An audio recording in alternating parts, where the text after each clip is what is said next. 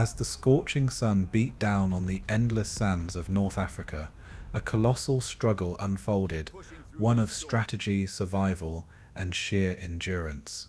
From the windswept dunes of Libya to the rocky hills of Tunisia, the North African campaigns became a testing ground for ingenuity, courage, and the unrelenting human spirit. Allied and Axis forces clashed across vast, unforgiving terrain, where tanks churned through sandstorms, supply lines were stretched to the limit, and soldiers fought not only an enemy, but the desert itself. The deserts of North Africa have always been places of extremes: scorching sun by day, freezing cold by night, endless sands stretching beyond the horizon, and a landscape both unforgiving and deceptively beautiful. It was here between 1940 and 1943 that one of World War II's most dramatic and strategically significant campaigns unfolded, shaping the fates of nations and the course of history. From the vast open plains of Libya to the jagged mountains of Tunisia, soldiers from Europe, Africa, and beyond found themselves locked in a deadly contest where survival was as much about endurance and ingenuity as it was about bullets and artillery. In the early days of the conflict, the British forces confronted the Italian army in the Western Desert, testing both tactical skill and resilience in harsh conditions. Supply lines stretched across hundreds of miles, convoys were ambushed, and men fought not only the enemy but the relentless desert itself. Sandstorms could halt operations, obscure enemy positions, and bury vehicles, while blistering heat sapped strength and morale. Against this backdrop, daring maneuvers, clever deceptions, and rapid advances became crucial, and every soldier, sailor, and pilot had to adapt to the merciless rhythm of the desert. The arrival of German reinforcements under the legendary General Erwin Rommel introduced a new layer of intensity. His Afrika Korps, known for lightning-fast armored assaults and innovative tactics, pushed the Allies to the limits of their endurance. Across deserts and coastal towns, tank battles roared, artillery fired relentlessly, and air forces contested dominance over skies, where mirages sometimes masked both opportunity and danger. The campaigns of Tobruk, El Akela, and eventually El Alamein showcased not just military skill, but the human capacity for courage under extreme pressure. Each battle was a test of strategy, resourcefulness, and the raw will to survive against both a cunning enemy and the inhospitable environment. Amidst these sweeping military movements, the human stories are unforgettable. Soldiers wrote letters home as sand and sweat covered their uniforms. Medics worked tirelessly under bombardment, and local populations navigated the disruptions and dangers of a war that had arrived on their doorsteps. The desert was silent one moment and thunderous the next, shaping experiences that would leave lifelong marks on all who endured it. Personal accounts reveal moments of fear, heroism, camaraderie, and despair, offering a window into the lived reality behind the grand strategies and maps of generals. In this documentary, we trace every facet of desert warfare in North Africa. The armored engagements, air raids over scorching landscapes, naval operations along the Mediterranean, intelligence and espionage networks, and the complex logistics that made or broke campaigns. You will witness how geography dictated strategy, how supply lines and weather shaped the outcomes, and how men and machines interacted in a theater as vast as it was deadly. This is a story not just of battles won and lost, but of ingenuity, endurance, and the resilience of the human spirit in one of the harshest environments on Earth.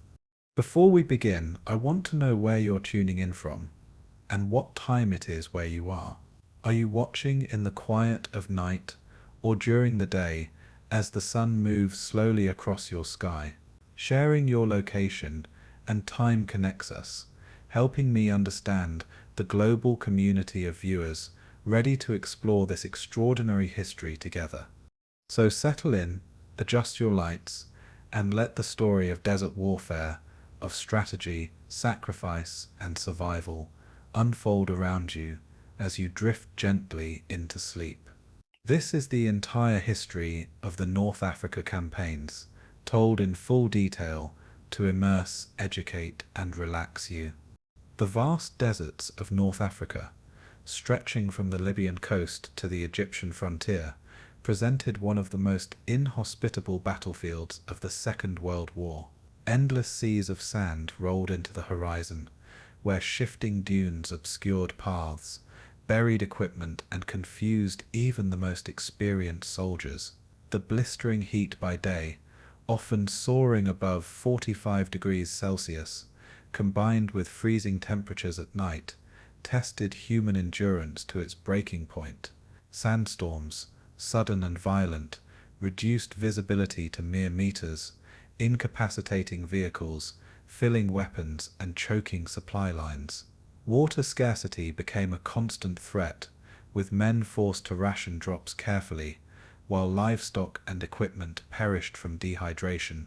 Navigation through this barren expanse required skill, experience, and intuition, as landmarks vanished and compass readings wavered under relentless conditions.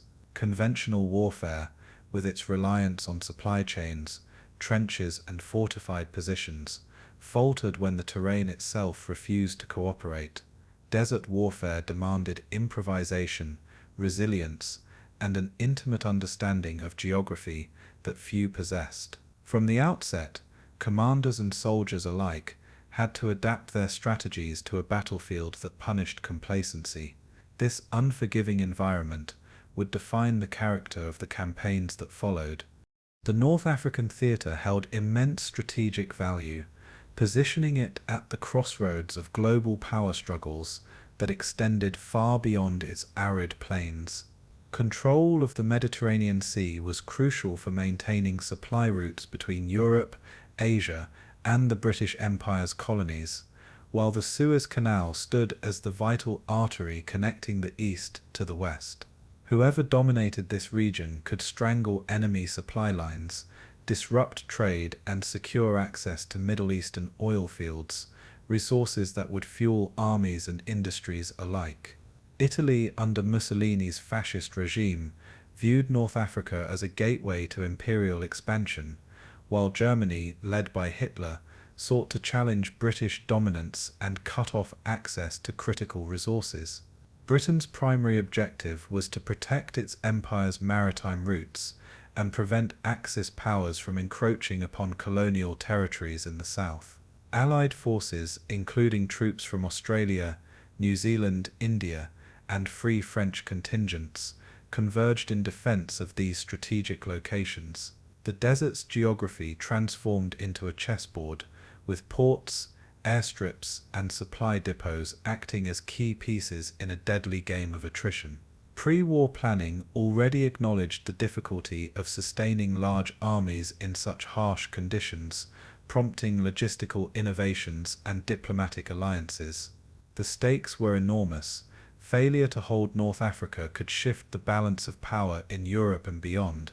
Thus, the stage was set for a campaign that would push both men and machines to their limits. Before the first shot was fired, military planners grappled with how best to equip and support forces in the desert's harsh climate.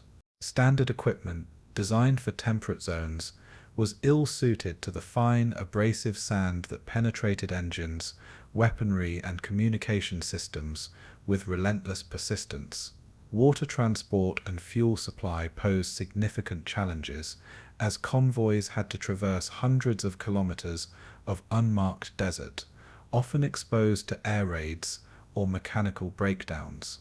Medical teams faced an uphill battle in treating dehydration, heat exhaustion, and respiratory illnesses exacerbated by dust. Moreover, vehicles required constant maintenance, lubricants evaporated quickly, metal parts corroded, and tires succumbed to rough terrain at alarming rates. Specialized training schools emerged, teaching navigation by celestial bodies, camouflage techniques, and methods for constructing improvised shelters that protected against both sun and sandstorms. Yet, even with preparation, desert conditions proved unpredictable. One day's route could be erased by overnight winds, or a tank column could be stranded by blown-out fuel lines. Communications, dependent on fragile radio systems and line-of-sight signaling, often failed under the desert's interference. The environment itself became an adversary, as much a force to be conquered as any opposing army. These pre-war struggles would shape the tactics and morale of every campaign that followed.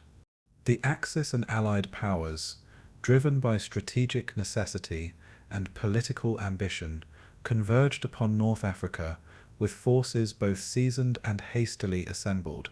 Germany's Afrika Korps, a lean yet disciplined force, brought with it mechanized units that prized speed and surprise, while Italy's armies, despite equipment deficiencies, sought to assert their imperial claims.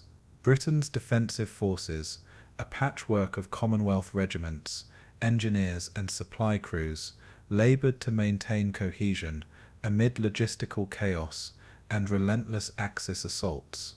Civilian populations, including Bedouin tribes and coastal townspeople, found themselves drawn into the vortex of war, sometimes coerced into service, other times offering knowledge of the terrain that could mean life or death for soldiers.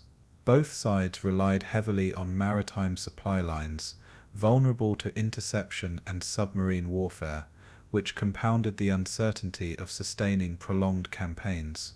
Air power, though limited by range and fuel availability, was deployed in reconnaissance missions that determined the success of ground operations. Intelligence networks, often improvised and reliant on local informants, became essential tools in navigating the desert's vast expanses. Desert warfare, more than any other theater of World War II, blurred the lines between environmental challenge and military confrontation. The human spirit, tested daily by isolation and exhaustion, would prove as vital as strategic planning. This convergence of men, machines, and merciless geography would soon define one of the war's most grueling and heroic chapters. The desert's unforgiving nature imposed relentless hardships that transcended battlefield casualties and equipment failures, seeping into the psyche of all who fought there. Soldiers faced not only enemy fire, but also the slow attrition of sunburn, blistered feet, parched throats, and disrupted sleep cycles. Men learned to ration water by the hour, squeezing drops from cans with trembling hands as dust coated lips and skin alike. Supply columns, sometimes hundreds of vehicles long, crawled through the sand, vulnerable to breakdowns that could leave entire regiments stranded. Nights, far from offering respite, brought bone-chilling cold that gnawed at exhausted bodies, while shifting dunes erased the day's navigational markers. Sandstorms could blind entire convoys, bury trenches overnight, and leave caches of supplies useless beneath drifts taller than men. The isolation of the desert cut soldiers off from family and news, feeding paranoia and homesickness that gnawed as persistently as thirst. Mailbags carried by faltering couriers became lifelines of morale, while rumor and silence played havoc with discipline and command. These conditions blurred the line between environmental struggle and war, as survival itself became a daily contest against the elements. Understanding this reality is key to comprehending the human dimension of desert warfare. In the months and years that followed, the North African campaigns would unfold in a series of battles, sieges, and retreats that tested the limits of both strategy and endurance. Forces clashed in ports like Tobruk and Benghazi, at defensive strongholds like Alamein, and across vast stretches of terrain where sand swallowed tracks and erased paths. The campaigns were marked by alternating victories and defeats, as supply constraints, leadership disputes, and environmental hazards shifted the balance of power repeatedly. Tanks bogged down in dunes, aircraft grounded by sand-filled filters, and medical corps stretched beyond capacity became as common a story as battlefield heroism. For both sides, desert warfare demanded constant adaptation, improvisation, and a willingness to face hardships few had previously encountered. The human toll was immense. Men succumbed to heat stroke, disease, and exhaustion as frequently as they did to bullets and bombs. Yet, amid this struggle, tales of ingenuity, camaraderie, and unbreakable spirit emerged, offering glimpses of resilience that transcended military calculations. The campaigns that would soon erupt across North Africa are more than chronicles of maneuver and battle. They are testimonies to human endurance, resourcefulness, and courage under conditions most would deem unlivable. This documentary seeks to illuminate that world in all its stark, sweeping complexity. As we embark on this journey through the history of desert warfare, it is essential to recognize that the environment was not a backdrop. It was an active force shaping every decision, movement, and survival effort. From the searing heat that tested bodies to the scarce water that threatened life itself, the desert imposed brutal terms on friend and foe alike. Commanders had to contend not only with enemy forces, but with mechanical breakdowns, navigation failures, and the psychological toll of isolation. The interplay between terrain and tactics defined the campaigns, while the endurance of soldiers determined their ability to adapt and persevere. This documentary will explore both the grand strategies and the smallest personal struggles, from command decisions to improvised survival tactics that kept men alive against impossible odds. We will follow the campaigns as they unfolded, highlighting key battles, supply crises, and the heroism that emerged from desperation. But above all, we aim to honor the resilience of those who fought, not as faceless soldiers in a vast theater, but as individuals confronting nature's merciless force while striving to fulfill duty.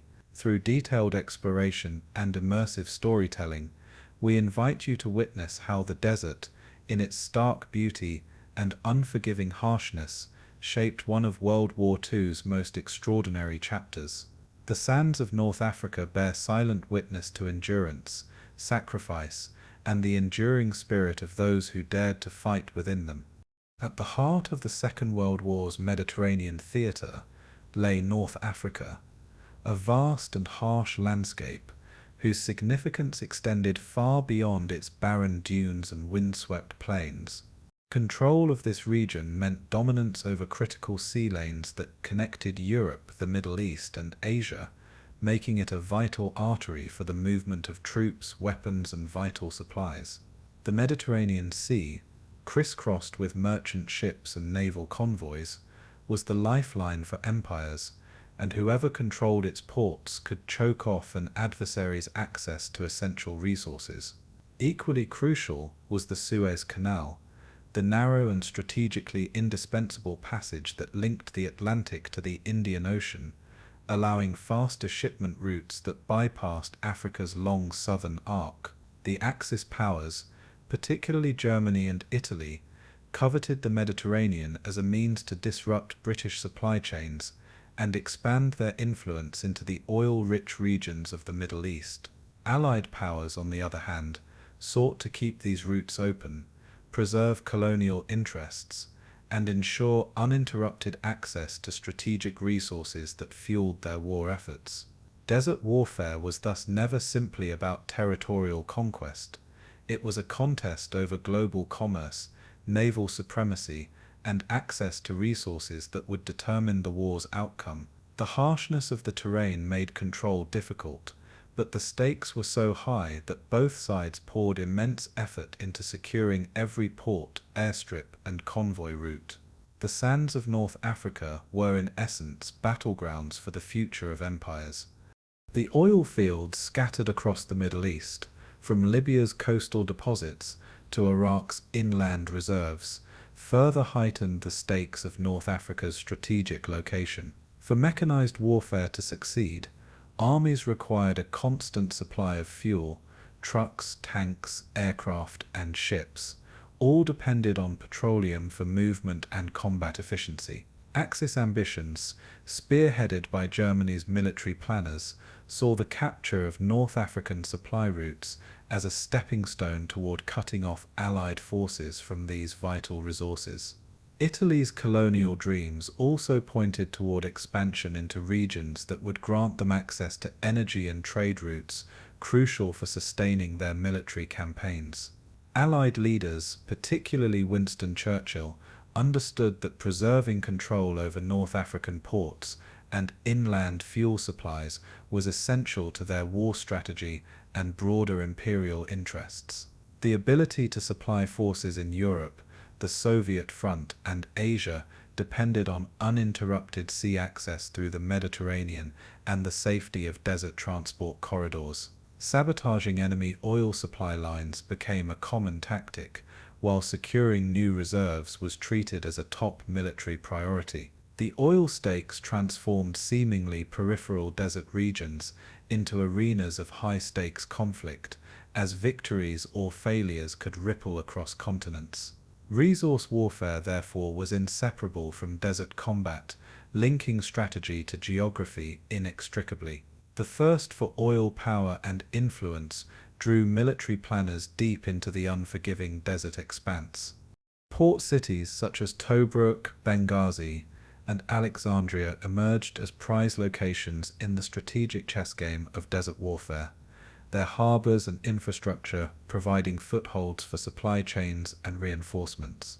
Tobruk, a fortified coastal town, became the site of prolonged sieges, as whoever controlled its deep water port could ensure a steady flow of material to frontline forces. Benghazi, rich with warehouses and transportation links, served as a critical transit hub, while Alexandria, closer to the Suez Canal, held symbolic and practical importance as a gateway to the eastern Mediterranean. These cities were heavily fortified with bunkers, artillery batteries, and airstrips, often withstanding relentless shelling and aerial bombardment aimed at cutting off supply lines. Road networks connecting ports to interior supply depots had to be maintained under constant threat from ambushes, mechanical failures, and sand-driven obstacles. Naval convoys, escorted by warships and minesweepers, became lifelines for resupplying besieged garrisons stranded by desert isolation. Every convoy's success or failure could mean the difference between sustaining a front line or forcing a retreat into the unforgiving sands. Engineers, sailors, and dock workers labored under fire, repairing jetties, unloading cargo, and patching damaged vessels to ensure that the battle could continue. These port cities, though often ravaged, stood as symbols of resilience and strategic indispensability. Their capture or defense shaped not only military campaigns, but also the fate of entire regions. The civilian populations inhabiting the deserts and coastal cities of North Africa were caught between strategic necessity and brutal warfare, their daily lives shaped by the needs of armies and the whims of fortune. Townspeople, traders, and nomadic groups alike found themselves living amidst supply depots, airfields, and military checkpoints, with little choice but to adapt to the demands of war. Bedouin tribes, accustomed to navigating the desert's extremes, became invaluable guides and scouts, providing intelligence and survival tactics to whichever side could secure their allegiance.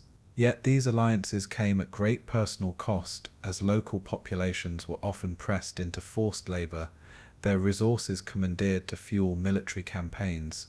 Families were uprooted from ancestral homes, driven into overcrowded refugee camps or perilous treks through hostile terrain in search of safety. Food shortages, disease, and bombardment further worsened their plight, leaving many civilians at the mercy of both desert and war. Despite hardships, there were also acts of solidarity, locals smuggling water, sharing knowledge of safe routes, and caring for wounded soldiers irrespective of nationality. The war's cultural and humanitarian dimensions unfolded in quiet resilience, often overlooked in the grand narrative of battles and victories. These communities, while peripheral to military strategies, were integral to survival and intelligence networks that shaped the course of desert warfare. Their stories add a deeply human layer to the grand designs of empire and conquest. The presence of colonial troops further complicated the human geography of desert warfare, as forces from far-flung corners of the world converged under Allied command. British forces included units from India, Australia, and New Zealand, while Free French brigades brought North African soldiers accustomed to desert conditions.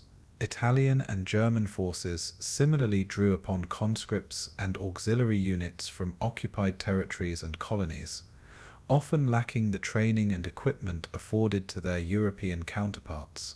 The blending of these multinational forces created both opportunities for tactical advantage and challenges of coordination, language barriers, and supply integration. Colonial troops frequently bore the brunt of frontline engagements, their fortitude tested by climate, disease, and inferior rations, yet they contributed crucial knowledge of terrain and survival tactics. Military planners increasingly relied on local knowledge to navigate supply lines and avoid ambushes, forging uneasy alliances in the process. At times, morale issues and cultural misunderstandings led to friction within ranks, prompting commanders to adapt leadership styles and communication methods. Nevertheless, these diverse forces proved indispensable in sustaining campaigns across vast and inhospitable landscapes. Their contributions shaped not only battlefield outcomes, but also the post-war trajectory of colonial relations. Understanding the role of these soldiers offers a fuller picture of desert warfare's complexity. The rivalry between Axis and Allied ambitions was as fierce as the desert winds, with each side seeking not only military advantage, but also global dominance through control of strategic assets. Germany's ambitions extended beyond North Africa to Middle Eastern oil reserves and access to southern Europe's supply routes, while Italy's imperial aspirations sought to carve out a sphere of influence in Africa's Mediterranean flank.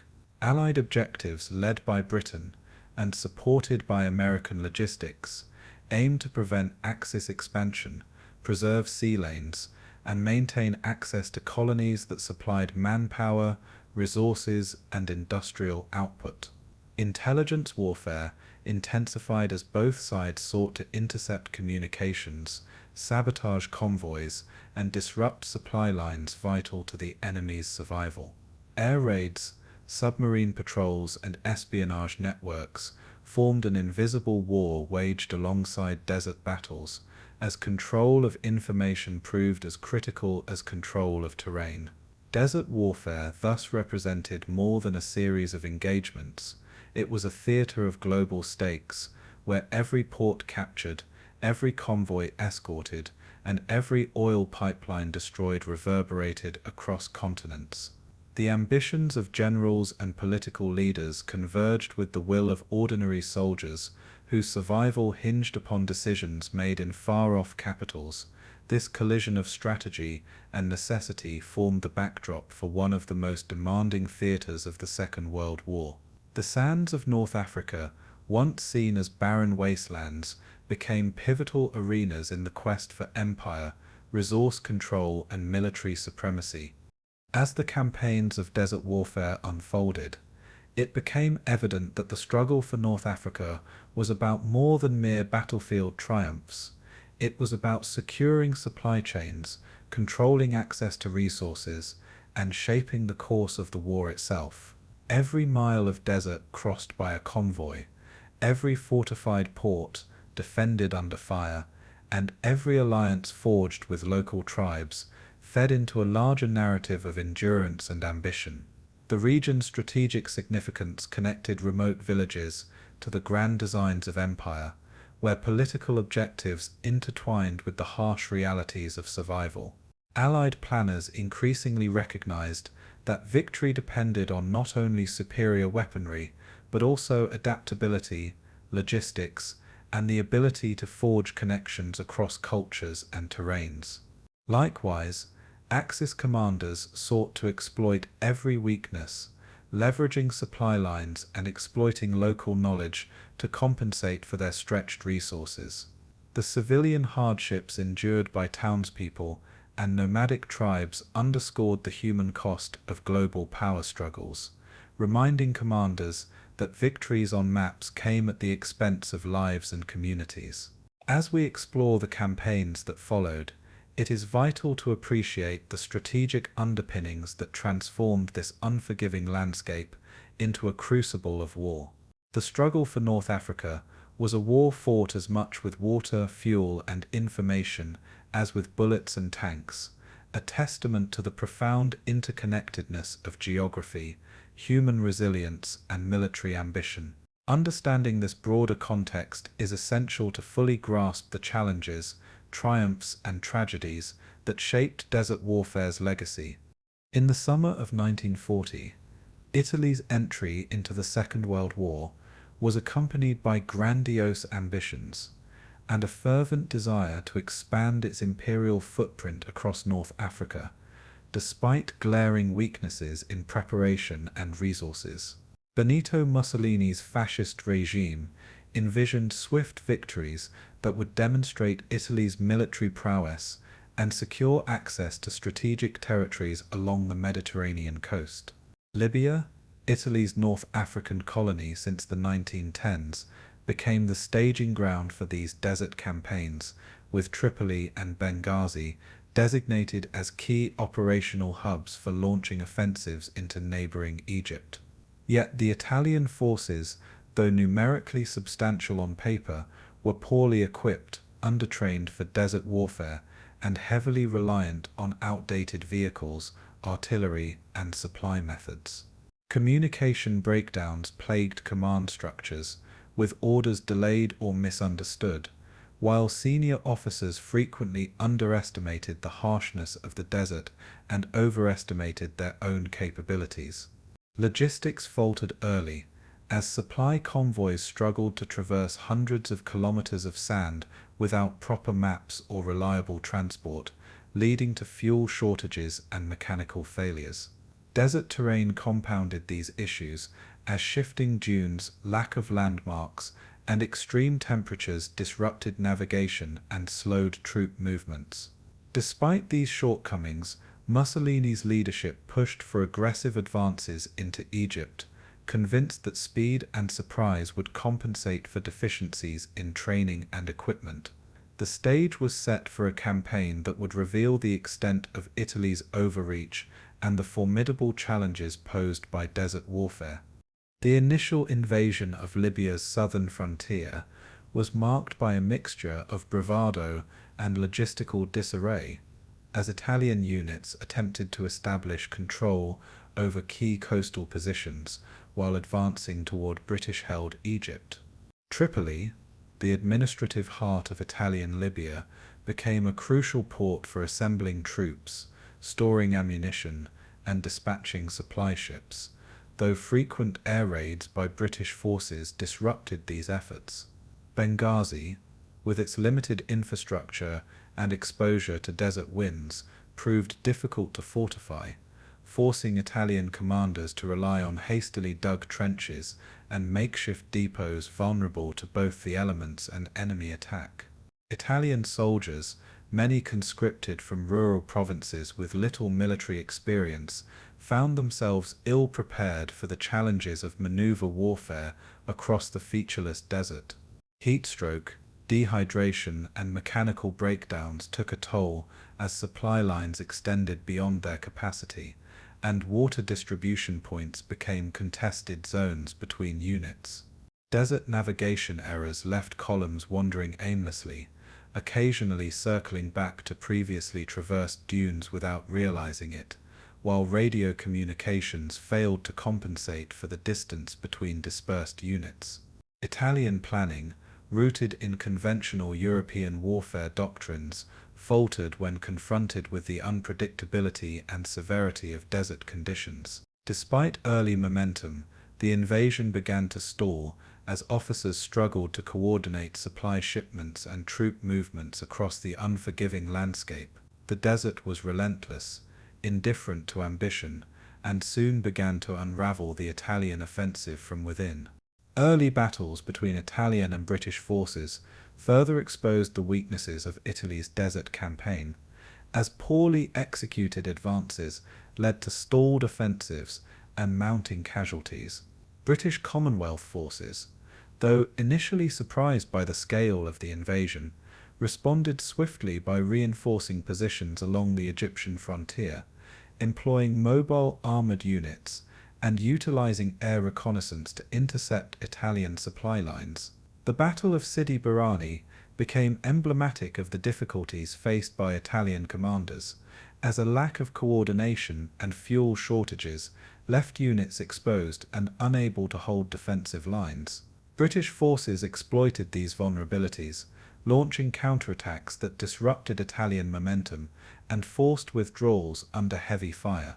The desert's relentless environment amplified the consequences of tactical errors, as scattered Italian units were left without cover or adequate support, succumbing to both enemy engagement and the harsh conditions. Moreover, the Italian High Command's insistence on rigid formations made their columns predictable targets for British artillery and airstrikes.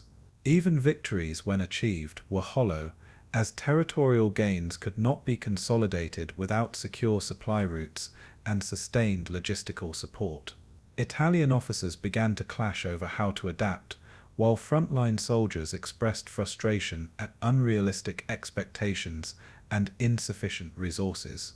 These early battles underscored the stark reality that desert warfare required a radical departure from conventional tactics, a departure Italy was not prepared to make. The Axis strategy underpinning Italy's initial offensive was ambitious but flawed, seeking to leverage numerical superiority and bold advances without accounting for supply limitations and desert unpredictability. Mussolini's directive emphasized aggressive expansion, yet failed to integrate reconnaissance, supply management, and contingency planning essential for prolonged operations in a hostile environment. Italian forces were dispersed across multiple fronts, tasked with securing coastal positions, inland routes, and vulnerable supply chains with inadequate personnel and transport capacity. Their reliance on outdated trucks and light artillery left them vulnerable to mechanical failure and enemy bombardment, while fuel shipments arrived irregularly, forcing commanders to prioritize mobility over sustained operations. Desert storms and temperature extremes degraded equipment, while inconsistent communications led to confusion between field commanders and higher headquarters, sometimes resulting in units marching in circles or retreating at the wrong time. Intelligence failures compounded the situation, as local guides were scarce, and British air reconnaissance regularly uncovered Italian deployments before offensives could be launched. Despite pockets of resistance and occasional territorial gains, the Italian advance lacked strategic coherence and adaptability, allowing British forces to exploit weaknesses with precision strikes and coordinated defences. The failure of Axis planning in this phase of the campaign underscored how ambition without logistical foresight could collapse under the desert's unforgiving conditions. These shortcomings set the stage for deeper Axis involvement, with Germany soon poised to intervene and stabilize the front. British resistance to the Italian advance proved more formidable than initially expected, as Commonwealth forces capitalized on superior mobility, intelligence gathering, and coordination between land, sea, and air units. Troops from Australia, India, and New Zealand, alongside British regulars, adapted quickly to desert warfare, learning to navigate terrain by stars and sun angles, while improvising supply solutions that allowed them to outmaneuver larger Italian forces. The Royal Air Force played a decisive role in disrupting Italian logistics, bombing supply depots and transportation columns, while naval patrols prevented reinforcements from reaching front lines. British commanders, aware of the desert's challenges, divided their forces into mobile units capable of rapid strikes and defensive lines that could be reinforced as needed, ensuring that Italian advances could be countered before they gained momentum. The defense of Egypt's frontier and the protection of the Suez Canal became rallying points, motivating soldiers and civilians alike to resist Axis aggression at all costs. Intelligence networks, often supported by locals and refugees fleeing Italian occupation zones, helped British planners anticipate enemy movements and strike where vulnerabilities lay. The desert, though harsh and unrelenting, became an ally to those who could read its signals and adapt accordingly. These early victories did not merely stem from superior equipment, but from leadership, ingenuity, and an ability to endure the environment's physical and psychological strain. British resistance highlighted that desert warfare demanded flexibility and resilience, qualities that the Italian military, despite its grand aspirations, struggled to muster. The failure of Italy's initial desert offensive soon became apparent as operational setbacks, mounted and supply lines collapsed under the strain of extended campaigns. Units advancing into Egypt found themselves stranded without adequate fuel, artillery shells, or medical supplies, forcing retreat after brief skirmishes. Italian commanders, eager to maintain momentum, repeatedly overextended supply routes, often ignoring warnings from field officers about water shortages and mechanical fatigue. The desert's harshness exposed every flaw in leadership, from unrealistic timelines to poor allocation of resources, while morale among Italian soldiers deteriorated amid constant attrition and lack of rest. Meanwhile, British forces regrouped, launching counter-offensives that capitalized on Italian disorganization and tactical rigidity, further weakening Axis positions. Desert patrols intercepted communications, uncovering Italian plans and allowing Allied forces to anticipate movements, while air reconnaissance strafed convoys left vulnerable by blown-out supply lines. Propaganda efforts by Italy's leadership painted an overly optimistic picture of early gains, masking the growing crisis and leaving frontline troops demoralized by unmet expectations. The initial promise of swift conquest gave way to operational paralysis, highlighting how desert warfare punished ambition, unsupported by preparation. The failures were not merely tactical, but systemic, rooted in planning oversights and an inability to adapt to environmental realities. These setbacks laid bare the urgent need for Axis reinforcement, setting the stage for Germany's involvement in stabilizing the North African front. The cumulative failures of Italy's early campaigns prompted calls for German intervention, as Axis leadership sought to shore up faltering offensives and prevent strategic collapse. The Afrika Korps, commanded by Erwin Rommel, was dispatched to Libya to bring cohesion, discipline, and operational expertise to a disorganized front in desperate need of leadership.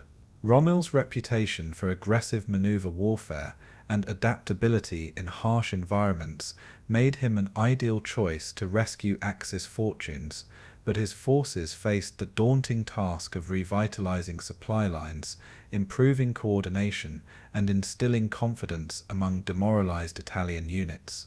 Italy's military weaknesses, ranging from outdated equipment to communication failures, became obstacles Rommel had to overcome quickly if the Axis alliance was to survive in North Africa. Germany's involvement was also driven by broader strategic considerations, as Axis control over the Mediterranean threatened British imperial interests and disrupted vital supply chains. Allied commanders recognized the significance of German reinforcements, understanding that failure to stop them would jeopardize control of the Suez Canal and access to Middle Eastern resources. The desert battlefield, once seen as a secondary theater, suddenly became a high-stakes struggle with implications far beyond North Africa's sand dunes. As Axis strategy faltered, The desert stood as a silent witness to ambition's fragility in the face of environment, logistics, and leadership. Italy's initial offensives, though bold in intent, exposed the unforgiving nature of desert warfare and the perilous consequences of fighting without preparation. The stage was set for a new phase in the campaign, one that would test the limits of endurance, strategy, and human willpower. When General Erwin Rommel stepped onto the sands of North Africa in early 1941, he brought with him not only reinforcements, but a reputation for audacity and tactical brilliance forged on European battlefields. Born in 1891 in Germany, Rommel had distinguished himself during World War I through his leadership in trench warfare and mountain operations, earning accolades for his calmness under fire and willingness to lead from the front. His appointment to command the newly formed Afrika Korps was both a strategic decision and a political statement by Adolf Hitler, who sought to bolster Italian forces that had been faltering against British advances. Rommel's leadership style, characterized by rapid decision-making and a deep understanding of maneuver warfare, contrasted with the rigid command structures of his Axis allies, allowing him to adapt quickly to the fluid conditions of desert combat. Upon arrival in Tripoli, Rommel's first assessment was grim. Supply lines stretched thin across hundreds of miles of hostile terrain, fuel shipments arriving sporadically, and morale among Italian units at an all-time low. Yet Rommel's charisma and unorthodox thinking allowed him to inspire confidence, reorganizing Italian units under his direction and emphasizing speed, surprise, and relentless pursuit over cautious entrenchment.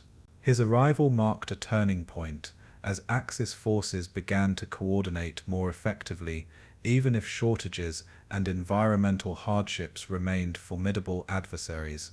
Desert warfare, with its shifting dunes and treacherous terrain, would test Rommel's resolve, but his reputation for turning adversity into opportunity would soon become legend. His presence transformed a faltering campaign into a mobile and aggressive force that would challenge Allied defenses across North Africa. The Afrika Korps was dispatched with urgency, but constrained by logistical realities that threatened to cripple its effectiveness from the outset. Germany's ability to send reinforcements depended on maritime supply lines vulnerable to British naval interdiction and air raids, while overland transport routes through Italy and Sicily proved cumbersome and slow. The units arriving in Libya consisted of mechanized divisions equipped with Panzer III and IV tanks, light artillery, and reconnaissance vehicles, but many of these assets were stretched to their limits due to fuel shortages and inadequate maintenance. Rommel faced the daunting task of molding these forces into a cohesive army capable of operating across vast deserts with few natural defenses and limited infrastructure. He implemented improvisation at every turn, using captured Allied equipment, repurposing civilian trucks, and adjusting maintenance schedules to ensure that vehicles remained operational as long as possible. Desert camouflage techniques, from draping sand-colored fabric over tanks to painting vehicles in matte hues, helped mask Axis positions from aerial surveillance and surprise attacks. Furthermore, Rommel prioritized air support, integrating the Luftwaffe's reconnaissance planes and fighters to shield supply convoys and gather intelligence on enemy movements. The command structure under his leadership became decentralized, allowing field officers to make split-second decisions in response to the desert's unpredictable challenges. Despite facing supply constraints, Rommel's resourcefulness and adaptability earned him the loyalty of his troops and strengthened the Axis presence in North Africa. Rommel's leadership style quickly became the stuff of military folklore, as he led from the front lines and demonstrated an uncanny ability to exploit both enemy weaknesses and environmental advantages. He frequently undertook reconnaissance missions himself, riding in tanks and traveling alongside his men to better understand the terrain and logistical difficulties they faced. His approach to tank warfare emphasized speed and aggression, leveraging mobile columns that could outflank slower enemy defenses and disrupt supply lines before counterattacks could be mounted. Desert mobility, often underestimated by Axis planners before his arrival, became Rommel's signature tactic, as units raced across open terrain to seize key crossroads and force opponents into disadvantageous engagements. He coordinated armor and infantry movements in tandem, often launching sudden assaults under cover of darkness or during heat waves when enemy forces struggled to respond.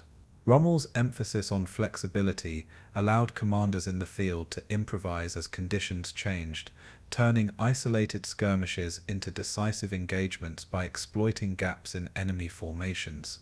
His use of deception tactics, such as feigned retreats and scattered deployments, kept British forces guessing, forcing them to spread defenses thin and misallocate resources. Even when fuel and ammunition ran dangerously low, Rommel's insistence on aggressive posturing maintained the illusion of strength, keeping both Axis and Allied morale in flux. His early victories, though limited in scope, amplified his legend as soldiers and commanders alike began to view him as an invincible strategist shaped by the desert's demands. Yet Rommel's myth of invincibility was not without its cracks, as the desert remained a relentless adversary that punished every logistical oversight and environmental misstep. Supply lines were often days behind schedule, forcing frontline units to ration fuel, water, and ammunition, sometimes to the point of complete operational paralysis. Tank crews operated under extreme heat, sand abrasion, and mechanical stress that caused frequent breakdowns, while maintenance crews scrambled to keep vehicles running with limited spare parts and tools. Aircraft sorties, though effective, could not always prevent enemy interdictions, as British patrols exploited weak points along Axis supply routes and targeted vulnerable convoys. Desert storms and sand drifts clogged filters, buried vehicles, and disoriented both infantry and armored divisions, rendering Rommel's aggressive strategies difficult to sustain over time. Moreover, Rommel's decision-making, while bold, occasionally bordered on recklessness, as he pushed units into engagements without waiting for adequate resupply or reinforcement. Letters from concerned officers and reports of exhaustion among troops underscored the toll that endless movement and scarcity had on morale, despite Rommel's charismatic leadership.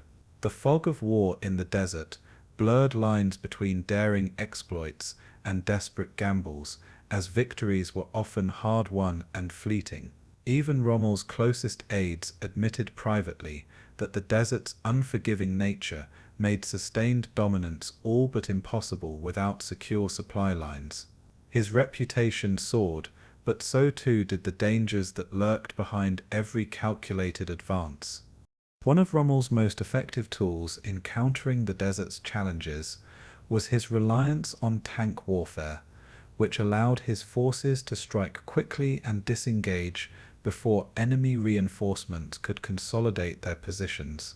The panzer divisions, though under-equipped relative to Allied counterparts, excelled when coordinated with infantry units, artillery cover, and mobile reconnaissance. Tanks became not just offensive weapons but lifelines, as their crews transported supplies, evacuated wounded soldiers, and provided essential firepower in moments of crisis. Rommel's officers trained extensively in night navigation, learning to coordinate maneuvers by starlight and relying on natural landmarks to orient movement across vast stretches devoid of roads. The element of surprise became paramount, as ambushes and rapid advances often shattered enemy formations before they could mount organized resistance. Even in fuel-deprived scenarios, Rommel's troops salvaged enemy vehicles and repurposed captured equipment, blending resourcefulness with opportunism. Camouflage nets, Decoy positions and false supply caches were employed to confuse Allied reconnaissance and delay counterstrikes, while coordinated air raids kept enemy supply points under constant surveillance. Though many of these innovations were born out of necessity rather than doctrine, they allowed Rommel's forces to punch above their weight in engagements where conventional superiority was absent. The desert's unforgiving terrain demanded creativity at every turn, and Rommel's reliance on tank warfare was both a symbol and instrument of his broader tactical vision. The arrival of the Afrika Korps under Rommel's command transformed Axis morale, infusing battered Italian units with renewed purpose and optimism in the face of overwhelming adversity. Soldiers who had once viewed the desert campaign as a hopeless slog now embraced bold maneuvers and daring attacks, buoyed by Rommel's visible commitment to sharing their hardships. Field reports describe how Rommel's presence on the front lines inspired troops to push beyond their perceived limits, as commanders drew strength from his unwavering confidence and relentless pursuit of victory. The alliance between German and Italian forces, though fraught with cultural and operational differences, began to solidify as Rommel's leadership brought coherence and a sense of mission that had been missing. Even logistical teams, accustomed to administrative drudgery, felt energized by their proximity to battle-ready units and the challenge of overcoming supply obstacles through innovation. Letters from soldiers and war correspondents alike began to circulate tales of Rommel's leadership, painting him as a figure who transcended conventional command and shared the burdens of war with those he led. Axis propaganda machinery seized upon these narratives, amplifying Rommel's image as the Desert Fox, a master of stealth, speed, and audacity in a landscape that seemed bent on destruction. Yet behind this veneer of invincibility, Rommel's forces remained fragile, dependent on precarious supply chains, and subject to the whims of an unforgiving environment. The desert's trials continued, but Rommel's arrival ensured that Axis operations would not merely limp forward, they would surge, adapt, and challenge Allied forces in a manner previously thought impossible.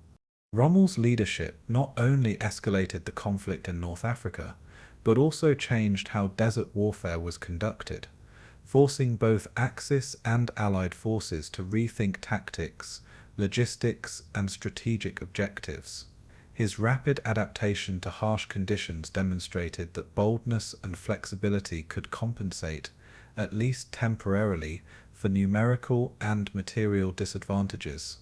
While British forces scrambled to counter his mobile offensives, Axis troops began experimenting with decentralized command structures and cross-unit coordination that allowed for greater responsiveness in battle. Rommel's insistence on aggressive tactics led to a series of engagements that stretched Allied defenses and forced commanders to rethink the allocation of armored units, supply routes, and air cover. The desert's landscape became not just a backdrop but an active adversary to be tamed through ingenuity, discipline, and audacity, qualities that Rommel personified. His early successes elevated the desert theater to global prominence, as media outlets and military analysts alike chronicled the dramatic advances and tactical surprises that defined his campaigns. At the same time, the myth of his infallibility began to obscure the daily hardships, supply crises, and near disasters that dogged his forces at every step. Yet it was this very contrast between romantic legend and brutal reality that fueled Rommel's enigmatic presence in the war. By transforming a collapsing front into a mobile and aggressive force, Rommel not only breathed new life into Axis ambitions, but also changed the course of the desert campaign itself, with consequences that would echo throughout the remainder of the war. The vast and unforgiving landscape of the North African desert demanded a radical departure from conventional warfare, forcing both Axis and Allied commanders to embrace mobility, deception, and surprise as central tactics to survive and achieve strategic advantage. Traditional trench warfare, with its slow-moving lines and fortified positions, proved impractical in open desert terrain, where distances spanned hundreds of kilometers and cover was sparse. Commanders quickly realized that staying static made units vulnerable to airstrikes, artillery, and ambushes, while movement, swift, unpredictable, and fluid, offered the best chance to evade enemy fire and mount offensives. Flanking maneuvers became a signature strategy, as forces sought to outwit opponents by attacking from unexpected angles or encircling slower-moving units before they could regroup. These tactics required precise reconnaissance, often performed by scout vehicles and aircraft tasked with identifying enemy positions, terrain obstacles, and potential supply routes. Communication over vast distances relied on coded signals, semaphore and radio transmissions, with commanders developing protocols to coordinate movements without revealing their positions to enemy spies. Navigation, too, required ingenuity, with soldiers learning to chart courses by stars, sun angles, and distinctive rock formations, since maps were often incomplete or misleading. Speed was critical, but so was discipline. Units needed to maintain formation, conceal movement, and deploy artillery quickly when called upon. The desert became both battleground and adversary, forcing armies to adapt in real time or risk annihilation at the hands of a more agile opponent. Flanking attacks were the lifeblood of desert warfare, as commanders sought to avoid head-on confrontations that could drain fuel, time, and manpower, opting instead to attack vulnerable supply lines and rear positions. Rommel's Afrika Korps became particularly adept at this tactic, using fast-moving panzer units to sweep around entrenched enemy lines, striking where defenses were weakest and retreating before counterattacks could be mounted. Similarly, British commanders, including General Auchinleck, employed mobile armoured brigades to harass Axis supply convoys and force them to split forces in defence of multiple routes. These attacks often exploited the desert's flat expanses, where dust clouds from advancing columns could be seen miles away, allowing defenders to prepare, yet forcing them to choose which flank to reinforce. Timing became a crucial element, as surprise raids launched at dawn or during dust storms could confuse observers and paralyze command posts. Units learned to mask engine sounds, coordinate light signals, and use terrain depressions to conceal approach routes, ensuring that flanking attacks retained the element of surprise.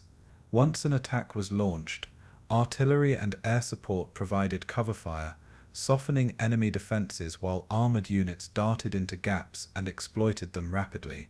Quick assaults, even if small in scale, disrupted supply chains, slowed enemy advances, and bought time for regrouping or launching counterstrikes. The desert's openness magnified both the risk and reward of flanking operations, making them a high-stakes tactic that could turn the tide of battle.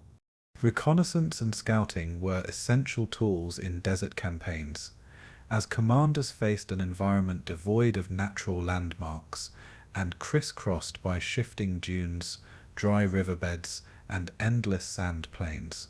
Axis reconnaissance units used fast cars, light armored vehicles, and aircraft to gather intelligence on enemy positions, while British forces leveraged signals intelligence, intercepted communications, and reports from local tribes familiar with the terrain. Reconnaissance missions were dangerous by nature, as scouts had to venture close to enemy lines without support, often relying on speed, camouflage, and misdirection to evade detection. Some units would create false trails or leave decoy vehicles to mislead enemy observers, while others used dust clouds kicked up by vehicles to mask movement during crucial scouting missions. Navigation by stars became a refined art among desert scouts, with night marches carefully planned to avoid exposure, as well as to align supply columns with known water sources or refueling points. Both sides learned to disguise their units by painting equipment in sand-toned hues, wrapping trucks in nets, and deploying camouflage tarps that broke up outlines from aerial reconnaissance. Air support played a symbiotic role, as reconnaissance planes relayed enemy movement to artillery units, while fighters escorted vulnerable convoys across exposed stretches of desert. Desert scouting often blurred the line between intelligence gathering and combat, as scouts occasionally engaged in firefights when discovered, turning probing missions into desperate attempts to break contact. The harshness of the environment compounded these dangers, as dehydration, heat stroke, and mechanical failure claimed as many casualties as enemy action. Deception became a cornerstone of desert tactics, as commanders sought to mislead opponents about the strength, location, or intent of their forces in order to exploit gaps in defenses and conserve resources. Feigned attacks, where small units staged assaults only to retreat quickly, were used to lure enemy forces into overcommitting or redeploying prematurely, creating opportunities for larger operations elsewhere along the front. Dummy tanks, wooden artillery replicas, and fake supply depots became common tools of deception, designed to misdirect enemy reconnaissance and force them to waste precious ammunition on phantom targets. Camouflage techniques extended beyond equipment, with soldiers adopting desert-colored uniforms, dust-coated helmets, and even applying sand paste to skin to blend into the landscape during ambushes or night marches.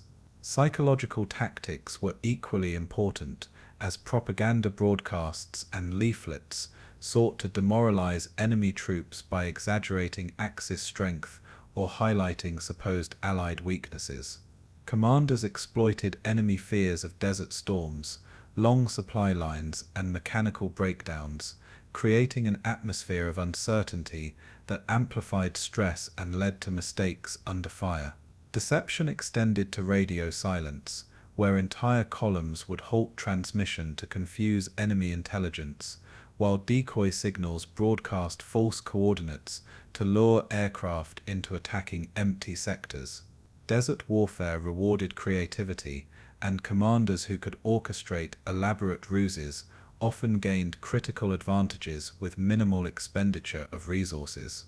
These tactics, while requiring meticulous planning, proved decisive in engagements where brute force alone could not determine victory. Air-ground coordination played a vital role in desert warfare, allowing reconnaissance aircraft, bombers, and fighters to work in tandem with mechanized columns and artillery units in fast-paced operations that spanned great distances. Axis and Allied commanders alike quickly learned that controlling the skies meant securing reconnaissance data, disrupting enemy supply lines, and providing close air support to vulnerable ground forces. Coordination meetings, often held in temporary desert command posts, ensured that airstrikes aligned with ground movements, with signal flares, wireless codes, and pre-arranged patterns used to direct attacks in real time. Aircraft flew at low altitudes during dawn and dusk to avoid radar detection, while bombers targeted fuel dumps, artillery emplacements, and troop concentrations identified by ground scouts. Allied forces perfected hunter-killer teams, where reconnaissance planes marked targets for fighter bombers to strike within minutes, minimizing the enemy's time to regroup.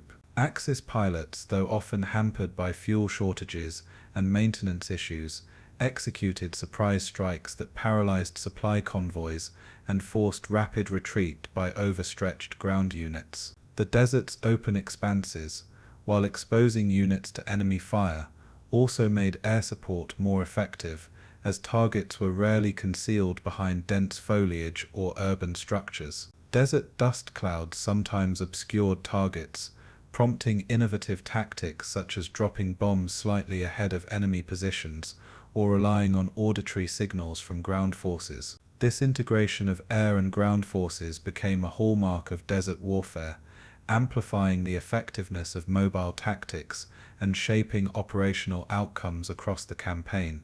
Surprise raids became another signature tactic, as commanders sought to catch enemy forces off guard by launching attacks at times or from directions least expected. Night raids, in particular, exploited the enemy's reliance on daylight for navigation and coordination, with units marching under cover of darkness, using stars and compass bearings to plot routes across the desert. Dust storms, a common feature of the North African landscape, provided natural cover for surprise operations, as shifting sandbanks and low visibility masked movement and disoriented sentries. Quick strikes aimed to sabotage fuel trucks, communications hubs, and artillery positions before the enemy could mount an effective response, often forcing commanders to divert resources from primary objectives. Desert mobility ensured that once a raid was launched, units could disengage rapidly, using pre-planned routes to escape counterattacks or reinforcements arriving from distant posts. Surprise attacks were not limited to military engagements. Psychological operations such as false broadcasts claiming imminent offensives or planted rumors about supply shortages further destabilized enemy morale. Both Axis and Allied forces refined these tactics throughout the campaign, learning to balance aggression with prudence and ensuring that surprise raids did not devolve into costly ambushes. Logistics teams coordinated closely with frontline units to ensure that fuel, ammunition, and medical supplies were in position before daring raids commenced.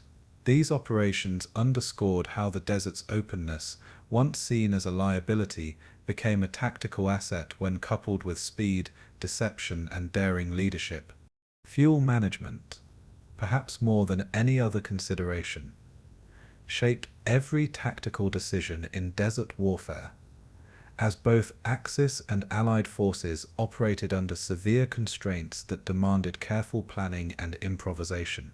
The desert's harsh conditions consumed fuel at alarming rates, with vehicles laboring against sand resistance, high temperatures, and rough terrain that strained engines beyond safe operating limits. Commanders prioritized fuel convoys above all else, carefully calculating routes to minimize wastage and maximize operational reach, while factoring in the risk of enemy interdiction. Improvised refueling stations, often shielded by sand embankments or hidden within wardis, became lifelines for frontline units, while engineers constructed makeshift pipelines and storage tanks to extend supply capacity wherever possible. Desert camouflage applied to fuel depots helped shield them from enemy reconnaissance, while decoy fuel caches tricked adversaries into wasting precious bombing runs. Axis forces facing blockades and naval interdiction salvaged fuel from captured Allied vehicles, while Allied commanders coordinated convoy escorts to defend shipments across exposed stretches of desert.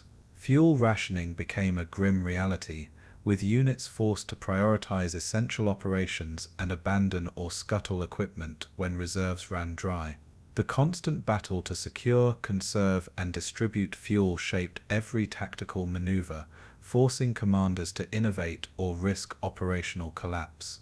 Desert warfare thus became a contest not only of firepower and bravery, but of endurance, ingenuity, and relentless attention to the fragile supply lines that sustained every offensive and defensive action. The port of Tobruk, perched on the Libyan coast, became one of the most fiercely contested and symbolic strongholds in the North African desert campaigns, drawing both Axis and Allied forces into a prolonged struggle for its control. Its deep water harbour offered a rare and vital resupply point in an otherwise barren desert expanse, making it indispensable for maintaining fuel, ammunition, and food shipments to troops operating hundreds of miles inland. Axis commanders, intent on severing Allied supply routes, viewed Tobruk as a key to starving enemy forces into submission, while defenders understood that holding the port would prolong resistance and disrupt Axis advances. From the onset of the siege, the surrounding terrain, with its flat expanses, scattered rock outcrops, and sand-laden trenches, posed as much of a threat as enemy fire, challenging defenders to maintain fortifications while exposed to relentless bombardments. Allied forces, primarily composed of Australian divisions, alongside British and Commonwealth units, dug deep into the sand, crafting defences that would withstand artillery barrages and armoured assaults for months on end. Desert winds whipped sand into trenches and bunkers, clogging equipment and forcing soldiers to clean weapons and breathing apparatuses multiple times a day just to maintain operational readiness. Water, always scarce, was rationed with military precision, and food shortages compelled soldiers to survive on meagre rations, often supplemented by supplies delivered under cover of darkness by naval convoys braving enemy attacks. The siege's timeline extended far beyond initial expectations, as defenders repelled repeated assaults and countered psychological warfare aimed at eroding their morale. In spite of these hardships, letters from soldiers reveal a sense of duty, humour, and unbreakable camaraderie that buoyed spirits in the darkest hours of the siege. Tobruk became a crucible in which endurance, tactical ingenuity, and sheer willpower fused into one of the desert campaign's most remarkable stories. The strategic importance of Tobruk cannot be overstated, as its possession directly influenced the supply chains that sustained military operations across Libya and toward Egypt's front lines. For the Allies, the harbour functioned as a lifeline, with naval convoys threading through Axis-controlled waters to deliver desperately needed resources, often under cover of darkness to avoid air raids and submarine threats. Axis forces sought to blockade the port with artillery batteries positioned on ridges overlooking the harbour, aiming to starve out the defenders by cutting off access to the sea and bombarding inland supply routes. The geography of the area, with its narrow coastal approaches and exposed hinterland, allowed both sides to exploit high ground for surveillance and firepower, while sea access offered defenders a critical escape from encirclement. Despite repeated Axis efforts to breach the defences, Allied forces cleverly rotated units, managed limited resources, and utilised harrowing sea convoys escorted by warships and air patrols to keep supply lines open. Naval operations became acts of daring resilience, with convoys navigating minefields, enemy submarines and bombing raids, often arriving with little warning to reinforce battered trenches and resupply artillery batteries. The constant threat of attack kept defenders on high alert, while ingenious camouflage nets and sand berms were employed to protect positions and confuse Axis targeting. Axis attempts to disrupt supply convoys frequently met with Allied countermeasures, from escort vessels deploying anti-submarine defences to reconnaissance planes providing early warnings. The port's survival, against all odds, underscored its strategic value not only as a military asset, but as a symbol of Allied perseverance in the face of overwhelming adversity.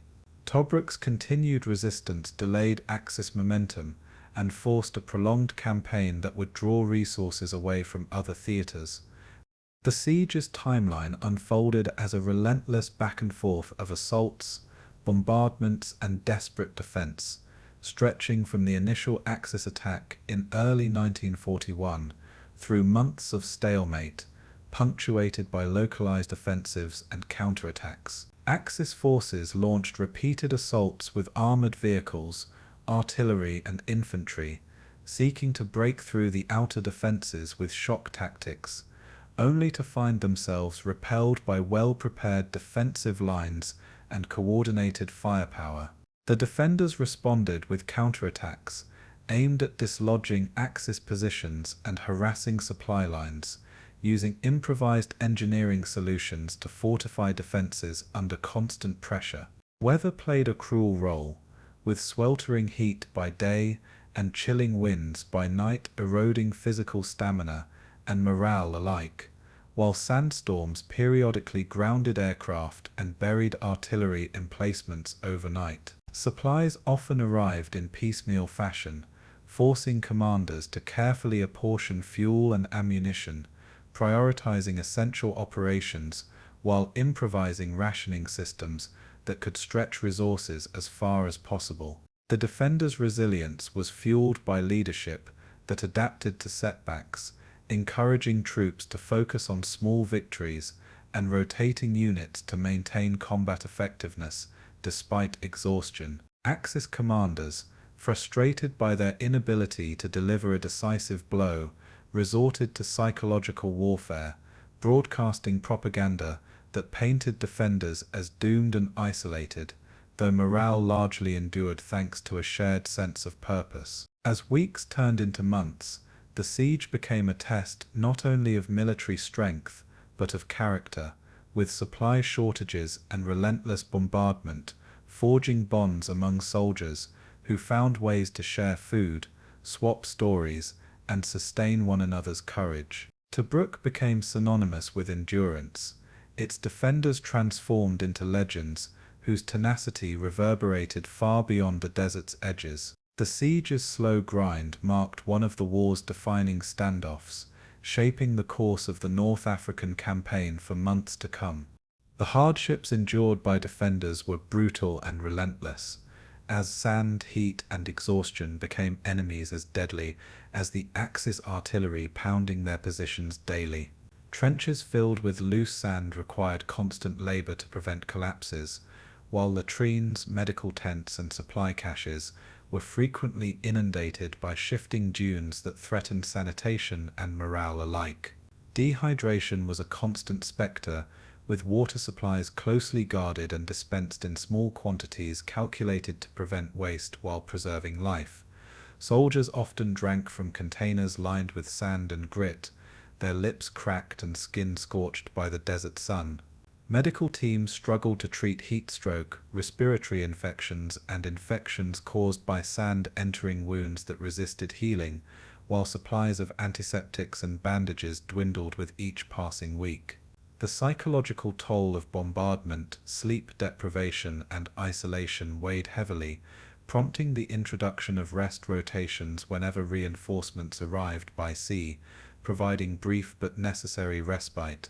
Despite this, humor, camaraderie, and determination flourished, with soldiers sharing improvised meals, carving bunkers into natural rock formations, and telling stories of home around flickering lanterns shielded from enemy observation.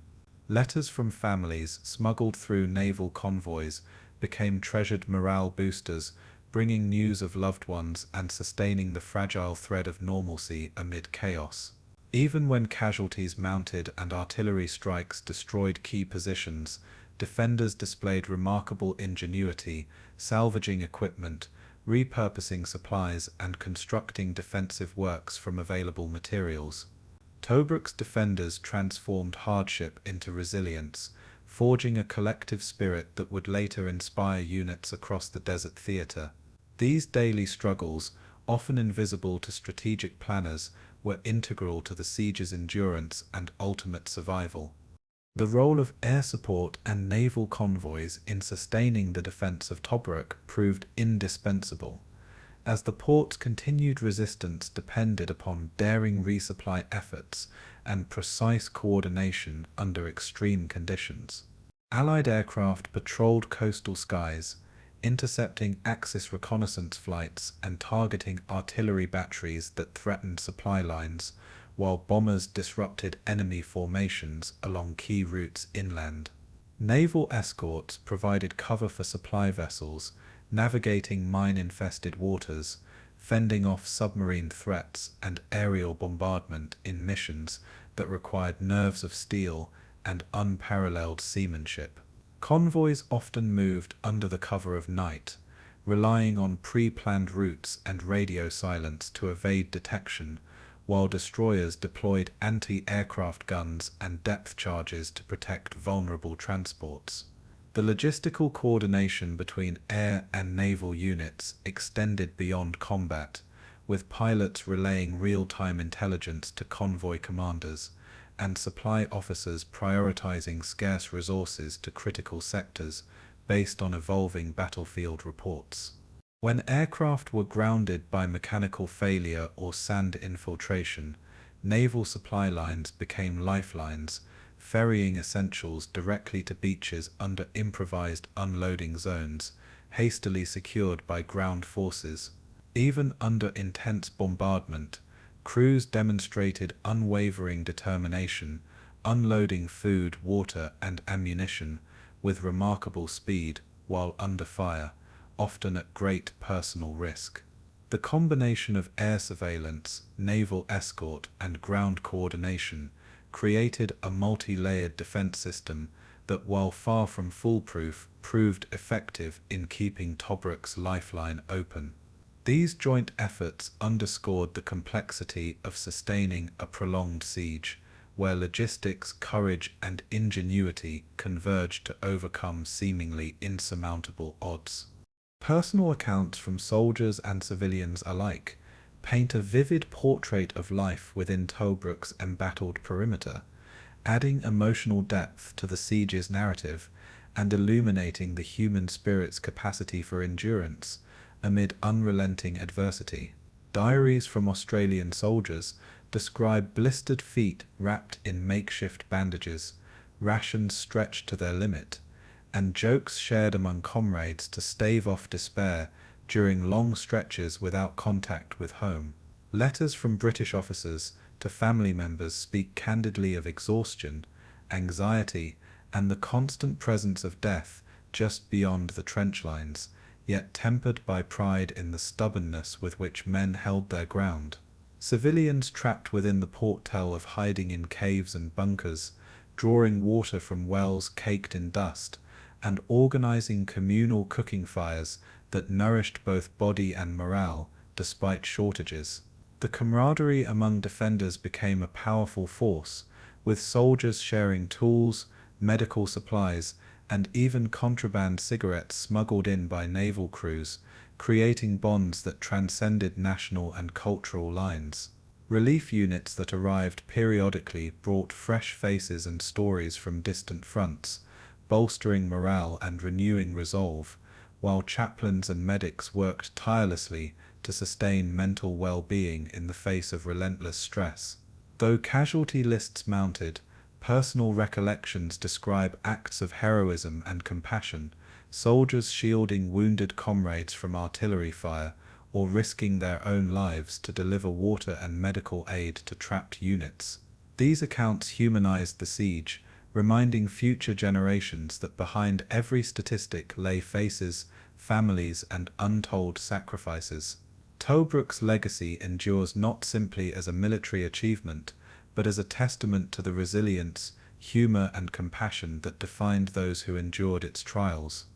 The survival strategies employed by Tobruk's defenders evolved through necessity, driven by scarcity, exhaustion, and the ever-present threat of Axis assault, ultimately becoming a blueprint for desert warfare resilience. Defensive works, once rudimentary trenches, expanded into fortified bunkers reinforced with sandbags, steel plating, and carefully constructed blast walls designed to withstand artillery impacts and protect key personnel. Units developed rationing protocols that maximized the caloric intake from limited supplies, while prioritizing water usage, instituting strict schedules to prevent dehydration and heat-related illness. Medical teams established rotating triage stations and field hospitals that could move rapidly depending on shifts in enemy fire, using stretchers fashioned from available materials and employing makeshift saline solutions to treat dehydration. Engineers devised methods for conserving fuel, using captured Axis supplies, and repurposing damaged vehicles to transport food and water, while signals units refined encryption techniques to prevent interception by enemy intelligence. Morale strategies, too, became sophisticated, with leadership encouraging letter-writing campaigns, structured rest periods, and recreational activities such as improvised games or communal gatherings shielded from enemy view. Soldiers honed techniques to disguise their positions, employing sand camouflage, decoy structures, and movement discipline to reduce visibility and limit exposure during supply operations. Even the psychological toll of bombardment and isolation was met with structured counseling, peer support networks, and religious services that reinforced community bonds and spiritual endurance. These survival strategies, born of desperation and discipline, transformed Tobruk into a fortress of ingenuity, turning scarcity into strength and hardship into resolve. The Battle of Gazala, fought in mid-1942, marked one of the most audacious and complex engagements of the North African campaign, with German Field Marshal Erwin Rommel pitting his mobile Afrika Korps against a heavily fortified Allied defensive line stretching along the coast. Gazala's defences, built by the British 8th Army, consisted of a series of boxes, strongpoints, reinforced by anti-tank guns, minefields and artillery placements, designed to repel frontal assaults, while relying on coordination and layered defense for support. The vast desert expanse surrounding these boxes both protected and imperiled them, offering concealment for flanking forces while complicating supply routes and troop movements across the unforgiving terrain. Rommel's forces, despite facing fuel shortages and stretched supply lines, executed a daring maneuver by sweeping wide around the southern flank, avoiding heavily defended positions and forcing the Allies into a reactive posture. Minefields, laid hastily in the weeks prior, claimed both Axis and Allied vehicles, turning desert tracks into deadly gauntlets, where one wrong step could mean destruction or abandonment under fire. Intelligence gathered from aerial reconnaissance and intercepted radio transmissions shaped the tactical decisions on both sides, though miscommunications and delays frequently hampered coordination among Allied units. Exhaustion became a constant adversary, with soldiers from both sides operating for days without proper rest, food or water, leading to mistakes, poor judgment and an increased reliance on improvisation. Deception tactics, such as feigned retreats and dummy positions, were employed to confuse opposing commanders, buying critical time for maneuver and repositioning. As Axis forces advanced and exploited gaps in the defense, fierce counterattacks erupted, with tanks and infantry clashing in brutal engagements that left vehicles burning and soldiers stranded in open sand. The desert, indifferent to human ambition, bore silent witness to acts of courage, desperation, and tragedy as men fought to control a landscape as merciless as any enemy. The minefields at Gazala were among the most feared features of the battlefield, stretching for miles across key approaches and channeling advancing forces into predictable routes that Allied defenders hoped to control. Constructed with limited manpower and hurried timelines, these minefields often suffered from incomplete coverage, while shifting sands buried or exposed mines unpredictably, turning terrain into an inconsistent trap that ensnared friend and foe alike. Axis engineers deployed camouflage nets and decoy tracks to conceal mine locations and mislead Allied observers, while reconnaissance units probed for weaknesses in the defense, sometimes at the cost of lives. Allied forces, aware of the mine threat, relied heavily on map coordinates, pre-cleared lanes, and signals from forward observers, yet even these precautions faltered as dust storms and shifting lines obscured markers and distorted distance. The psychological toll of mine warfare weighed heavily on both sides, as crews tasked with laying or clearing mines operated under constant threat from artillery and aircraft, their every movement laden with dread. Soldiers traveling in supply convoys recounted how entire columns stalled when lead vehicles struck mines, leaving troops vulnerable to air attack, while engineers scrambled to mark or clear paths. Rescue efforts for wounded men trapped in minefields were hampered by fears of additional detonations, forcing comrades to improvise with stretchers, ropes, and sheer determination to extract survivors. Even officers, tasked with planning, admitted that the desert's treacherous surface blurred lines between careful advance and fatal error, reducing once confident strategies to guesswork and endurance. These minefields, while designed as defensive fortifications, often magnified the chaos of desert warfare, trapping both Axis and Allied forces in an endless dance of attack and retreat. At Gazala, the mines became silent arbiters of fate, claiming thousands of lives while shaping the course of the battle. Deception tactics at Gazala played an equally pivotal role in shaping the outcome, with commanders on both sides using camouflage, false signals, and calculated feints to mislead the enemy and buy crucial time for regrouping or retreat. Rommel's Afrika Korps, renowned for exploiting opportunities in fluid environments, implemented false radio traffic and dummy tank formations to divert Allied attention from critical sectors, allowing armored columns to maneuver through gaps in the defense unnoticed.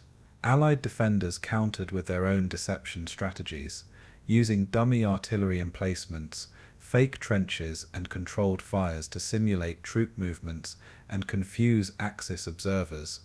Aerial reconnaissance missions, conducted at dawn and dusk, were deliberately fed altered data or misdirected by deceptive camouflage patterns designed to mimic troop concentrations or supply dumps.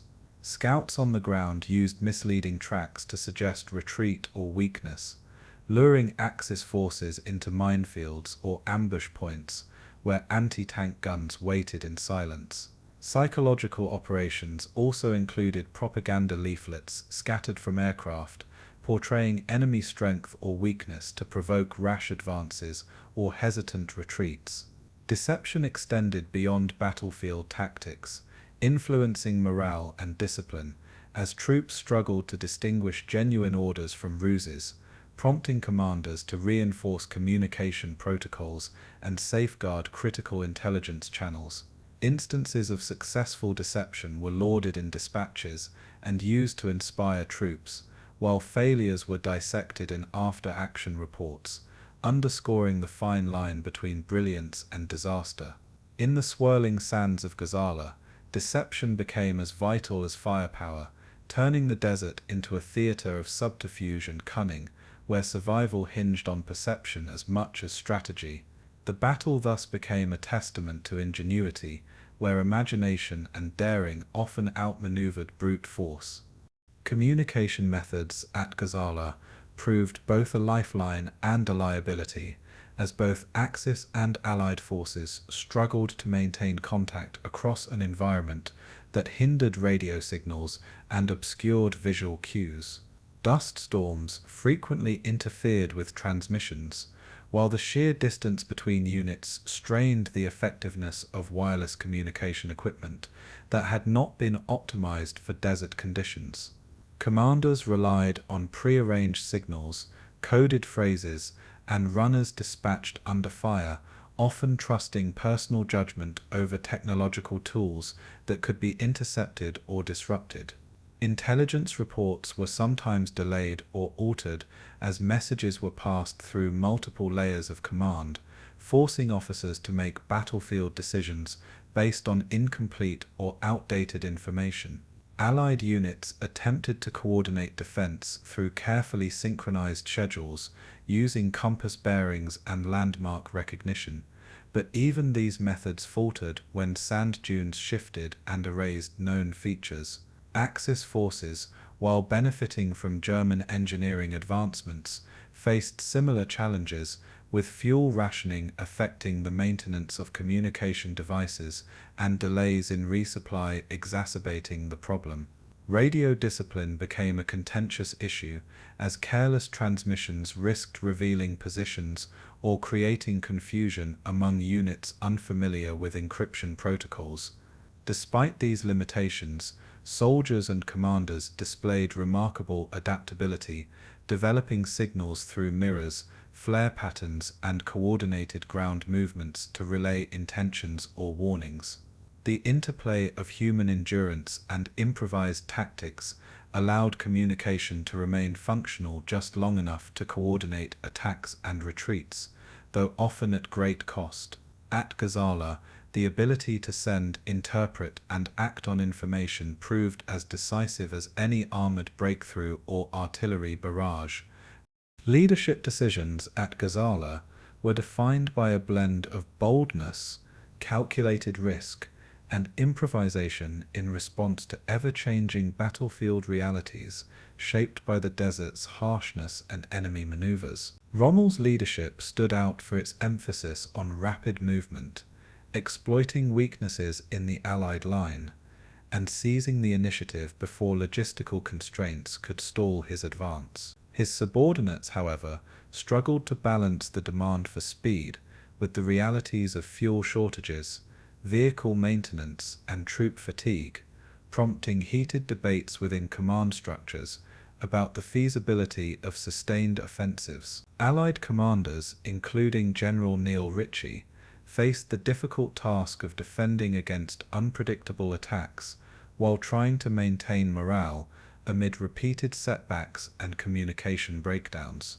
Decisions to hold fortified boxes rather than pursue counterattacks were influenced as much by terrain and supply shortages as by available intelligence, forcing leaders to adopt conservative tactics at times, despite pressure from higher command to break the Axis momentum. Both sides witnessed moments of brilliant tactical improvisation and disastrous overreach, where misjudged assumptions led to exposure, ambush, and heavy casualties. Leadership extended beyond battlefield tactics, influencing how units rotated through defensive lines, how commanders allocated water and medical resources, and how they communicated with headquarters. Troops often looked to their commanders for reassurance, drawing strength from decisive action even when plans faltered or resources dwindled. The weight of command under such conditions left lasting impressions on both officers and enlisted men, shaping not only the outcome of the battle but the broader course of the desert campaign. At Gazala, leadership was tested in the crucible of uncertainty, where every decision carried the potential to spell victory or ruin. Breakthrough maneuvers orchestrated by Rommel during the battle represented a masterclass in exploiting terrain, enemy dispositions, and timing, allowing Axis forces to pierce the Allied defenses and ultimately claim strategic victories despite significant odds. His plan to bypass the strongest points of the Allied line involved sweeping arcs around entrenched positions, moving through sparsely defended sectors where supply routes were vulnerable, and observation posts thinly manned. These flanking movements required disciplined coordination between armored units and supporting infantry, with reconnaissance elements scouting ahead to identify weak points and potential choke points hidden by sand dunes or rocky outcrops. Axis forces endured sweltering temperatures and long supply convoys, relying on improvisation to maintain vehicle readiness and ensure that fuel and ammunition reached spearhead units at critical junctures. Allied defenders, though quick to react, often found themselves outmaneuvered, with hastily redeployed anti-tank guns, overwhelmed by the speed and boldness of Axis assaults. Attempts to regroup or seal breaches were frequently thwarted by the desert's openness, where visibility allowed enemy forces to exploit even minor gaps in the defense line. Tactical innovations such as coordinated smoke screens and feigned withdrawals compounded the confusion, luring defenders into premature counterattacks that only deepened their vulnerabilities. The geography of Alamein played a decisive role in shaping the battle, as the narrow coastal corridor between the Mediterranean Sea and the Qattara Depression funneled advancing Axis forces into a constrained battlefield where their numerical and mobility advantages were nullified. The sea to the north and the impassable salt marshes to the south left little room for maneuver, forcing commanders to engage in a war of attrition rather than fast-paced advances. The desert sands shifted constantly, complicating navigation and supply convoys, while heat waves blurred the horizon, making it difficult to distinguish friend from foe until the last possible moment. Axis armor, accustomed to wide-open expanses, found itself hemmed in, vulnerable to concentrated artillery fire and prepared defensive positions that exploited choke points. The Allied forces, led by General Claude Auchinleck, carefully constructed defensive lines fortified with anti-tank emplacements, minefields, and interlocking fields of fire, forcing the Axis into predictable patterns of assault. Artillery positions were camouflaged with nets and sand to evade aerial detection, while infantry units dug trenches and foxholes that zigzagged across the landscape, designed to absorb and deflect enemy fire. The defensive plan aimed not for outright victory, but for the preservation of vital positions that prevented Axis forces from reaching Alexandria and the Suez Canal. Engineers mapped out supply routes that avoided known bombardment zones, while transport units worked tirelessly under cover of darkness to ferry ammunition, rations, and medical supplies. Even the placement of hospitals and medical stations was dictated by terrain, with roads rerouted around minefields and artillery ranges. Every decision at Alamein was a calculated effort to turn the desert's unforgiving nature into a strategic advantage. The coordination between infantry, tanks, and artillery became the backbone of the Allied stand at El Alamein, as commanders sought to integrate these forces to create a defensive web capable of absorbing repeated assaults while inflicting maximum attrition. Infantry battalions were stationed at key points along the defensive line, tasked with holding trenches and repelling enemy probes, while being supported by mobile armored units positioned to launch counterattacks when breaches appeared. Artillery batteries, often hidden in depressions or camouflaged behind sandberms, delivered concentrated fire upon Axis tank formations, using timed barrages and coordinated salvos that disabled entire columns before they could regroup. Communication between units was maintained through field radios, signal flares, and pre-arranged messenger routes, though sandstorms frequently disrupted transmissions, forcing commanders to rely on disciplined pre-planning and contingency protocols. Tank crews adapted to the uneven terrain by modifying formations to avoid bogged-down vehicles, while infantry squads synchronized movements to exploit artillery softening and create kill zones where enemy armor could be trapped. Engineers played an indispensable role by laying mines in layers, overlapping fields of fire, and reinforcing artillery positions with hastily constructed sandbag walls and dugouts that shielded crews from return fire. Supply lines were kept fluid through constant movement, with convoys resupplied by night under cover of darkness and camouflage screens that concealed their approach from Axis reconnaissance. Medical teams, stationed behind the front line, established triage posts that allowed for rapid treatment and evacuation, while makeshift workshops repaired vehicles under austere conditions. The disciplined cooperation between arms of service, despite the desert's hostility, became a hallmark of the defense, holding the line against overwhelming odds. This coordination not only stopped the Axis advance, but became a template for future operations in similar environments. Supply issues posed one of the greatest challenges to both Axis and Allied forces, with the desert's vast distances and lack of infrastructure, forcing commanders to devise innovative solutions to maintain the flow of essentials needed for combat.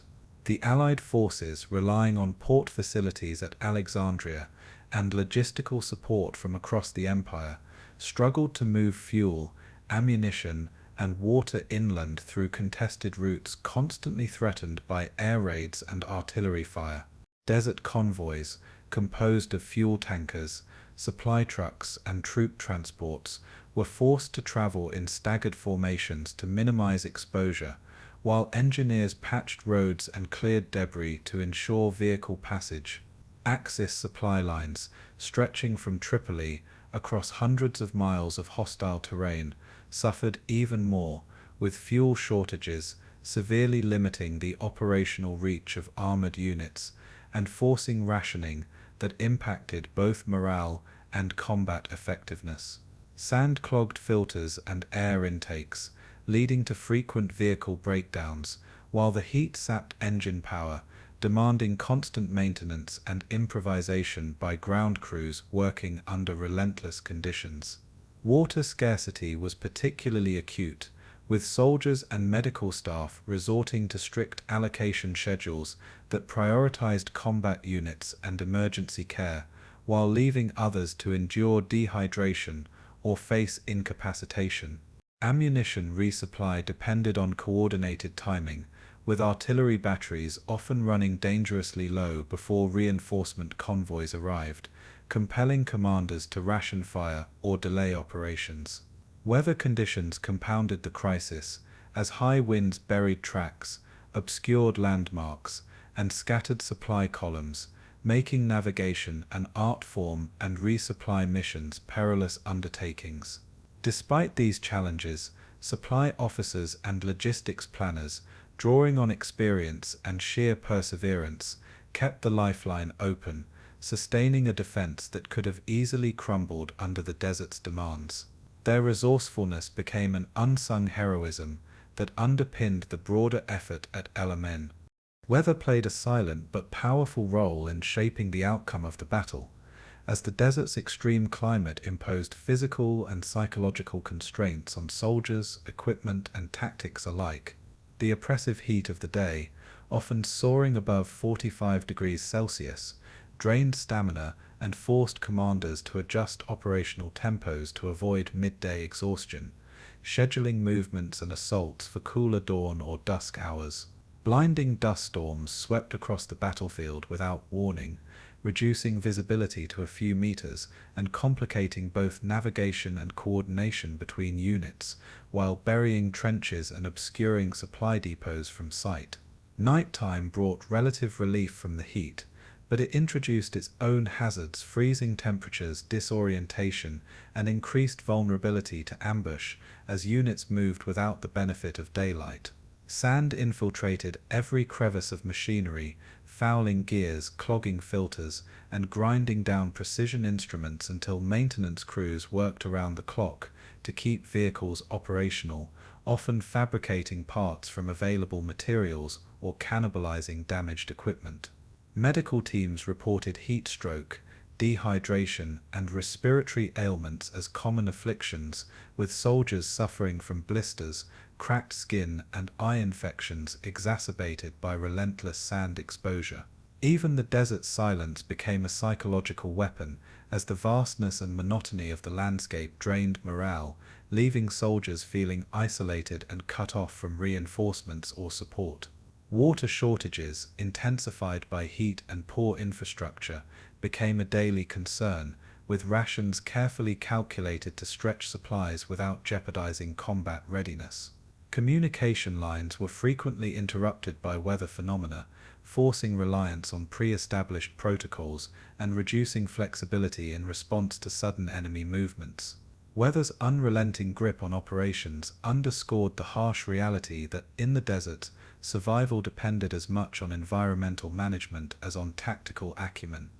Intelligence, intercepts, and air reconnaissance emerged as decisive factors in the battle's outcome, as both sides sought to gather, interpret, and exploit information to gain an upper hand in an environment where uncertainty and distance threatened operational coherence. British codebreakers, working tirelessly behind secure lines, intercepted German communications, decrypting orders, supply statuses, and planned movements that allowed commanders to anticipate attacks and adjust defensive deployments accordingly.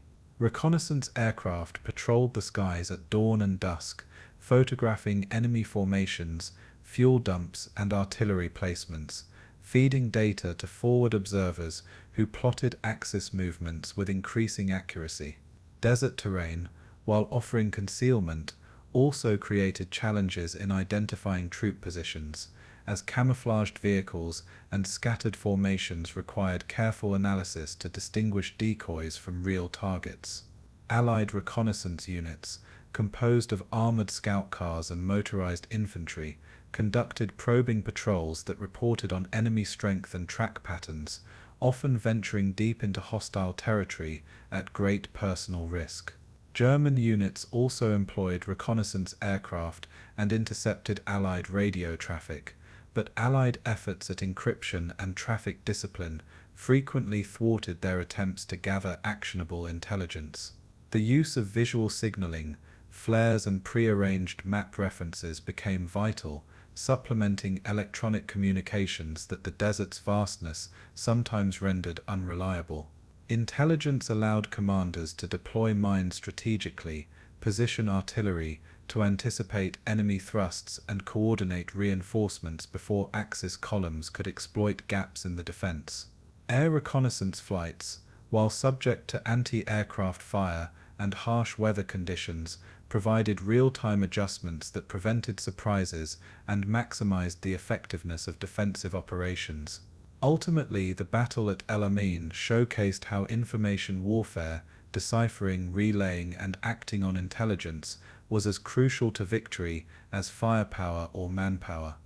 Accounts from soldiers on both sides brought the human dimension of the battle to life, as fear, resilience, and discipline interwove with the relentless grind of combat and the oppressive desert environment. Infantrymen stationed along the defensive lines recounted the tension of waiting for the next artillery barrage, each explosion threatening to obliterate their cover or sever communication with comrades.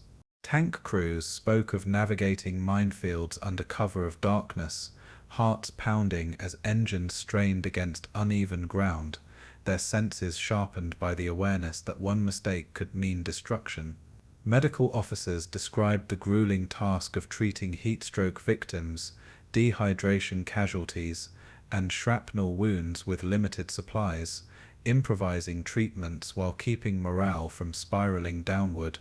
Letters from home, often written in cramped field notebooks, served as lifelines, reminding soldiers of families waiting far from the battlefield and offering solace amidst uncertainty and loss.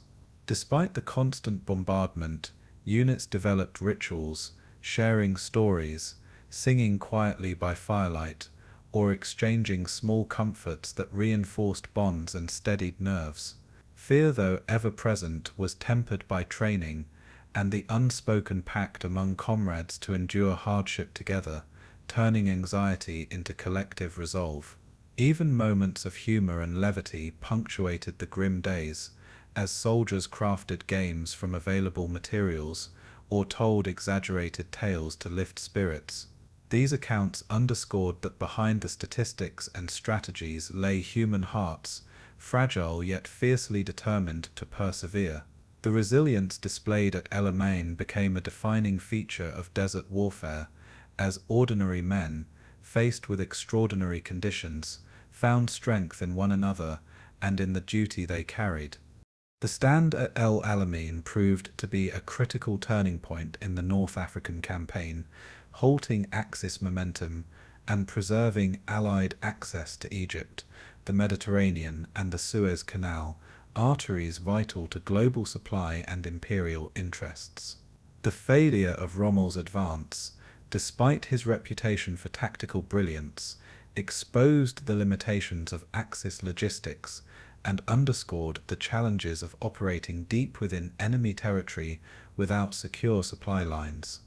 Operation Torch, launched in November 1942, marked the first major involvement of American forces in the North African theater, signaling a strategic shift in the balance of power as the Allies sought to encircle Axis forces from the west, while British units pressed from the east.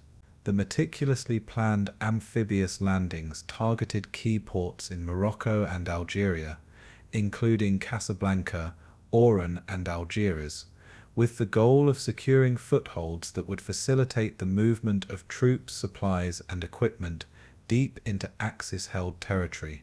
Naval and air coordination was essential, as landing craft faced minefields, coastal batteries, and unpredictable surf conditions that threatened to scatter units before they could establish beachheads. Initial setbacks emerged as inexperienced troops struggled to disembark under fire, with some landing craft veering off course and soldiers becoming disoriented in unfamiliar terrain, highlighting the challenges of deploying a large multinational force in a hostile environment. Coordination with British forces, who provided critical intelligence, air cover, and logistical support, became a learning curve for American commanders unaccustomed to desert warfare, requiring rapid adaptation to joint operational protocols. Desert navigation posed further difficulties, with shifting sands, poorly mapped roads, and extreme temperatures challenging supply convoys and armored columns attempting to move inland quickly.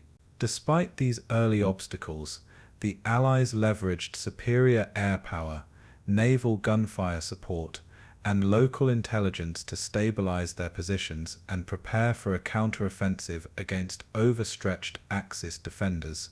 Rommel, already strained by previous campaigns and depleted supplies, faced a two-front threat that forced him to divert attention and resources, complicating defensive planning and exposing vulnerabilities along his lines. Tactical adaptation by Allied commanders included combined arms operations, synchronized artillery barrages, and the use of mobile reserve units to exploit weak points and respond to counterattacks efficiently. Morale among American troops, initially shaken by landing difficulties, gradually improved as they gained experience, integrated with seasoned British units, and began to see tangible progress against Axis positions. The planning for Operation Torch was a monumental undertaking that required careful intelligence gathering, coordination with French colonial authorities, and the integration of diverse Allied forces with varying levels of experience and equipment. American planners faced the challenge of landing over 100,000 troops across multiple ports while maintaining surprise and minimizing casualties, necessitating rehearsals in simulated conditions and detailed logistical scheduling. British and American intelligence worked to negotiate with Vichy French forces, aiming to reduce resistance and secure cooperation, though these efforts were fraught with uncertainty as loyalties were divided and information was often contradictory.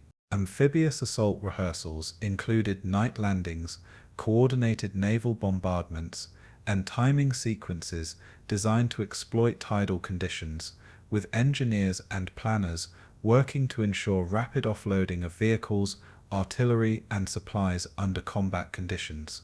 Supply caches were pre-positioned, and special units were tasked with clearing obstacles, mines, and coastal defenses to facilitate smoother advances, though these measures could not fully compensate for the unpredictable nature of combat landings.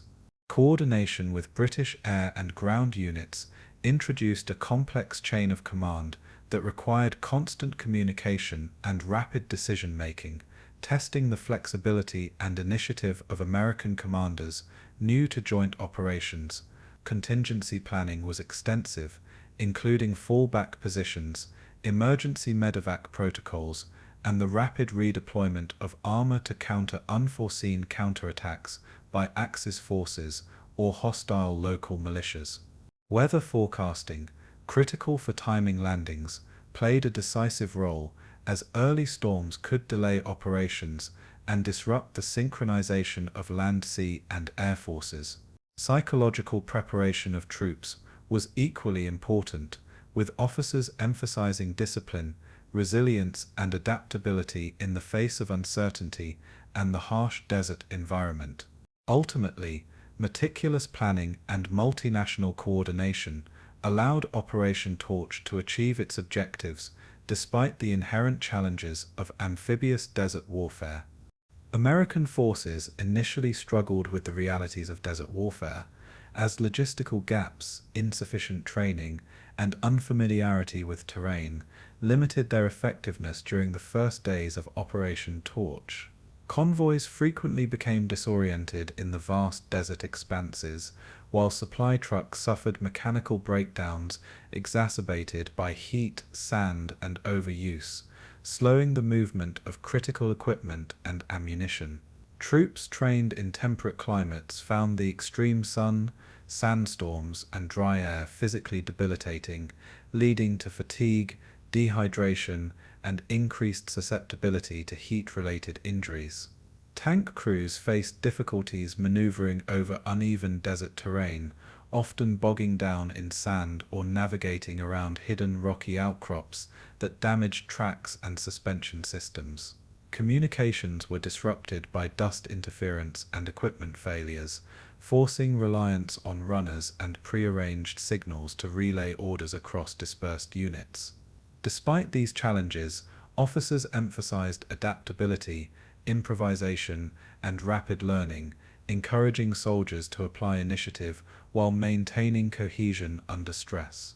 Allied air reconnaissance, previously underutilized, became a critical tool in identifying enemy positions, supply lines, and approach routes, helping mitigate some of the operational disadvantages caused by inexperienced troops. Units worked in close conjunction with British mentors, benefiting from their knowledge of desert logistics, camouflage techniques, and combined arms tactics, accelerating the learning curve for American forces. Morale was a constant concern, with commanders striving to maintain confidence despite early setbacks, emphasizing small victories and disciplined execution of orders. Over time, these initial difficulties transformed into operational lessons that strengthened the counteroffensive, building the foundation for sustained advances against Axis positions.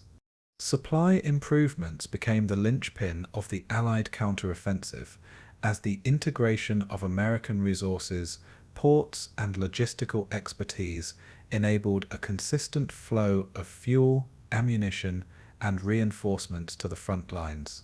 Pre-positioned stockpiles, organized convoy systems, and coordinated use of rail, road, and coastal transport ensured that advancing units could maintain momentum without critical shortages. Engineers repaired and expanded desert tracks, while maintenance crews worked tirelessly to keep vehicles operational under extreme heat and abrasive sand conditions. Water distribution, essential for both human survival and mechanical functioning, was meticulously planned, with rationing protocols ensuring equitable allocation across units while minimizing operational downtime. Ammunition depots were strategically placed to support artillery batteries, tank units, and infantry positions, with rapid resupply contingencies ready to respond to unexpected attrition. Allied air power facilitated logistical efficiency, providing aerial reconnaissance, protection for convoys, and the interdiction of Axis supply lines, further eroding enemy sustainability. Cooperation between American and British supply officers standardized procedures, enhanced communication, and allowed for the swift integration of diverse equipment and transport vehicles. The influx of fresh manpower and material enabled combined arms units to launch coordinated offensives with greater confidence and operational depth. Soldiers recognized the direct correlation between logistical security and combat effectiveness, reinforcing discipline, initiative, and resilience. These improvements, though incremental at first, steadily shifted the operational balance in favor of the Allies, enabling sustained pressure on retreating Axis forces.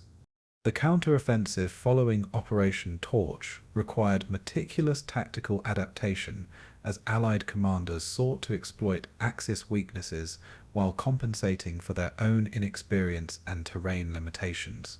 Rommel's forces, already stretched thin by extended supply lines and attrition from previous campaigns, faced repeated pressure along multiple axes of advance, forcing improvisation in defensive deployments. Combined arms operations were employed extensively, with coordinated artillery barrages preceding armored thrusts, supported by mechanized infantry to overwhelm enemy positions systematically.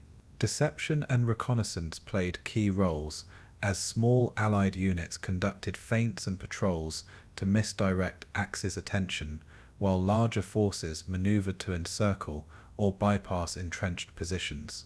Desert navigation challenges were mitigated through the use of aerial observation, compass bearings, and local guides familiar with terrain, ensuring that movements remained both strategic and timely. Troop morale, buoyed by early successes and the perception of increasing logistical security, reinforced aggressiveness and cohesion during attacks, reducing the likelihood of hesitation under fire.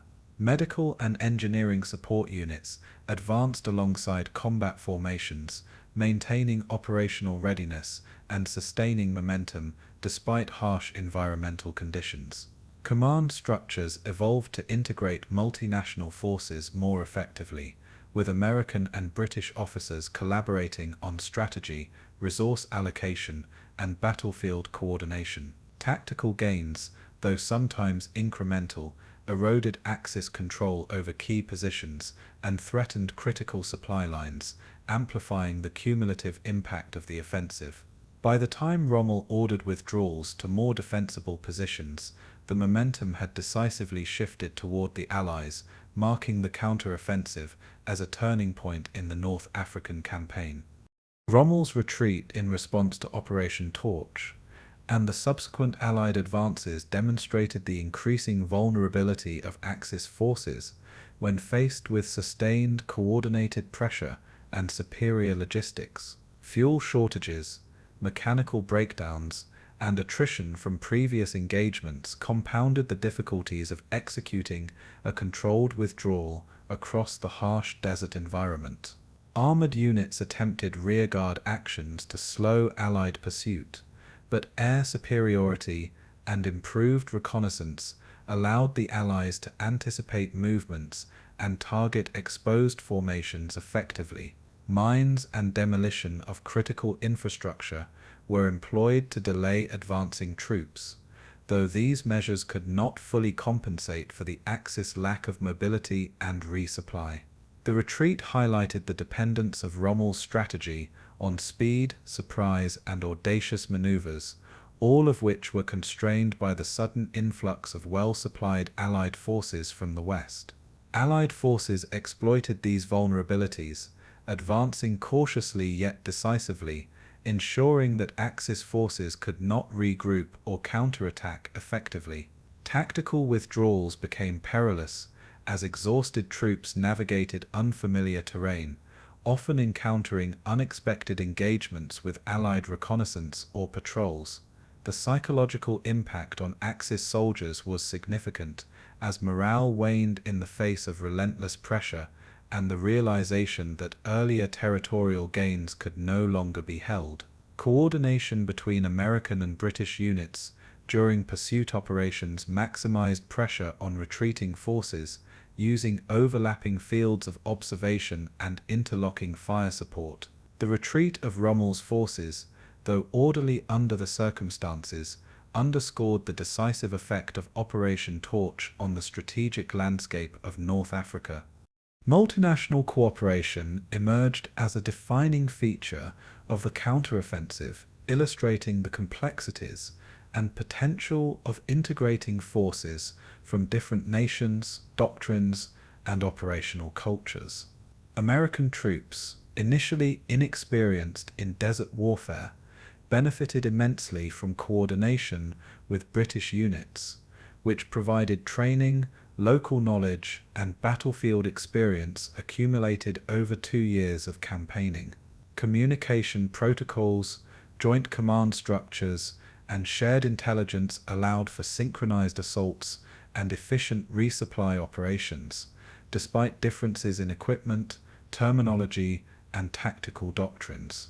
French colonial units contributed both manpower and local expertise, navigating terrain that was challenging even for seasoned troops, and assisting with coordination between native guides and Allied forces.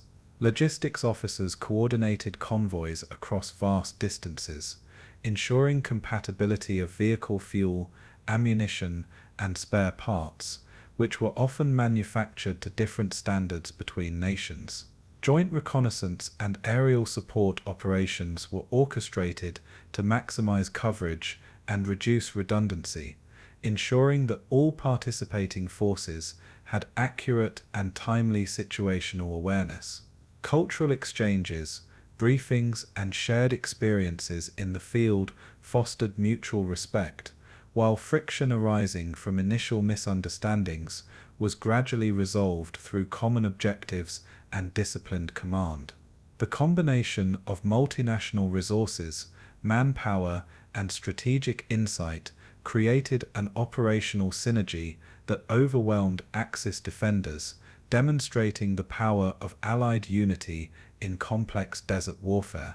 Morale among troops was bolstered by the visible effectiveness of collaboration, instilling confidence that together they could achieve objectives unattainable by individual forces. Operation Torch and its subsequent counteroffensive thus served not only as a military milestone, but also as a testament to the operational benefits of coordinated multinational warfare. The influx of American manpower and material resources fundamentally shifted momentum in favor of the Allies, transforming the North African campaign from a defensive struggle into a sustained offensive operation capable of challenging Axis dominance. Fresh troops relieved exhausted units, replenished depleted ranks, and provided specialized skills in artillery, engineering, and mechanized warfare that had been lacking in earlier campaigns. Additional tanks, trucks, and weapon systems enabled more aggressive maneuvers, allowing Allied commanders to exploit weak points, encircle enemy positions, and maintain pressure across a broad front. Improved logistical infrastructure ensured consistent delivery of essentials, preventing the kind of attrition caused by supply shortages that had previously plagued operations. Air superiority, enhanced by the arrival of American aircraft and crews, allowed for more effective reconnaissance, close air support, and interdiction of Axis supply lines, compounding the strategic challenges facing Rommel. Coordination between British, American, and French units became increasingly seamless, allowing for synchronized operations that maximized combat effectiveness while minimizing the risk of friendly fire. Morale soared as tangible gains mounted, with soldiers witnessing the tangible effects of well-supplied, well-led, and cohesive multinational forces advancing against the enemy. Axis forces, in contrast, were forced into a reactive posture, their previous advantages of mobility and initiative curtailed by the growing strength and coordination of Allied units. The North African desert, once a proving ground for Axis tactical brilliance, became a landscape where Allied resources, planning, and adaptability dictated the pace of operations. By the conclusion of the counteroffensive, Operation Torch had decisively shifted the theater's strategic calculus, setting the stage for subsequent campaigns that would ultimately drive Axis forces from Africa. The Second Battle of El Alamein, fought between October and November 1942, marked a decisive turning point in the North African campaign, signaling the moment when Allied planning, preparation, and resources converged to break the long-standing Axis hold in Egypt. General Bernard Montgomery, newly appointed to command the 8th Army, meticulously orchestrated a strategy that emphasized overwhelming artillery, coordinated armor, and precise infantry movements to exploit weaknesses in Rommel's defenses. Months of preparation went into assembling supply stockpiles, reinforcing units, and conducting rigorous training exercises to acclimate troops to desert combat conditions and the stress of prolonged operations. Desert fortifications, including minefields, trenches, and defensive strongpoints, were carefully mapped, and intelligence intercepts provided detailed insights into Axis positions, strength, and expected responses. Deception operations, such as dummy tanks, fake artillery positions, and simulated radio traffic, created confusion within Axis ranks, masking the timing and scale of the planned offensive. Artillery planning involved synchronized barrages timed to neutralize enemy defenses just before infantry and armored units advanced, ensuring maximum effect while minimizing friendly casualties. Montgomery's leadership, characterized by meticulous attention to detail, frequent inspections, and morale-building speeches, instilled confidence and discipline among soldiers who had endured years of grueling desert warfare. Personal accounts reveal the duality of exhaustion and determination, with troops marching and fighting under relentless sun, sand, and the constant threat of enemy fire. Coordination between infantry, armor, engineers, and air support was executed with near precision, reflecting months of meticulous rehearsal and cross-unit communication. As the offensive progressed, the cumulative effect of planning, firepower, and morale culminated in a breakthrough that shattered Axis positions and set the stage for a strategic retreat. Montgomery's approach combined careful study of terrain with calculated aggression, ensuring that each phase of the battle maximized pressure on the enemy while conserving Allied strength. The desert's wide open spaces allowed for extensive use of armor, but also posed challenges in maintaining supply lines and protecting flanks, requiring constant coordination between reconnaissance units and command centers. Engineers worked tirelessly to clear paths through minefields, repair tracks, and establish routes for tanks and trucks, ensuring the mobility of advancing forces under hostile observation. Artillery units rehearsed timing, aiming, and coordinated barrages to neutralize defensive strongpoints, often firing thousands of shells in precise sequences that synchronized with infantry advances. The psychological dimension of the battle was carefully managed, with soldiers briefed on objectives, enemy capabilities, and fallback plans, while Montgomery's visible presence reinforced discipline and determination. Night maneuvers were employed strategically to conceal movements, allow regrouping, and prepare for dawn assaults that leveraged surprise and fatigue among Axis troops.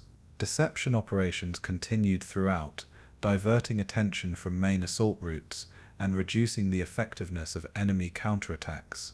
Communication systems, including wired and wireless channels, were rigorously tested to ensure that orders could be transmitted reliably across dispersed desert formations. Intelligence intercepts provided continuous updates, enabling Montgomery to adjust artillery targeting, reserve deployments, and timing of attacks in response to Axis reactions. By the second week, coordinated advances had created gaps in Axis lines, forcing Rommel into reactive strategies that highlighted the effectiveness of Allied planning. The desert fortifications at El Alamein represented a formidable obstacle, combining natural barriers with man-made defenses designed to halt mechanized advances. Minefields, barbed wire, anti-tank ditches, and entrenched artillery positions created layers of resistance that required careful reconnaissance and phased assault strategies to overcome. Artillery barrages were timed to precede infantry movements, using both direct and indirect fire to weaken enemy morale and physically destroy defensive positions. Infantry units advanced in coordinated waves, supported by tanks that neutralized machine gun nests and bunkers, while engineers cleared paths through minefields and obstacles to maintain momentum. Air support was integrated to provide reconnaissance, disrupt enemy movements, and offer close air support during critical phases of the assault. Deception tactics, including dummy fortifications and false radio traffic, convinced Axis commanders that attacks were concentrated elsewhere, drawing forces away from the true points of penetration. Personal soldier accounts reveal the intense psychological pressure of advancing under fire, the oppressive heat and sand, and the exhaustion that accompanied continuous operations over days. Logistics officers ensured that ammunition, water, and medical supplies kept pace with advancing units, often improvising under desert conditions to meet immediate needs. Coordination between units was maintained through prearranged signals, messengers, and wireless communication, allowing for responsive adjustments in the heat of battle. As defenses crumbled under sustained pressure, the combination of artillery, armor, infantry, and air power culminated in a decisive breach of Axis lines. The timing and orchestration of the battle were critical, with Montgomery emphasizing synchronization of attacks to prevent piecemeal engagement and to maximize the psychological impact on Axis forces. Night preparations allowed units to reposition repair equipment and rehearse assaults in secrecy, while artillery and armor were moved into positions that optimized range and coverage. Supply buildup was strategically staged in forward depots, ensuring that advancing units could sustain momentum without risk of critical shortages. Infantry units were rotated to prevent exhaustion while maintaining constant pressure, supported by mechanized reserves that could exploit breakthroughs or reinforce threatened sectors. Continuous reconnaissance, both aerial and ground-based, provided intelligence on enemy movements, minefield locations, and defensive adjustments, informing the timing of assaults with remarkable precision. Deception continued to play a pivotal role, with feigned attacks, dummy tanks, and dummy radio traffic, creating uncertainty within Rommel's command.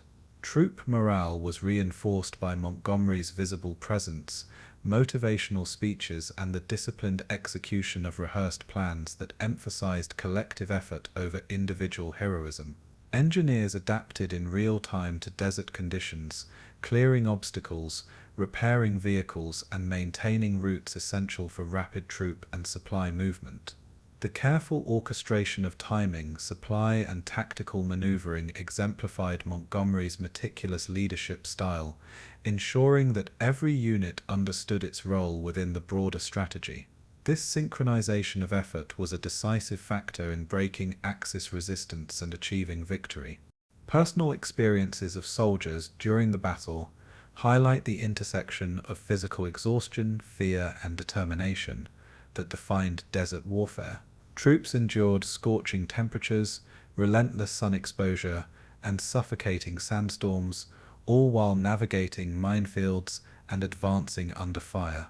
Accounts describe the psychological strain of prolonged vigilance, the constant threat of snipers, artillery, and tanks, and the camaraderie that sustained morale under extreme stress.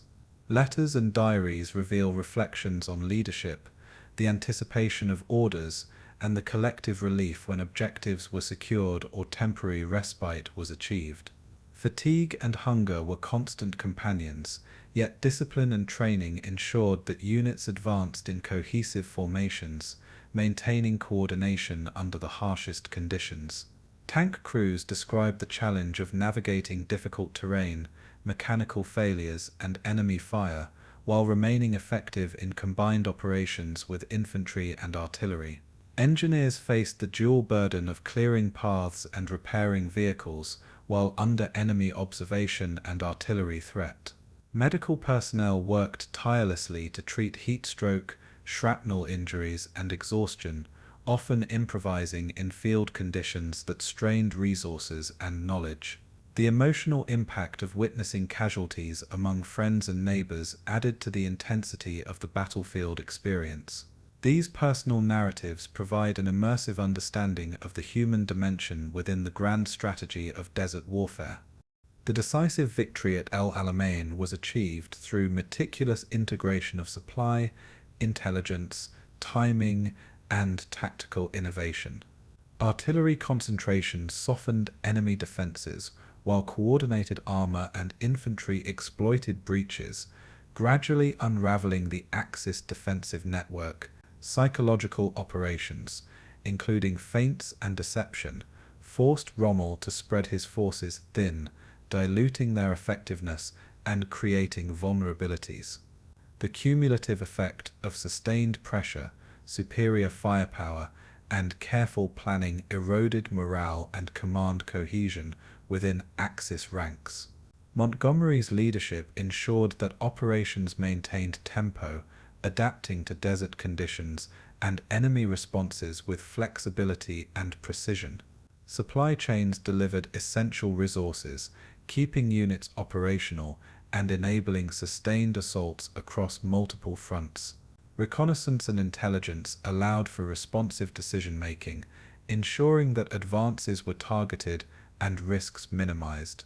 The synergy between multinational forces, engineering units, and combat troops exemplified the operational sophistication of the Allied approach. By early November, Axis forces were compelled into a full retreat, signaling a strategic shift in favor of the Allies. El Alamein thus became a symbol of careful planning, perseverance, and the ability to translate preparation into decisive battlefield success. The Axis retreat, following El Alamein, demonstrated the cumulative impact of months of Allied preparation, pressure, and logistical superiority. Rommel's forces withdrew in the face of relentless artillery, armored thrusts, and continuous pressure from advancing infantry, constrained by depleted fuel and ammunition. Rearguard actions sought to delay Allied pursuit, but coordinated attacks and aerial reconnaissance often neutralized these efforts, accelerating the Axis withdrawal. Desert navigation challenges compounded the difficulties of retreat, with vehicles bogging in sand, supply columns disrupted, and troops fatigued from continuous operations. Personal accounts describe the mixture of relief and despair among Axis soldiers, as strategic imperatives forced them from positions painstakingly defended over months. Allied forces pressed the advantage, exploiting gaps, overrunning defensive positions, and consolidating control over previously contested terrain. Coordination between American, British, and Commonwealth units ensured that advances were synchronized, maintaining momentum and preventing Axis reorganization. Engineers and logistics units followed closely, repairing routes, clearing obstacles, and ensuring that supply lines kept pace with advancing troops. The retreat, though orderly under pressure, marked the effective end of Axis initiative in Egypt and set the stage for subsequent operations into Libya. El Alamein's success exemplified the integration of preparation, execution, and human endurance in desert warfare. The broader implications of the Second Battle of El Alamein extended beyond the immediate tactical victory, serving as a turning point that shaped the subsequent course of the North African campaign. It demonstrated the effectiveness of meticulous planning, overwhelming firepower, and integrated multinational operations in achieving decisive outcomes. The victory boosted Allied morale, galvanized political support, and weakened Axis confidence, influencing both strategic and psychological dimensions of the war. Lessons learned from coordination, deception, and logistics in the desert would inform later campaigns in Italy and Northwest Europe. The battle underscored the importance of supply chains, intelligence, and terrain mastery in desert operations, highlighting how careful preparation could offset previous deficiencies in experience or local knowledge. Soldier narratives from El Alamein continue to provide insight into human resilience, fear, and determination under extreme conditions. Montgomery's leadership became emblematic of disciplined execution and morale management, demonstrating how command presence influences outcomes in large-scale operations. The Axis retreat paved the way for the eventual liberation of North Africa, signaling a shift in momentum that could not easily be reversed. El Alamein thus occupies a lasting place in military history as a testament to preparation, perseverance, and the integration of strategy and human endurance. Finally, the battle exemplified how meticulous orchestration, from logistics to frontline tactics, could turn a contested desert landscape into a theatre of decisive Allied triumph.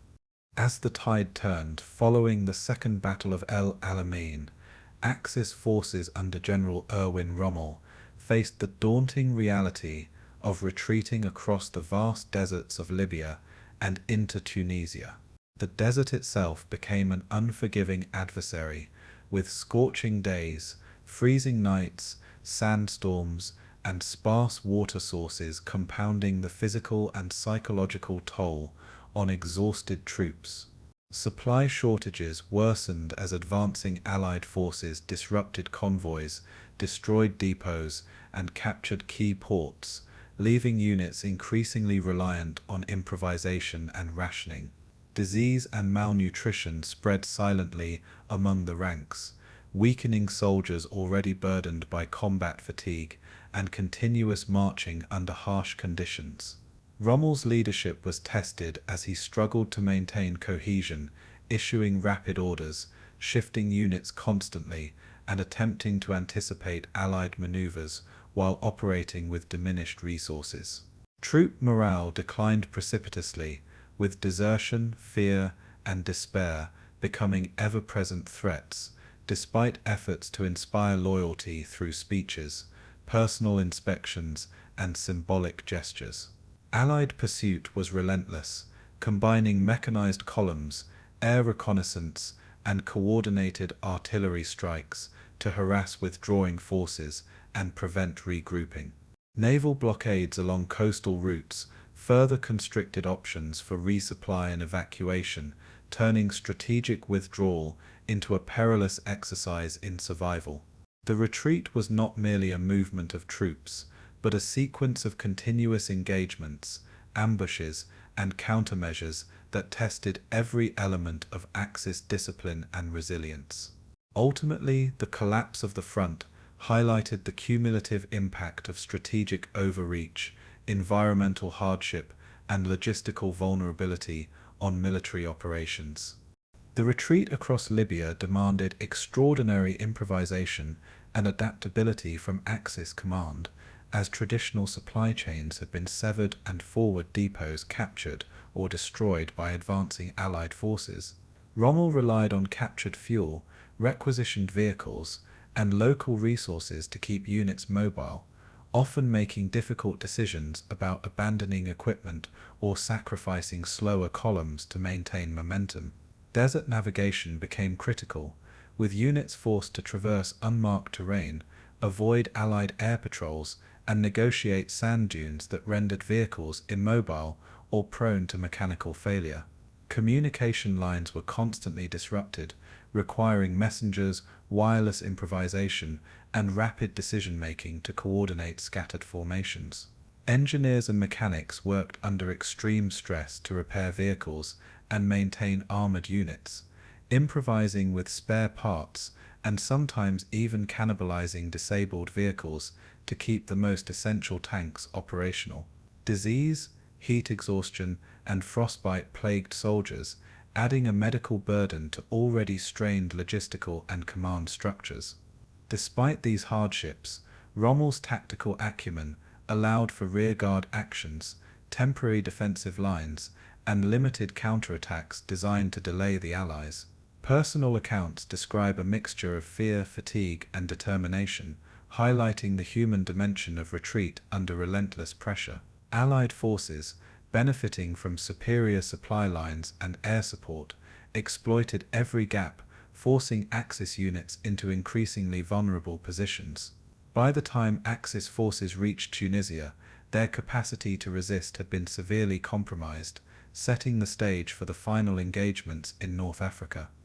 The psychological toll of retreat weighed heavily on both commanders and soldiers, eroding cohesion and confidence in leadership. Continuous setbacks, dwindling supplies, and relentless pursuit fostered a sense of inevitability, challenging Rommel's ability to inspire and maintain operational discipline. Troops witnessed comrades succumbing to exhaustion, disease, or enemy fire, further diminishing morale and fostering anxiety about survival and mission success. Desert conditions amplified stress, with extremes of heat and cold sapping energy and complicating sleep, while sand infiltrated equipment, weapons, and personal gear, creating constant irritants and mechanical failures. Letters from home, scarce as they were, brought fleeting solace, yet reminded soldiers of familial and societal expectations, intensifying internal conflict between duty and self-preservation. Commanders attempted to maintain morale through rotation of units, symbolic acts of recognition, and reinforcement of collective purpose, though these measures were often insufficient against cumulative psychological strain. The unpredictable desert terrain added an element of constant uncertainty, with navigation errors potentially resulting in stranding, exposure, or entrapment. Rommel himself confronted immense pressure, balancing operational necessity with the human limitations of his forces, while facing criticism and logistical constraints from higher command. Allied awareness of Axis fatigue and disarray allowed them to apply pressure strategically, further eroding the retreating forces' ability to regroup effectively. By the time Axis units reached Tunisian positions, the combination of exhaustion, supply shortages, and psychological strain had irreversibly weakened their operational capacity. Allied pursuit tactics exploited Axis vulnerabilities, emphasizing mobility, reconnaissance, and interdiction of supply lines. Mechanized columns raced to outflank retreating units, while aerial reconnaissance provided detailed information on movement, unit strength, and potential defensive positions. Coordinated artillery strikes disrupted formations and destroyed critical bridges or supply convoys, forcing Axis columns to divert, delay, or abandon equipment. Allied infantry, operating in concert with armored units, established blocking positions and ambushes, constraining the retreat and maximizing attrition. Naval forces imposed blockades along key coastal corridors, capturing or destroying supplies and limiting options for evacuation or reinforcement. Continuous pressure prevented Axis forces from establishing consolidated defensive lines, turning the retreat into a series of contested engagements rather than an orderly withdrawal.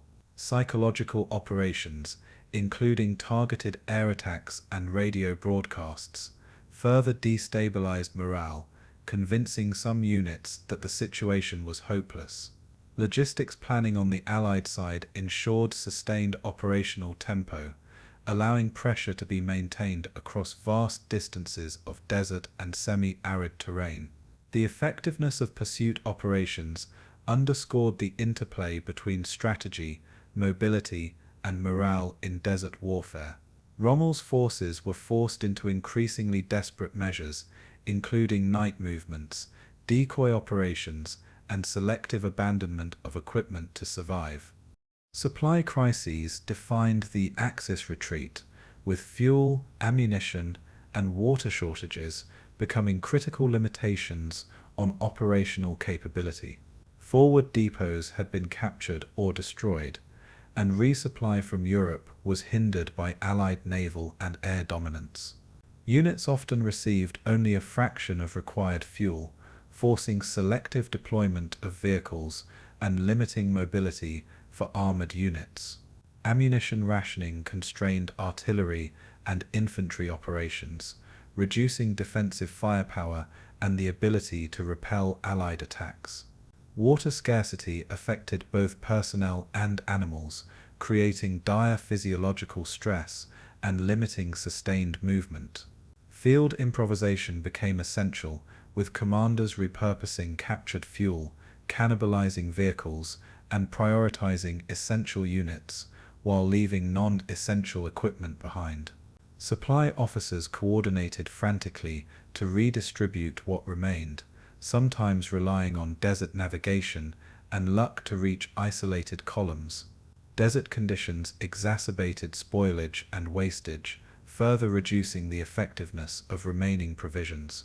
Personal accounts describe thirst, hunger, and fatigue as constant companions during the retreat, illustrating the human cost of logistical collapse.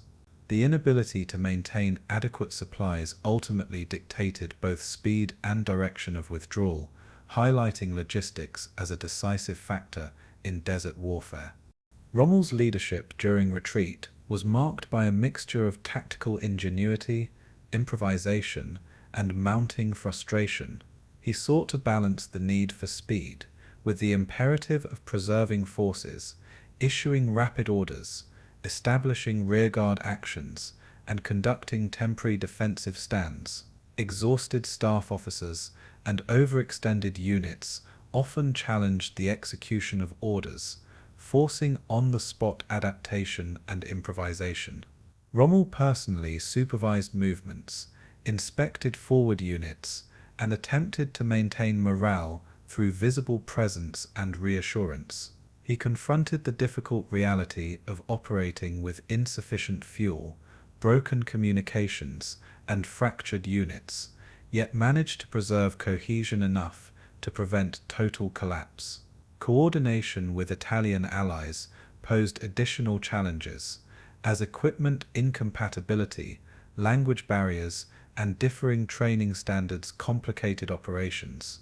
Rommel's reputation as the Desert Fox was tested, with successes in delaying Allied advances tempered by visible signs of weakening capacity. The retreat highlighted the limits of even skilled leadership when confronted with environmental extremes, relentless opposition, and logistical constraints. Despite extraordinary effort, Axis forces were forced into Tunisia under increasingly desperate circumstances. Leadership under pressure, while remarkable, could not overcome cumulative disadvantages imposed by terrain, supply, and morale erosion. Disease, exhaustion, and desert conditions compounded the collapse, rendering Axis forces vulnerable to both environmental and combat attrition. Malaria, dysentery, heat stroke, and frostbite debilitated thousands, reducing combat readiness and slowing movement. Exhausted soldiers struggled to maintain equipment, follow orders, or mount effective resistance, while sick and wounded often had to be abandoned or transported under extreme difficulty. Vehicle breakdowns, sand-induced mechanical failures, and limited repair capacity further hampered mobility and defensive operations. Food shortages forced reliance on minimal rations or captured supplies, weakening soldiers physically and psychologically. Desert sand infiltrated weapons and machinery, causing frequent malfunctions and requiring constant maintenance under perilous conditions. Medical units, overextended and under-resourced, faced impossible triage decisions, prioritizing survival over full treatment. The cumulative effect of these factors accelerated the retreat and magnified casualties, both immediate and long-term. Axis morale, already strained by continuous pressure and reversals, further declined as disease, fatigue, and scarcity compounded the psychological burden.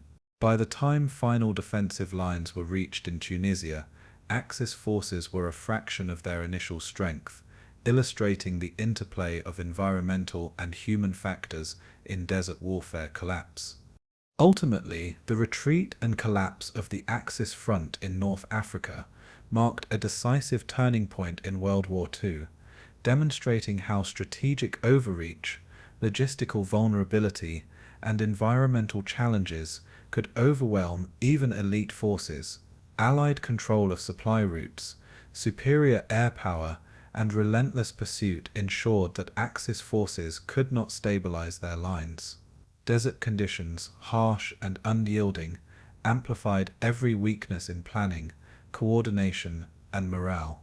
Rommel's skillful leadership and tactical improvisation delayed defeat but could not reverse systemic disadvantages, highlighting the limits of command in adverse conditions. The human cost was immense, with thousands of soldiers lost to combat, exhaustion, disease, or exposure, and families awaiting news far from the front. The North African campaign had shifted irreversibly, with Axis forces increasingly on the defensive and the Allies poised for subsequent operations into Tunisia and beyond. Lessons from the retreat underscored the importance of logistics, intelligence, morale, and adaptability in desert warfare. The psychological and physical toll on soldiers illustrated that victories and defeats are shaped as much by human endurance as by strategy or firepower. Rommel's retreat remains a study in leadership under extreme conditions, revealing both brilliance and the constraints imposed by terrain, supply, and relentless opposition. In reflecting on this collapse, one sees the intricate interplay of strategy, environment, and human resilience that defines desert warfare history.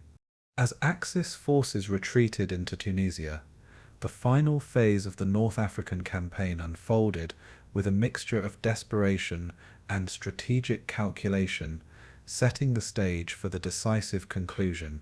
Defensive positions were hastily established along narrow corridors, hilltops, and urban centers, as commanders sought to delay the advancing Allies while compensating for dwindling manpower and material.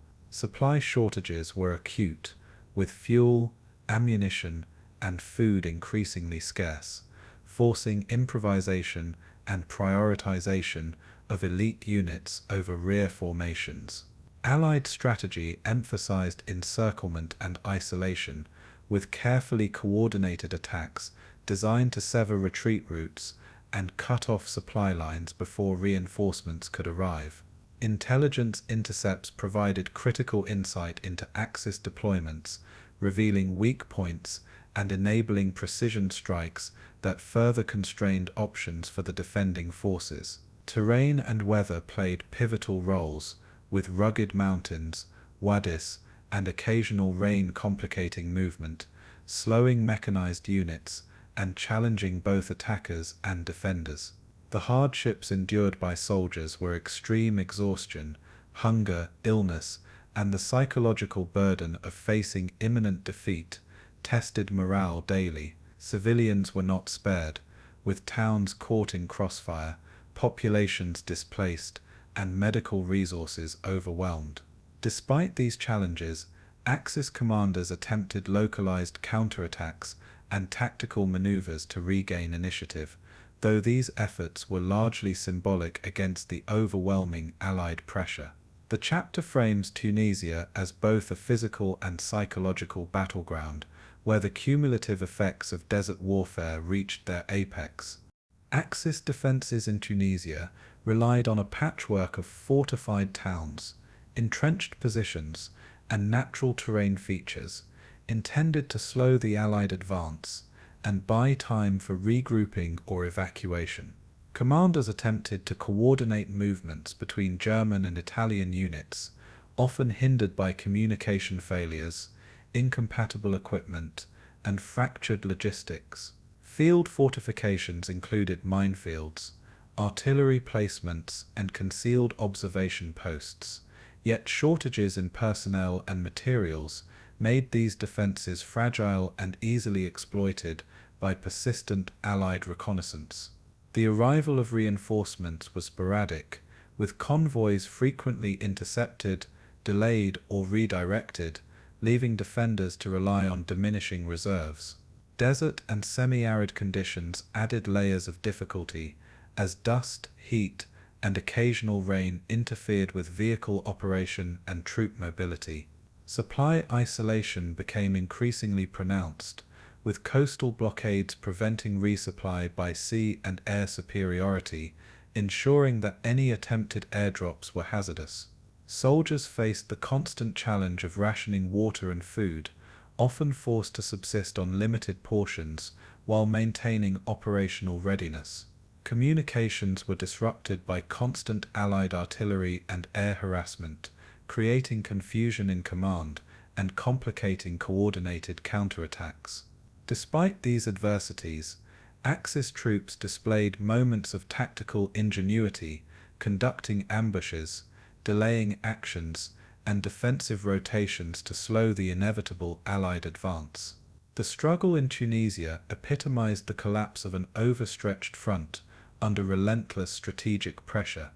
Allied forces approached the Tunisian campaign with meticulous planning, leveraging numerical superiority, air dominance, and intelligence breakthroughs to isolate and dismantle Axis positions. Amphibious landings on the northern coast, coordinated with landward advances, created a pincer effect that left few avenues for retreat. Reconnaissance units mapped defensive positions, supply routes, and potential obstacles, enabling artillery and mechanized columns to strike with precision. Air support provided continuous observation, close air support for infantry, and disruption of Axis reinforcements, further tilting the operational balance. Allied supply chains were robust, allowing continuous resupply of fuel, ammunition, and medical support even across harsh terrain. Coordination among British, American, and Free French forces required complex communication and command structures, yet was executed with remarkable efficiency given the scale of operations. Morale among Allied troops was high, buoyed by recent successes in El Alamein, Torch, and Libya, and reinforced through effective leadership, discipline, and logistical confidence. Psychological pressure on Axis defenders intensified as Allied forces steadily constricted their operational space, cutting off perceived escape routes. Encirclement tactics were enhanced by feints, diversionary attacks, and the exploitation of terrain, forcing defenders into reactive positions. Ultimately, the Allied approach combined strategy, logistics, and morale in a manner that ensured the Axis collapse was inevitable. The Tunisian terrain, with its mixture of deserts, mountains, and urban settlements, significantly shaped both defensive and offensive operations. Narrow mountain passes became focal points for combat, forcing armored and infantry units into constrained approaches that slowed mechanized advances. Wadis and dry riverbeds presented both obstacles and cover, enabling ambushes but also impeding supply lines. Coastal plains facilitated rapid movement, but left units exposed to air and artillery attack, creating a tactical dilemma for commanders on both sides. Weather fluctuations, including heat waves, sandstorms, and occasional rainfall, impacted mobility, visibility, and morale, with vehicles prone to mechanical failure under extreme conditions. Navigating the terrain required intimate local knowledge, often supplemented by reconnaissance patrols and aerial photography. Both Axis and Allied forces adapted camouflage techniques, field fortifications, and deception measures to exploit the environment. The interaction between geography and strategy became evident in the timing and placement of attacks, counterattacks, and retreats. Terrain dictated lines of communication, retreat routes, and supply corridors, forcing commanders to innovate constantly. The North African desert, once a backdrop, emerged as an active agent influencing the final engagements.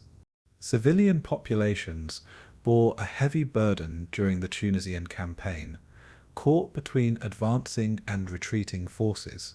Starvation became widespread as agricultural production was disrupted and food supplies were seized or destroyed. Bombing raids, artillery strikes, and ground combat caused casualties, displacement, and damage to infrastructure, including roads, bridges, and medical facilities. Medical crises emerged, with hospitals overwhelmed and basic care often inaccessible, exacerbating disease and injury among both soldiers and civilians. Communities faced forced labor, requisition of property, and social upheaval, creating long-term disruption even beyond the immediate conflict. Refugee movements stressed neighboring regions, leading to humanitarian crises as populations fled combat zones. Communication lines for civilian populations were unreliable, leaving families uninformed about the whereabouts of loved ones or the progress of military operations. Psychological trauma, combined with physical deprivation, marked the civilian experience as a secondary front in the Desert War. Allied forces attempted limited aid and stabilization in liberated areas, though resources remained stretched thin. The civilian dimension added an enduring layer of human cost to the campaign, illustrating that war's impact extended far beyond combatants. Desperation characterized Axis attempts at reinforcement and reorganization, with commanders seeking to delay the inevitable collapse. Requests for reinforcements from Europe were only partially fulfilled, hindered by Allied naval and air superiority. Small convoys and isolated units attempted to bolster frontline positions, but often arrived too late or in insufficient numbers to alter outcomes. Tactical counterattacks were launched sporadically, aimed at regaining territory or disrupting Allied encirclement, but these were frequently repelled with heavy losses. Improvisation was required at every level, with officers consolidating depleted units, redistributing scarce ammunition, and prioritizing fuel for critical vehicles. Rearguard actions became central to delaying Allied advances, buying time for remaining forces and civilians to withdraw where possible. Communication breakdowns further complicated coordination, leaving units isolated and vulnerable. Despite these measures, attrition and logistical deficiencies steadily eroded combat capacity. The cumulative effect of shortages, terrain, and relentless pressure rendered resistance increasingly symbolic rather than strategic. Axis forces faced the harsh reality that the Tunisian front was a terminal phase of their North African campaign. The surrender of Axis forces in Tunisia marked the culmination of one of the most grueling chapters of desert warfare in World War II. German and Italian troops, exhausted, undersupplied, and demoralized, capitulated in successive pockets as Allied forces tightened their encirclement. The defeat represented not only a tactical and operational loss, but also the collapse of Axis influence across North Africa, effectively ending years of mobile desert campaigns. Allied forces captured tens of thousands of prisoners, vast amounts of equipment, and strategic positions that would facilitate future operations in the Mediterranean theater. The surrender reflected the combined effects of logistics, terrain, morale, and intelligence on modern warfare, illustrating that battlefield success depended on far more than numerical superiority. Personal accounts describe a mixture of relief, despair, and reflection, highlighting the human dimension of victory and defeat. The North African campaign, concluding in Tunisia, provided lessons in coordination, desert tactics, and the integration of multinational forces. Civilians began rebuilding amidst the ruins, while soldiers grappled with the psychological aftermath of prolonged desert conflict. The end of Axis resistance in Tunisia paved the way for Allied advances into Sicily and Italy. This final chapter underscores the interplay of strategy, environment, and human endurance that defined the North African theater. The North African desert presented an array of medical challenges that tested the limits of human endurance and ingenuity, shaping every aspect of military life. Dehydration was a constant threat, with soldiers often forced to ration limited water supplies while performing exhausting marches under a relentless sun. Heat stroke and sunburn were widespread, with prolonged exposure causing dizziness, nausea, and in severe cases organ failure. Sandstorms compounded the problem, filling lungs, eyes, and equipment with fine grit and causing respiratory issues that weakened combat readiness. Field hospitals, often improvised in tents, caves, or commandeered buildings, struggled to operate amid constant bombardment and logistical shortages. Medics worked tirelessly, sometimes for days without rest, treating burns, fractures, and bullet wounds under extreme pressure. Evacuation of the wounded required careful coordination over treacherous terrain, often involving vehicles ill-suited for sand dunes and rough tracks. Psychological strain added another layer of difficulty, with soldiers experiencing fear, isolation, and stress-related illnesses as constant companions. Letters from the front frequently mention exhaustion, hope, and determination to survive, offering personal insight into the human cost of desert warfare. The chapter emphasizes that survival in this theater was as dependent on medical resourcefulness and endurance as on tactical skill. Dehydration remained the single most pervasive threat, silently sapping strength and clouding judgment. Soldiers were taught to recognize early signs, such as dry lips, headaches, and dizziness, yet limited water rations often forced them to endure symptoms until collapse seemed imminent. Commanders implemented strict rationing protocols, instructing units to plan movements around the availability of wells, cisterns, or supply convoys. Improvisation was key, with soldiers sometimes digging shallow pits to capture dew, or relying on minimal hydration from rations. Heatstroke incapacitated many, with some succumbing to the intense desert temperatures despite cooling measures like wet cloths or makeshift shade. Field medics developed rapid cooling techniques, combining ice, water, and rest periods to prevent fatalities. Alcohol and caffeine were discouraged, as both accelerated dehydration and impaired decision-making. Units were instructed to march during cooler hours, often at night, to reduce exposure, but this introduced the dangers of navigation errors and surprise enemy contact. The relationship between water scarcity and operational planning highlights how survival dictated strategy in desert warfare. Dehydration ultimately became an omnipresent adversary, shaping every tactical and logistical choice. Sandstorms and airborne particles caused relentless physical and mechanical challenges. Fine sand infiltrated uniforms, weapons, and vehicles, increasing wear and causing malfunctions that could prove fatal in combat. Soldiers suffered from irritation in eyes, nose, and throat, sometimes leading to respiratory infections or long-term lung damage. Sand-laden water and food further stressed digestion and hydration, requiring careful preparation to avoid illness. Field hospitals became centers for treating sand-induced injuries, including abrasions, infections, and eye conditions. Medics had to innovate using limited materials, creating makeshift goggles, filters, and protective coverings. Sandstorms also reduced visibility, complicating evacuation, reconnaissance, and communication. The psychological impact of these storms was profound, with the sudden darkness and suffocating grit inducing panic or disorientation among troops.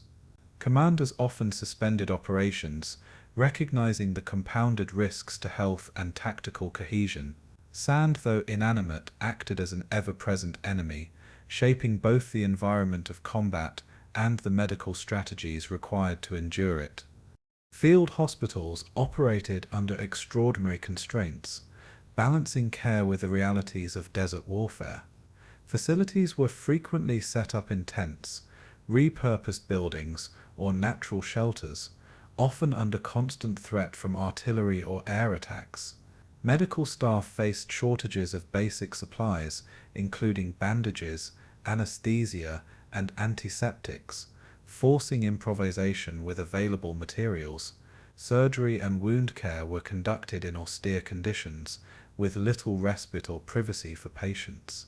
Evacuation to rear areas was complicated by terrain, vehicle reliability, and enemy harassment, creating ethical and tactical dilemmas for commanders. Medics displayed remarkable courage, often moving into exposed positions to retrieve the wounded or provide first aid. Communication between front lines and medical posts was maintained through runners, radios, and signal methods, but delays frequently dictated survival outcomes. Hygiene was a continuous struggle, with water scarcity hindering sanitation and increasing infection risk. Despite these hardships, field hospitals became hubs of resilience, where medical skill, courage, and improvisation mitigated the desert's deadly effects. Their work exemplified the interdependence of human endurance and military effectiveness in extreme environments. Psychological stress compounded the physical hardships, producing visible and invisible scars on soldiers. Fear of sudden attack, combined with isolation in the vast desert, created chronic anxiety and sleep deprivation.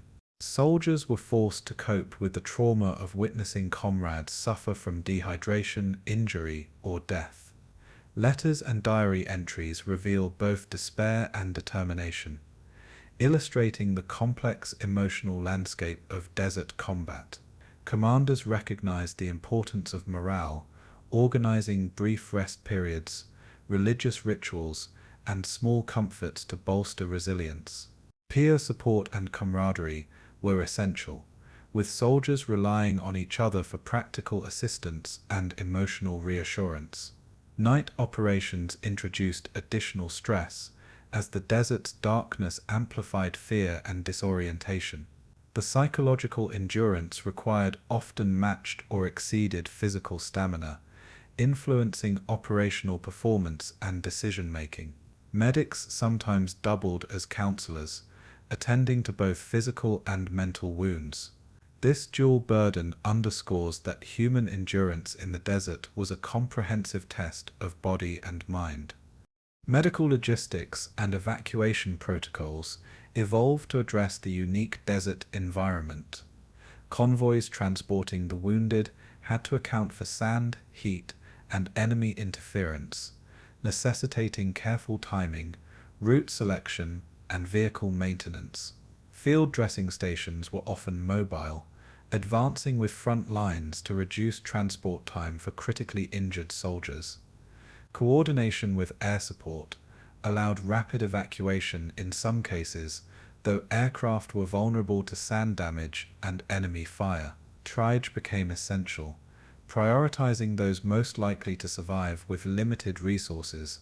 Supply chains were designed to deliver water, medical materials, and food in a timely manner, despite the vast distances and difficult terrain. Medics trained in desert-specific techniques, including hydration therapy, sand-clearing procedures, and heat stroke treatment. Communication between front field hospitals and rear areas was critical, relying on radio codes, messengers, and pre-arranged signals. Evacuation procedures also accounted for psychological stability, ensuring that soldiers retained morale during transport. The evolution of medical logistics illustrates the interplay between environment, human endurance, and military planning. Survival in the desert depended as much on efficient medical infrastructure as on courage and training. Acts of heroism by medics and caregivers punctuated the desert campaign, highlighting human resilience in the face of overwhelming adversity. Stories abound of medics braving gunfire, sandstorms, and heat to rescue and treat soldiers under impossible conditions. Their improvisation saved countless lives, whether by fashioning stretchers, administering critical care with minimal supplies, or stabilizing patients for evacuation. Soldiers frequently credited medics with maintaining unit cohesion and morale, knowing that help was always close despite the chaos of battle. Letters often mention individual medics' bravery, reflecting the profound human impact beyond strategic or tactical considerations. The courage displayed under fire emphasized the interconnection between physical endurance, skill, and empathy. Medical personnel endured the same environmental stresses as combat troops, sharing in their exhaustion, dehydration, and psychological strain. Their contributions became a testament to the human capacity for resilience, ingenuity, and sacrifice. These acts underscore that desert warfare tested not only strategy and weapons, but also compassion, courage, and endurance. In highlighting these experiences, The chapter paints a comprehensive picture of how medicine and human resilience defined survival in the harsh North African theatre. In conclusion, desert warfare imposed medical and psychological challenges that reshaped soldiers' experiences and military operations. Dehydration, heat stroke, respiratory issues, and sand-related injuries were daily hazards demanding constant vigilance and innovation. Field hospitals and evacuation protocols evolved under scarcity, emphasizing improvisation and coordination across front lines. Psychological stress, sleep deprivation, and fear added layers of complexity to survival. Acts of heroism by medics and resilience among soldiers highlighted the extraordinary human capacity to endure extreme adversity. Letters and diaries offer personal perspectives, revealing the courage, hope, and perseverance that underpinned military effectiveness. Ultimately, human endurance became as critical a factor in North African campaigns as strategy, equipment, or leadership, demonstrating that warfare in extreme environments was a multidimensional test of both body and spirit. Desert warfare demanded a revolutionary approach to intelligence and communication, as the vast open terrain rendered traditional reconnaissance methods partially ineffective. Both Axis and Allied forces quickly realized that visibility did not guarantee accurate information, as mirages, shifting dunes, and extreme distances could distort perception. Cipher machines and codebooks became critical tools, with messages encrypted and decrypted under constant pressure to prevent interception. Radio communication, though vital, faced challenges including interference from sandstorms, battery shortages, and equipment failures caused by heat and grit. Signal interception units worked tirelessly to eavesdrop on enemy communications, attempting to anticipate movements and tactical plans. Aerial reconnaissance played a central role, with aircraft scanning the desert for troop concentrations, supply convoys, and defensive positions. Scouts and local informants were deployed to provide terrain knowledge, track enemy patrols, and locate water sources. Improvisation and rapid decision-making became essential as intercepted intelligence often arrived incomplete or delayed. Both sides used deception tactics such as dummy vehicles, false campfires, and feigned maneuvers to mislead opponents. The interplay between technology, human skill, and environment made intelligence a decisive factor in North African campaigns. Cipher machines, including the infamous Enigma, were at the heart of Axis communication security, allowing German forces to transmit complex orders over long distances.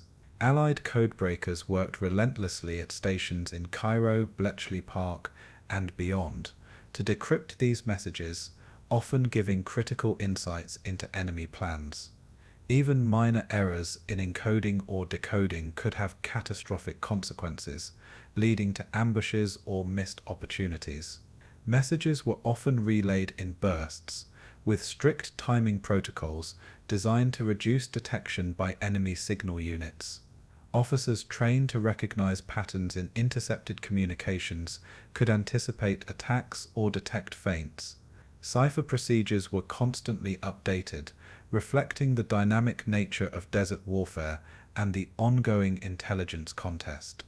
Soldiers were instructed in secure messaging techniques to maintain operational secrecy. The balance between rapid communication and security was delicate, as delays in relaying orders could stall attacks or defensive actions. Cipher machines, therefore, were both a lifeline and a vulnerability, shaping the outcomes of numerous engagements. The silent struggle over coded messages became a hidden front within the larger desert conflict. Aerial reconnaissance was another critical pillar, offering a bird's-eye view over the seemingly endless desert expanse. Pilots and photographers captured detailed images of enemy positions, fortifications, and vehicle movements, often under fire from anti-aircraft artillery. Weather, glare, and sandstorms made interpretation difficult, requiring skilled analysts to distinguish between real threats and optical illusions. Reconnaissance allowed commanders to plan flanking maneuvers, ambushes, and supply route protections. Aircraft were modified to carry cameras and extra fuel, extending range over vast, unmapped stretches. Observers often noted tire tracks, footprints, and temporary encampments, giving insights into enemy logistics and morale. Communication from reconnaissance aircraft to command posts needed to be swift and secure, frequently relying on radio bursts or couriers. Misinterpretation of aerial intelligence could result in disastrous advances or unnecessary defensive deployments. The integration of aerial intelligence with ground scouting and signal interception created a multidimensional understanding of the battlefield.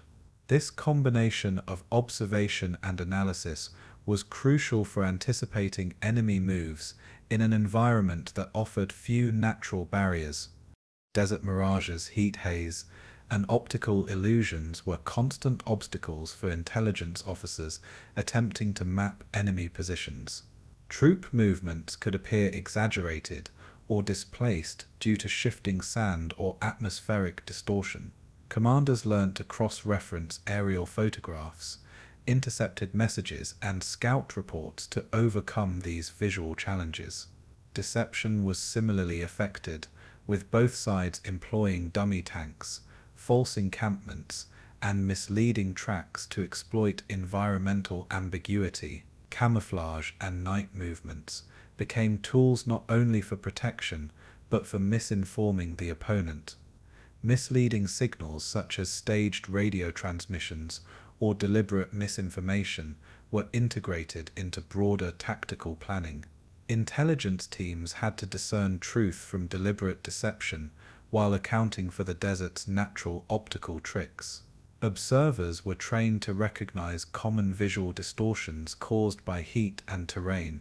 These conditions made human judgment indispensable, as machines and cameras alone could not fully interpret the environment.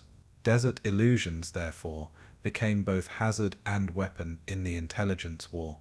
Ground scouts and local informants played an indispensable role, offering knowledge that technology alone could not provide. They guided units through treacherous terrain, identified water sources, and tracked enemy patrols. Scouts often relied on subtle signs, including disrupted sand patterns, animal behavior, and vegetation changes, to estimate troop movements. Their reports fed into command decisions regarding positioning, timing, and engagement strategies. Informants sometimes hailed from local tribes familiar with the desert's nuances, bridging the gap between conventional military intelligence and environmental expertise. Their presence increased the effectiveness of reconnaissance and deception, allowing commanders to exploit weaknesses in enemy deployment.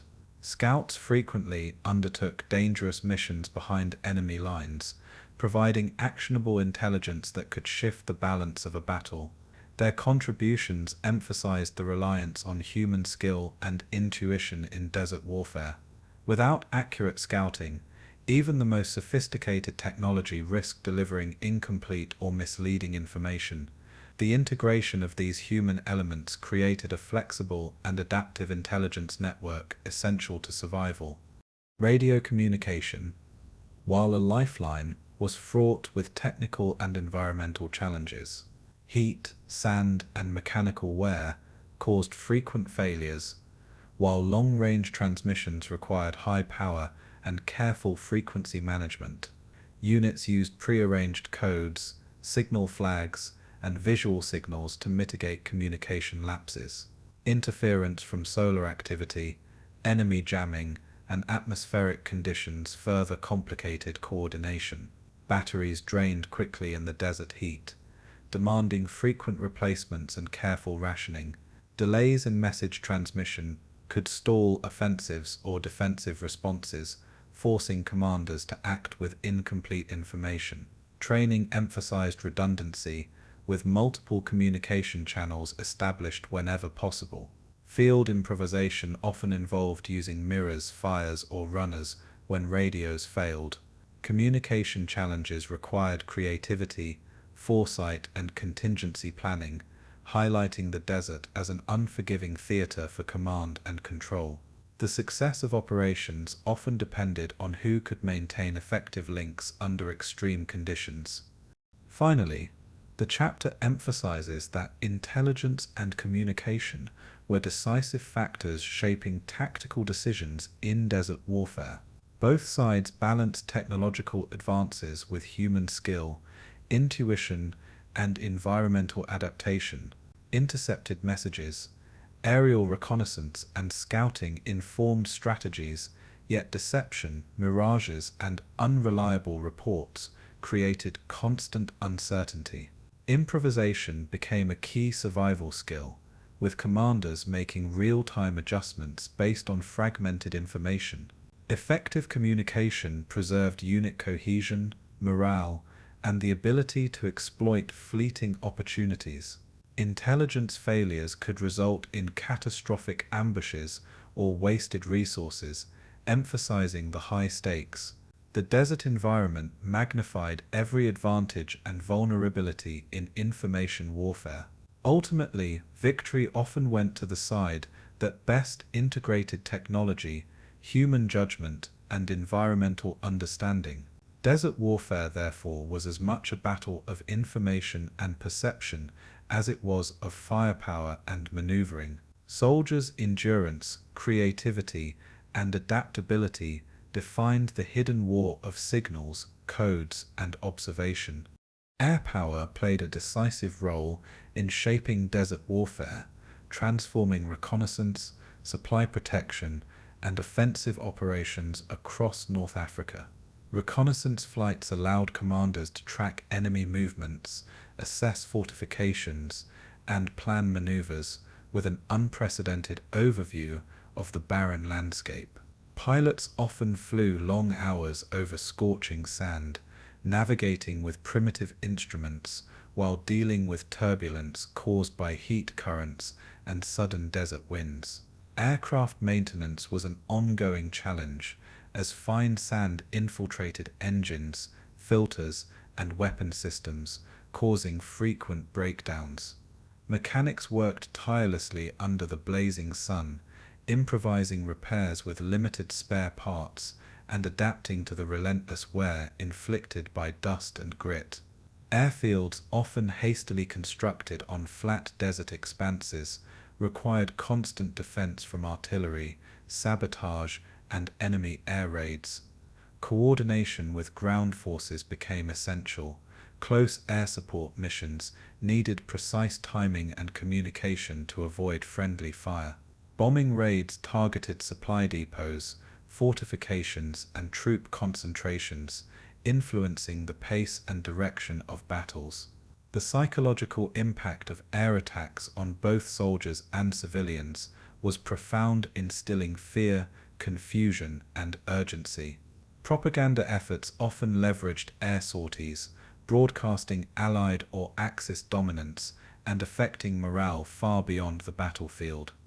Reconnaissance was arguably the most vital role of air power, providing a continuous stream of intelligence in an environment where visibility could be misleading. Pilots and aerial observers tracked tank columns, troop movements, and artillery positions, often sketching maps mid-flight to relay real-time information. Spotting camouflaged positions or deceptive maneuvers required acute observational skills, as mirages and shifting sands could mask enemy intent. Photographic reconnaissance captured detailed images used by intelligence analysts to anticipate attacks or weak points in defensive lines. Communication of this intelligence relied on radio messages, signal flares, or written reports delivered by courier planes or ground units. The success of offensive operations frequently hinged on the timely interpretation of these aerial observations. The desert environment magnified the importance of altitude, speed, and stealth, as sudden sandstorms could obscure vision and disrupt navigation. Coordination between reconnaissance pilots and commanders ensured that accurate intelligence reached decision-makers promptly. Misinterpretation of aerial data could lead to disastrous miscalculations on the ground. These flights, often perilous, became the lifeline of operational planning in the desert campaigns. Air raids themselves brought both destruction and psychological pressure to the battlefield. Bombing missions targeted supply lines, rail yards, and enemy encampments, aiming to disrupt logistics and lower troop morale. Precision was challenging due to shifting sands, heat haze, and unpredictable wind patterns, making each sortie a blend of skill, intuition, and courage. Pilots contended with anti-aircraft fire, mechanical failures, and exhaustion during prolonged missions. The psychological impact on soldiers under aerial bombardment was immense, causing fear, sleep deprivation, and disorientation, which could erode defensive cohesion. Civilians in occupied or contested regions were similarly affected, with homes, marketplaces, and vital infrastructure often destroyed. Air raids were strategically coordinated with ground offensives, softening enemy positions before infantry and armored advances. Both Axis and Allied forces sought air superiority, knowing that dominance in the sky often dictated the tempo of desert warfare. Propaganda capitalized on successful strikes, broadcasting the perceived power and technological prowess of air forces. Overall, the dual role of air raids, tactical disruption, and psychological pressure shaped the dynamic nature of desert campaigns. Maintaining aircraft in the harsh desert presented extraordinary logistical challenges. Engines overheated under relentless sun, lubricants degraded faster, and sand clogged critical mechanical components. Fuel scarcity forced careful rationing, with supply convoys often targeted by enemy reconnaissance or raids. Mechanics adapted by creating improvised shelters, using tarps and camouflage nets to protect equipment from sunlight and dust. Replacement parts were scarce, so resourcefulness and field modifications were essential to keep squadrons operational. Regular maintenance cycles were shortened, with crews working tirelessly to prepare aircraft for sorties, despite fatigue and extreme conditions. Ground crews often lived on the edge of exhaustion, facing dehydration, heat stroke, and sandstorms, while ensuring planes were combat-ready. Pilots were trained to handle engine failures, forced landings, and navigation mishaps in an unforgiving environment. The survival and effectiveness of air operations depended as much on the labor of these crews as on the skill of the pilots themselves. Without meticulous maintenance and logistics, air superiority could evaporate in the harsh desert climate. These conditions highlighted how technology and human perseverance intersected in the theater of North Africa. Airfield construction and defense were critical components of desert air power. Flat stretches of sand were transformed into runways, often reinforced with steel mats or compacted earth to accommodate heavy aircraft. Defending these vital hubs required anti-aircraft artillery, patrols, and camouflage to prevent surprise attacks from enemy forces. Aircraft shelters, fuel depots, and ammunition storage needed constant protection and upkeep. Supply lines to these airfields had to be maintained across hundreds of kilometers of desert, vulnerable to interception and sabotage. Engineers improvised with limited resources, building hangars and observation posts capable of withstanding both environmental extremes and enemy bombardment. Coordination with ground troops ensured that airfields could serve as forward operating bases, supporting rapid deployment of aircraft to contested areas. Communication infrastructure at these airfields was essential, linking pilots, command centers, and reconnaissance teams. The success of aerial campaigns depended on the seamless integration of construction, defense, and operational readiness. Airfields were both strategic assets and logistical nightmares, reflecting the complexity of desert warfare. They symbolized the blend of ingenuity, engineering, and military necessity that defined air operations in North Africa. Coordination between air and ground forces was indispensable for successful desert campaigns. Close air support required precise timing to avoid friendly fire while maximizing impact on enemy positions. Commanders used a combination of visual signals, radio communication, and pre-arranged codes to synchronize movements. Tactical airstrikes were often planned in conjunction with armored thrusts or infantry advances, softening defenses and disrupting counterattacks. Intelligence gathered from aerial reconnaissance informed ground maneuvers, allowing forces to anticipate ambushes and prepare for supply challenges. Pilots and ground commanders developed shared situational awareness, despite technological limitations and environmental hurdles. Improvisation became routine, as desert winds, shifting sand, and unexpected enemy movements demanded rapid adjustments. Coordination extended to logistics, with air supply drops reaching isolated units and supplementing stretched convoys. The psychological confidence provided by air cover enhanced morale, enabling troops to operate in a hostile desert environment. This integration underscored the interdependence of air and land forces in determining battlefield outcomes. Finally, air superiority shaped not just tactical engagements, but the broader campaign strategy. Control of the skies allowed forces to secure supply routes, protect convoys, and anticipate enemy offensives. Propaganda leveraged the dominance of air forces, reinforcing public perception and morale on both sides. Pilots' bravery, technical skill, and adaptability became emblematic of desert warfare's human dimension. Air operations influenced every aspect of combat, from logistics and reconnaissance to direct strikes on enemy forces. Failures in air strategy could stall entire campaigns, emphasizing the critical role of aircraft in the North African theater. The desert environment magnified both the advantages and limitations of air power, creating a unique interplay between technology, terrain, and human endurance. In sum, air superiority was a force multiplier, shaping outcomes far beyond the immediate battlefield. It demonstrated that control of the skies was inseparable from success on the sands below. Desert warfare, therefore, was as much an air war as a ground war, demanding innovation, courage, and meticulous coordination. Survival in the harsh North African desert demanded ingenuity, discipline, and an intimate understanding of the environment.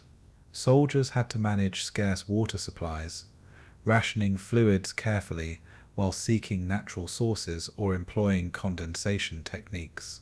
Heat management became a daily battle, as extreme temperatures could sap strength and induce heat stroke within minutes. Troops adapted their clothing, using loose, light fabrics to protect skin while allowing ventilation, and improvised head coverings to shield against relentless sun. Navigation relied on natural markers, stars at night, distant ridges, and subtle sand patterns, since maps could be inaccurate and landmarks scarce. Diet adjustments included conserving energy, carrying lightweight, high-calorie rations, and improvising meals from whatever provisions were available. Shelters were often hastily constructed from sand, canvas, or vehicle parts to provide shade and protection from wind-driven sand. Sandstorms presented sudden life-threatening hazards, with reduced visibility, respiratory distress, and disorientation requiring rapid action and coordination. Psychological resilience became as critical as physical endurance, with soldiers relying on routines, camaraderie, and mental exercises to maintain focus. Successful survival often hinged on combining these techniques with adaptability and constant vigilance. Water conservation was the foremost concern for desert troops. shaping daily routines and strategic planning. Soldiers learned to identify and purify natural water sources, from oases to small desert wells, often using improvised filters or boiling methods. Rationing protocols dictated strict limits on consumption, balancing hydration with the physical demands of patrols or combat. Sun exposure was minimized during peak hours, with movement scheduled for cooler mornings and evenings. Containers were designed to limit evaporation, while camouflage techniques were employed to prevent detection of vital resources by enemy forces. Even minor miscalculations in water usage could lead to rapid dehydration, heat exhaustion, or impaired decision-making. Units practiced sharing water equitably, ensuring cohesion and survival under extreme scarcity. Medical signs of dehydration were carefully monitored, with first aid protocols ready to prevent collapse. Historical accounts recount soldiers surviving days with minimal water through discipline and ingenuity. These methods highlighted the essential interplay between resource management and human perseverance in the desert. Heat management was equally vital, with soldiers developing strategies to minimize exposure and physical strain.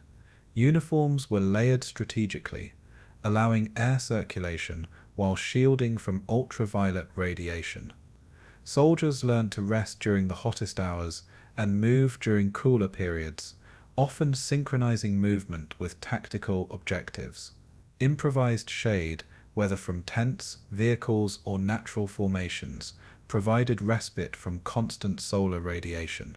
Hydration protocols and salt intake were carefully monitored to prevent heat cramps and maintain electrolyte balance. Footwear and socks were chosen to prevent burns and blisters on hot sand surfaces. Knowledge of terrain, identifying heat-absorbing surfaces versus cooler paths, was shared among units. Heat acclimatization involved gradual exposure, training the body to maintain efficiency under rising temperatures.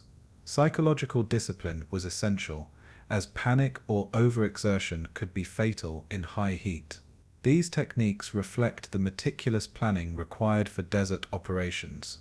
Navigation through the featureless desert posed unique challenges for both large formations and small patrols. Soldiers relied on celestial navigation at night, identifying constellations and aligning compasses to maintain direction. During the day, distant mountains, sand ridges, and occasional vegetation became critical reference points. Sandstorms and shifting dunes constantly altered the landscape, requiring constant recalibration of positions. Units carried simple instruments, compasses, sextants, and maps, augmented by experience and intuition. Scouts and local guides played indispensable roles, interpreting subtle terrain clues to prevent disorientation. Landmarks were memorized and reinforced through repeated movement, ensuring redundancy in case of instrument failure. Encounters with hostile forces or natural hazards demanded rapid adjustments to planned routes. Coordination between units relied on prearranged signals, maintaining cohesion despite visual limitations. The ability to navigate accurately often meant the difference between survival and catastrophe. Desert survival was therefore as much about mental acuity as physical skill. Improvised shelters were essential for protection against both sun and sandstorms. Soldiers created shade from available materials, vehicle parts, canvas, or natural dunes, constructing structures that reduced heat exposure and provided concealment. Sand walls were built to block wind and deflect flying debris during storms. Camouflage techniques were applied, blending shelters with the surrounding desert to avoid detection by enemy reconnaissance. Shelters were also designed to maintain airflow, preventing overheating while protecting from dust infiltration. Nighttime shelters offered warmth, as temperatures dropped dramatically after sunset. Troops coordinated construction efforts to maximize efficiency and shared expertise across units. Shelters became small centers of morale, offering physical respite and psychological comfort.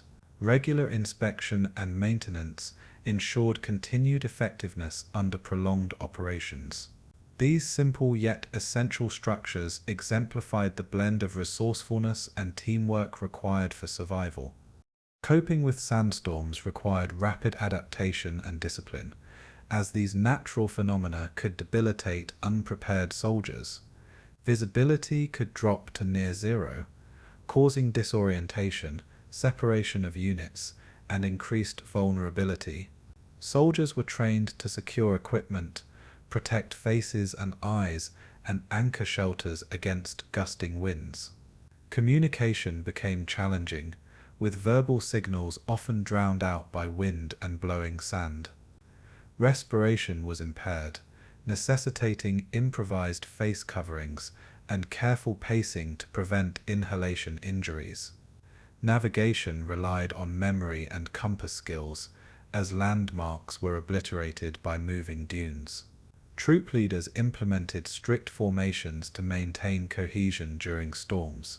Emergency protocols dictated temporary halts, securing vehicles and sensitive equipment until conditions improved. Experiences from severe storms underscored the unpredictability and danger of desert environments.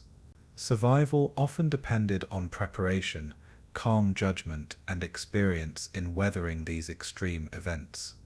Psychological resilience and morale maintenance were critical components of desert survival.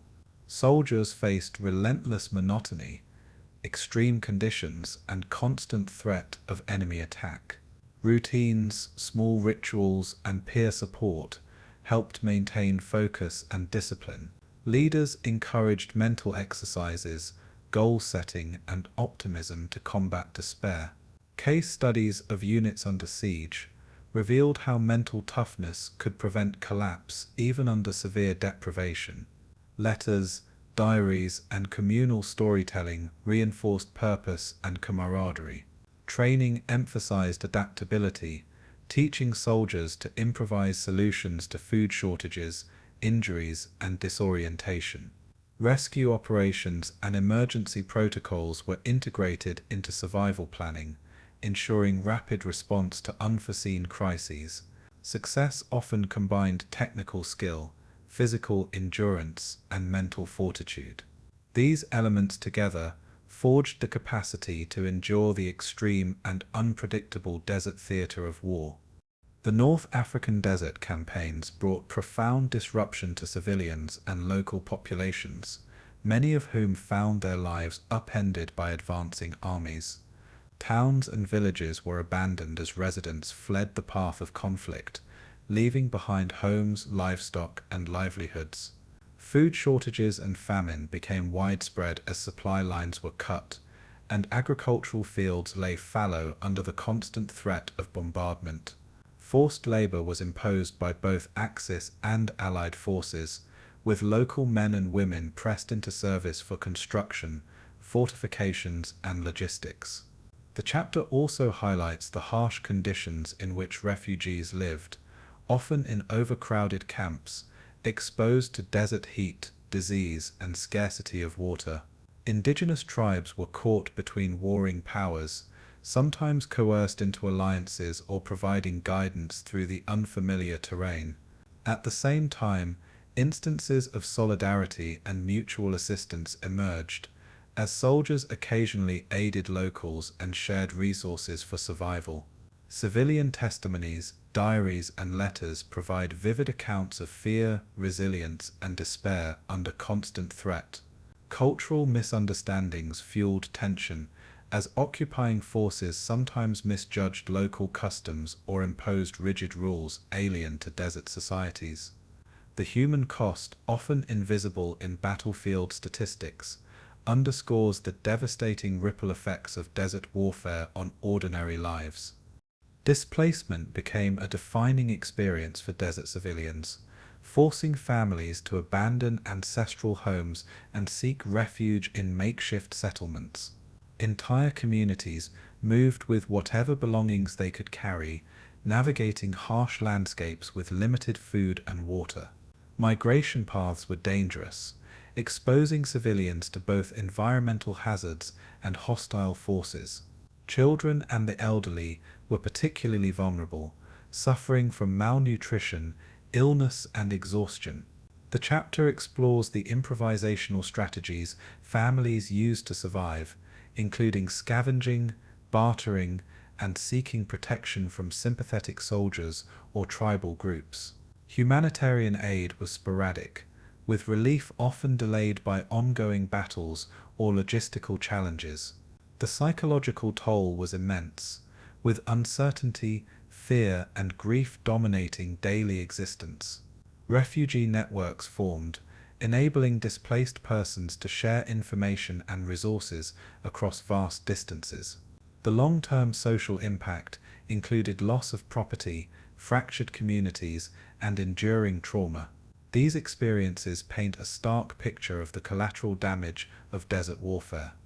Forced labor under Axis and Allied occupation imposed physical and emotional hardship on civilians, disrupting social structures and eroding morale. Men were conscripted to build fortifications, repair infrastructure, or transport supplies, often under brutal supervision and harsh conditions.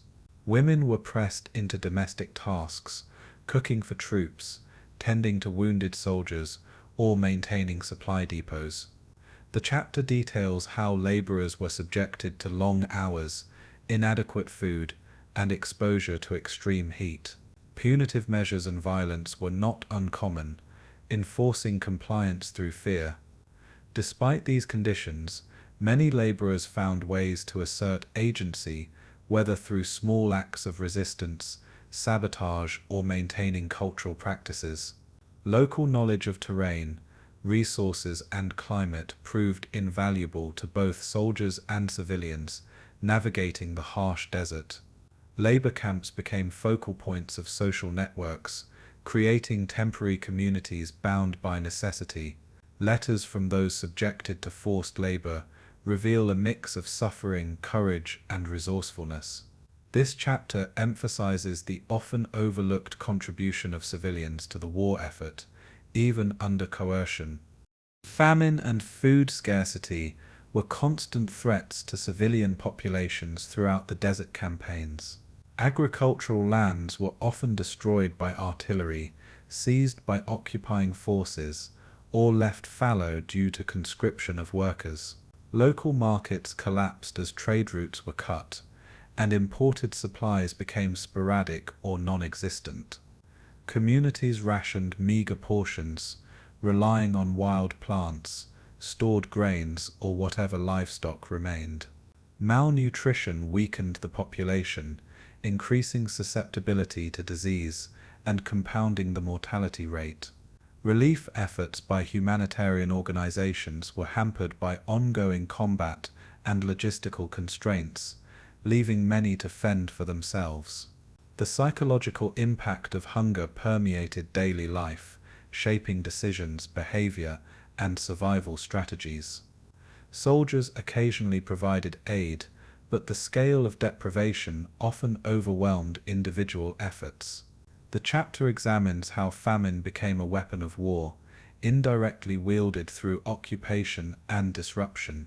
Survival under these conditions demanded resilience, adaptability, and solidarity among civilian populations. Local alliances and cooperation between soldiers and desert tribes emerged as a crucial factor in survival and intelligence gathering. Tribes often guided troops through treacherous terrain, sharing knowledge of water sources, sand hazards, and navigational cues. These alliances were motivated by a mix of pragmatism, mutual benefit, and sometimes coercion. Soldiers relied on tribal guides for reconnaissance, scouting, and maintaining supply lines, leveraging their intimate understanding of the desert. In return, tribes occasionally received protection, food, or limited autonomy from occupying forces. The chapter examines moments of cultural exchange, negotiation, and sometimes tension between locals and foreign armies. Misunderstandings and differing customs occasionally led to conflict, exploitation, or mistrust. Despite these challenges, many relationships were forged under shared necessity, forming networks that impacted both tactical outcomes and civilian welfare. These interactions highlight the nuanced human landscape behind military maneuvers. Civilian agency and knowledge were often decisive in shaping campaign outcomes. Cultural misunderstandings and exploitation were pervasive, reflecting the friction between invading armies and indigenous populations. Soldiers often misinterpreted local customs, leading to enforcement of inappropriate regulations or disrespect of sacred sites. Economic exploitation was common, with resources, livestock, and labor commandeered for military purposes. These actions created resentment and resistance, occasionally escalating into localized skirmishes or sabotage. At the same time, moments of compassion, empathy, and cultural exchange emerged, with some soldiers learning from and aiding the local population. Education, religious practices, and communal traditions were maintained despite the upheaval, preserving identity under duress. The chapter describes how these dynamics shaped the broader perception of both occupiers and allies. Misjudgments could exacerbate hardship, while understanding and cooperation could facilitate survival. Civilian narratives provide insight into these complex interactions, humanizing the broader war story. Ultimately, the Desert War imposed cultural as well as physical strain on the populations caught in its path. Post-war reconstruction and the lasting scars of desert warfare reveal the enduring consequences for local populations. Towns and infrastructure lay in ruins, necessitating rebuilding under difficult conditions. Former laborers and displaced persons returned to reclaim land, often finding property destroyed or occupied by others. Social and familial networks were disrupted, requiring years to re-establish. Psychological trauma lingered, with memories of bombardments, starvation, and forced labor impacting generations. Aid programs, sometimes implemented by colonial authorities or international organizations, were sporadic and uneven. Oral histories, letters, and personal accounts highlight both resilience and lingering bitterness. The chapter emphasizes that while battles ended, the civilian struggle continued long afterward, shaping post-war society. Recovery required not only material rebuilding, but also reconciliation with the memories and human cost of the conflict. These stories form an essential complement to the military history of desert warfare. Civilian testimonies provide the most vivid window into the human cost of North African desert campaigns. Letters, diaries, and oral recollections capture fear, loss, courage, and daily improvisation. They recount encounters with both Axis and Allied forces, detailing moments of exploitation, negotiation, and mutual aid. Children's experiences, women's sacrifices, and elder perspectives illustrate the multidimensional impact of war. These personal narratives remind us that the desert conflict extended far beyond battles and strategic objectives. Stories of survival, endurance, and ingenuity highlight human resilience under extreme adversity. The chapter emphasizes the importance of including these voices in the historical record, balancing military accounts with lived experience. Ultimately, the experiences of civilians reveal the forgotten human dimension, ensuring that the documentary reflects the full scope of desert warfare's impact. This perspective underscores that every tactical decision carried profound consequences for those caught in the desert's relentless environment. Desert warfare presented unique challenges that demanded rapid technological innovation from both Axis and Allied forces. Vehicles had to traverse vast expanses of sand, withstand extreme heat, and endure constant mechanical strain. Engineers and mechanics improvised cooling systems to prevent engine overheating, installing additional radiators, fan modifications, and heat-resistant lubricants.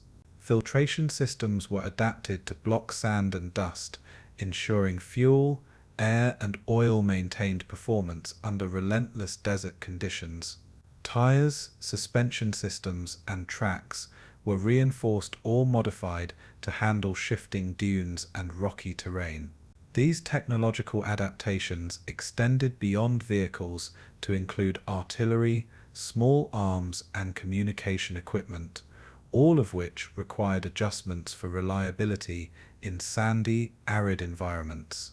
The chapter also explores how tactical innovations such as mobile artillery columns, mechanized reconnaissance units, and armored convoys relied on these technological advances to function effectively. The rapid pace of combat often revealed equipment weaknesses, prompting on-the-spot repairs and design improvements. Field manuals were continuously updated to incorporate lessons learned, providing soldiers with guidelines on maintenance, operation, and improvisation. Necessity became the driving force behind both ingenuity and resilience, shaping desert warfare into a testing ground for military technology. Vehicle adaptations were critical to operational success in the North African campaigns. Tanks, trucks, and armored cars were modified with extended fuel tanks to accommodate the long distances between supply points. Engine ventilation systems were adjusted to cope with blistering temperatures that could exceed 50 degrees Celsius, preventing breakdowns in the middle of the desert. Suspension components were reinforced to absorb the impact of rough terrain, from soft dunes to jagged rock formations. Tires were sometimes fitted with sand chains or specialized treads to improve traction, and crews learned to adjust tire pressure for varying surfaces. Fuel efficiency became a tactical concern, as supply convoys were limited and vulnerable to attack. Desert dust clogged engines, weapons, and optics, necessitating creative filtration solutions. Vehicles were often retrofitted in the field, with mechanics improvising parts using whatever materials were available. The chapter emphasizes that these adaptations not only increased mobility, but also directly influenced the outcome of engagements by allowing forces to maneuver where traditional vehicles would fail. Desert conditions demanded continuous learning and rapid technological response to survive and succeed. Filtration systems represented one of the most crucial technological innovations in desert campaigns. Air intakes, oil filters, and fuel systems were redesigned to block fine sand particles that could disable engines or weapons.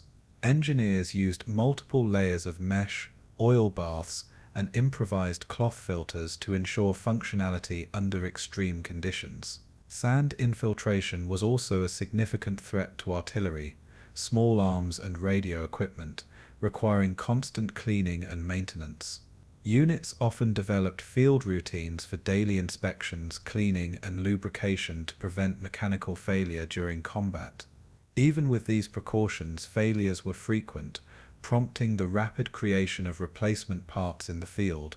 The chapter explores how these innovations improved reliability and reduced downtime, giving armies the mobility they desperately needed. Soldiers became skilled in maintenance, learning to anticipate problems and adapt quickly. Filtration technology not only kept machines operational, but also shaped tactical planning by enabling longer marches and sustained combat operations. The desert's unforgiving nature demanded both ingenuity and discipline to maintain technological effectiveness. Navigation tools and techniques underwent dramatic adaptation in the vast, featureless desert landscape. Compasses, maps, and star-based navigation were supplemented with desert-specific innovations, such as sun compasses and triangulation, using natural landmarks. Crews learned to read sand patterns, wind direction, and subtle terrain features to avoid getting lost or ambushed. Radio communication networks were reinforced with repeaters, mobile units, and field improvisation to maintain coordination across hundreds of kilometers. Signal protocols were developed to reduce interception risks and minimize confusion during fast-moving operations. Misnavigation could lead to fatal exposure, isolation from supply lines, or ambush, making these adaptations essential. Both Axis and Allied forces relied on scouts, aerial reconnaissance, and tribal guides to supplement technological solutions. Navigation became a blend of human skill and mechanical ingenuity, demonstrating the necessity of combining traditional knowledge with innovative tools. The chapter emphasizes that effective movement across the desert was as much about human adaptability as technological sophistication. Navigation failures often had strategic consequences, highlighting the critical role of desert-specific innovation. Mobile artillery and mechanized units became essential in overcoming the limitations imposed by desert terrain. Traditional static artillery could not keep pace with rapidly advancing forces, prompting the development of self-propelled guns and armored support columns. These units required specialized vehicles capable of transporting heavy artillery while maintaining speed and mobility. Engineers adapted suspension, stabilization, and firing mechanisms to account for uneven terrain and shifting sands. Coordination with reconnaissance units and armored divisions allowed artillery to strike effectively while remaining agile.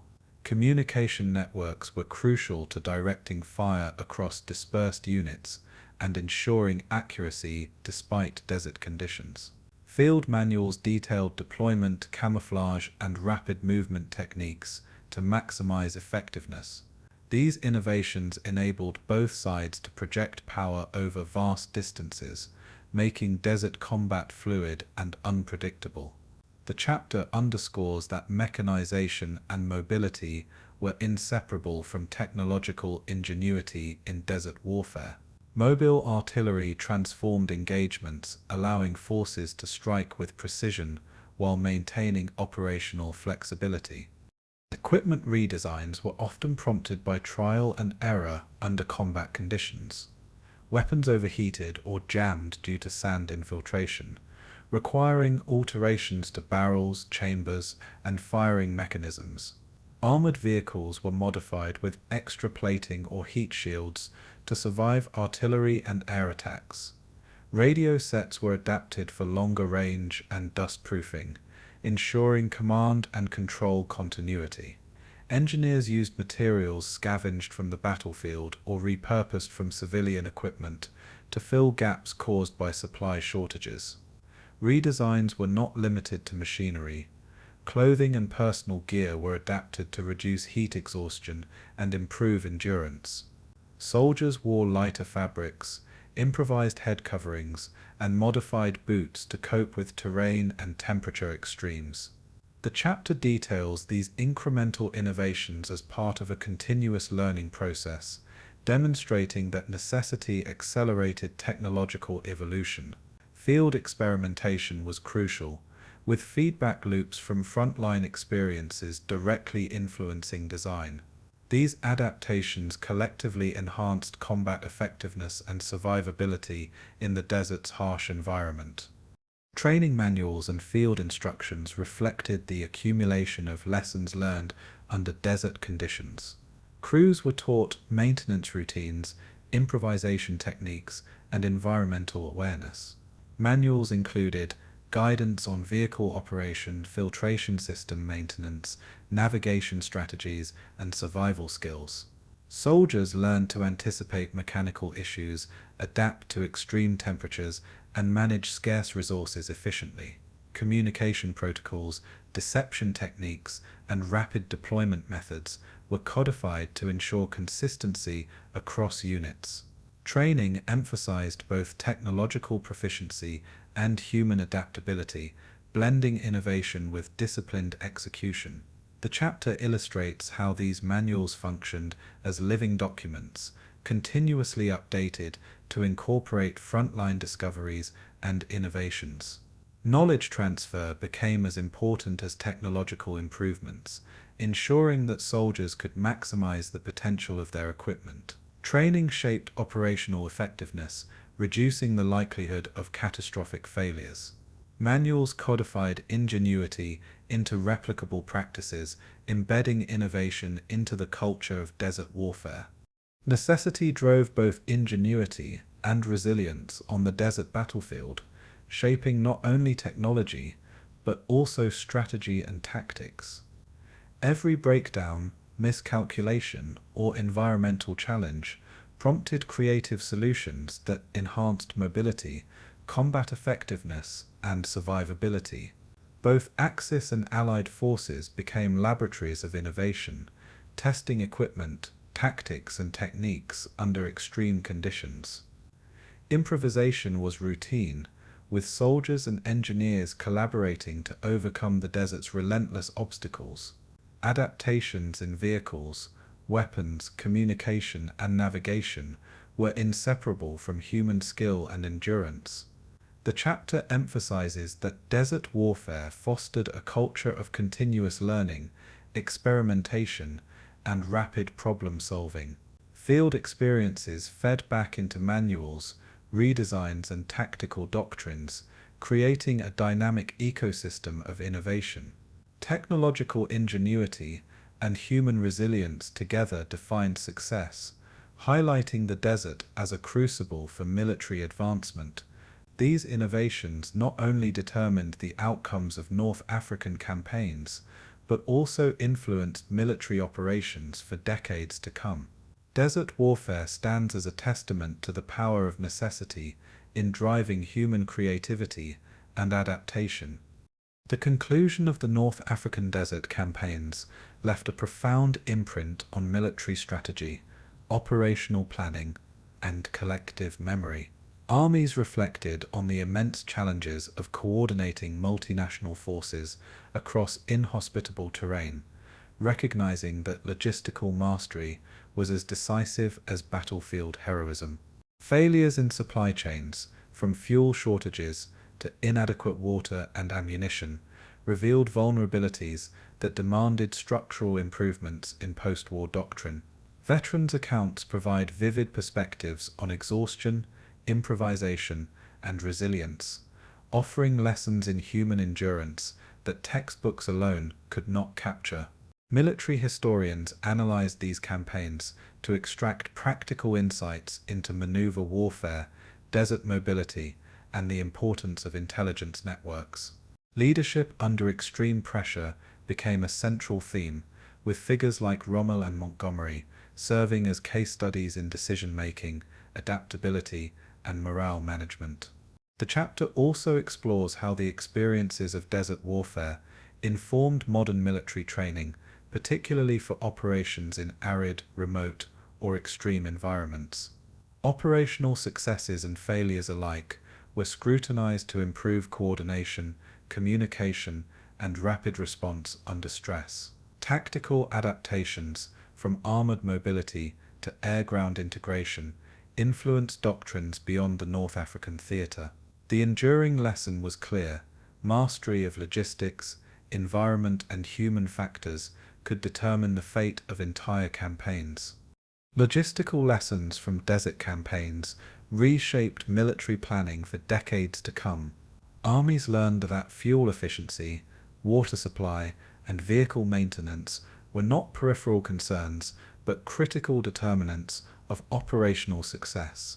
Supply depots needed to be mobile, well-defended, and strategically positioned to support fast-moving units. The coordination of air, naval, and ground transport became essential, with lessons from convoy protection, resupply routes, and emergency caches informing post-war doctrine. Desert conditions forced the standardization of maintenance procedures and preventative care for both equipment and personnel. Tactical planning began to integrate logistical considerations explicitly, ensuring that offensives were sustainable rather than purely opportunistic. Training manuals were revised to include desert-specific scenarios, emphasizing adaptation to extreme climates, improvisation skills, and resource management. Allied and Axis forces alike documented mistakes and innovations to guide future commanders. The chapter underscores that logistical mastery was as much about foresight and planning as it was about day-to-day problem-solving. The North African campaigns became a crucible in which the importance of logistics was permanently enshrined in military thought. Veterans' testimonies provide a human lens through which to interpret the campaign's aftermath. Soldiers recounted experiences of relentless heat, sandstorms, and the constant threat of ambush, emphasizing how personal resilience shaped outcomes. Letters and diaries reveal improvisations made on the fly, moments of camaraderie, and the psychological toll of extended operations under harsh conditions. Medics' accounts describe coping with dehydration, heat stroke, and battlefield injuries, highlighting both heroism and the fragility of human endurance. These first-hand narratives inform modern interpretations of leadership, showing how morale, motivation, and small unit initiative could influence strategic results. Veteran reflections also illuminate the human cost of supply failures, miscommunications, and tactical missteps, providing lessons that extend beyond statistics. Cultural memory preserved through these testimonies shaped post-war commemoration and historical scholarship. Educational programs and military academies integrated veterans' insights into curricula to teach adaptability and resilience. The chapter emphasizes that understanding the human experience was as vital as analyzing equipment or strategy. Desert warfare left an enduring imprint on those who survived, influencing military thought for generations. Leadership analysis emerges as a key lesson from North Africa's campaigns. Commanders had to balance aggression with prudence, coordinating diverse units while navigating uncertain intelligence. Figures like Rommel demonstrated the power of initiative and audacity, yet also exemplified the limits imposed by supply constraints and environmental factors. Allied leaders, including Montgomery, showed the value of meticulous planning, communication, and morale building under extreme conditions. Both successes and failures reveal that effective leadership required flexibility, situational awareness, and the ability to inspire personnel facing extreme hardship. Decision-making was inseparable from logistics, terrain comprehension, and technological adaptation. Post-war doctrines incorporated these lessons, emphasizing the integration of human, material, and informational resources. The chapter examines case studies in which leadership choices amplified or mitigated battlefield outcomes. Understanding these dynamics helps contemporary militaries prepare leaders for complex operational environments. Leadership, the campaigns taught, was as much an art of adaptation as it was a science of command. The campaigns left enduring lessons for post-war doctrine and military innovation. Armies realized that future operations required robust planning for extreme climates, emphasizing mobility, intelligence, and rapid resupply. Mechanized units, air-ground coordination, and mobile artillery concepts were refined through the desert experience.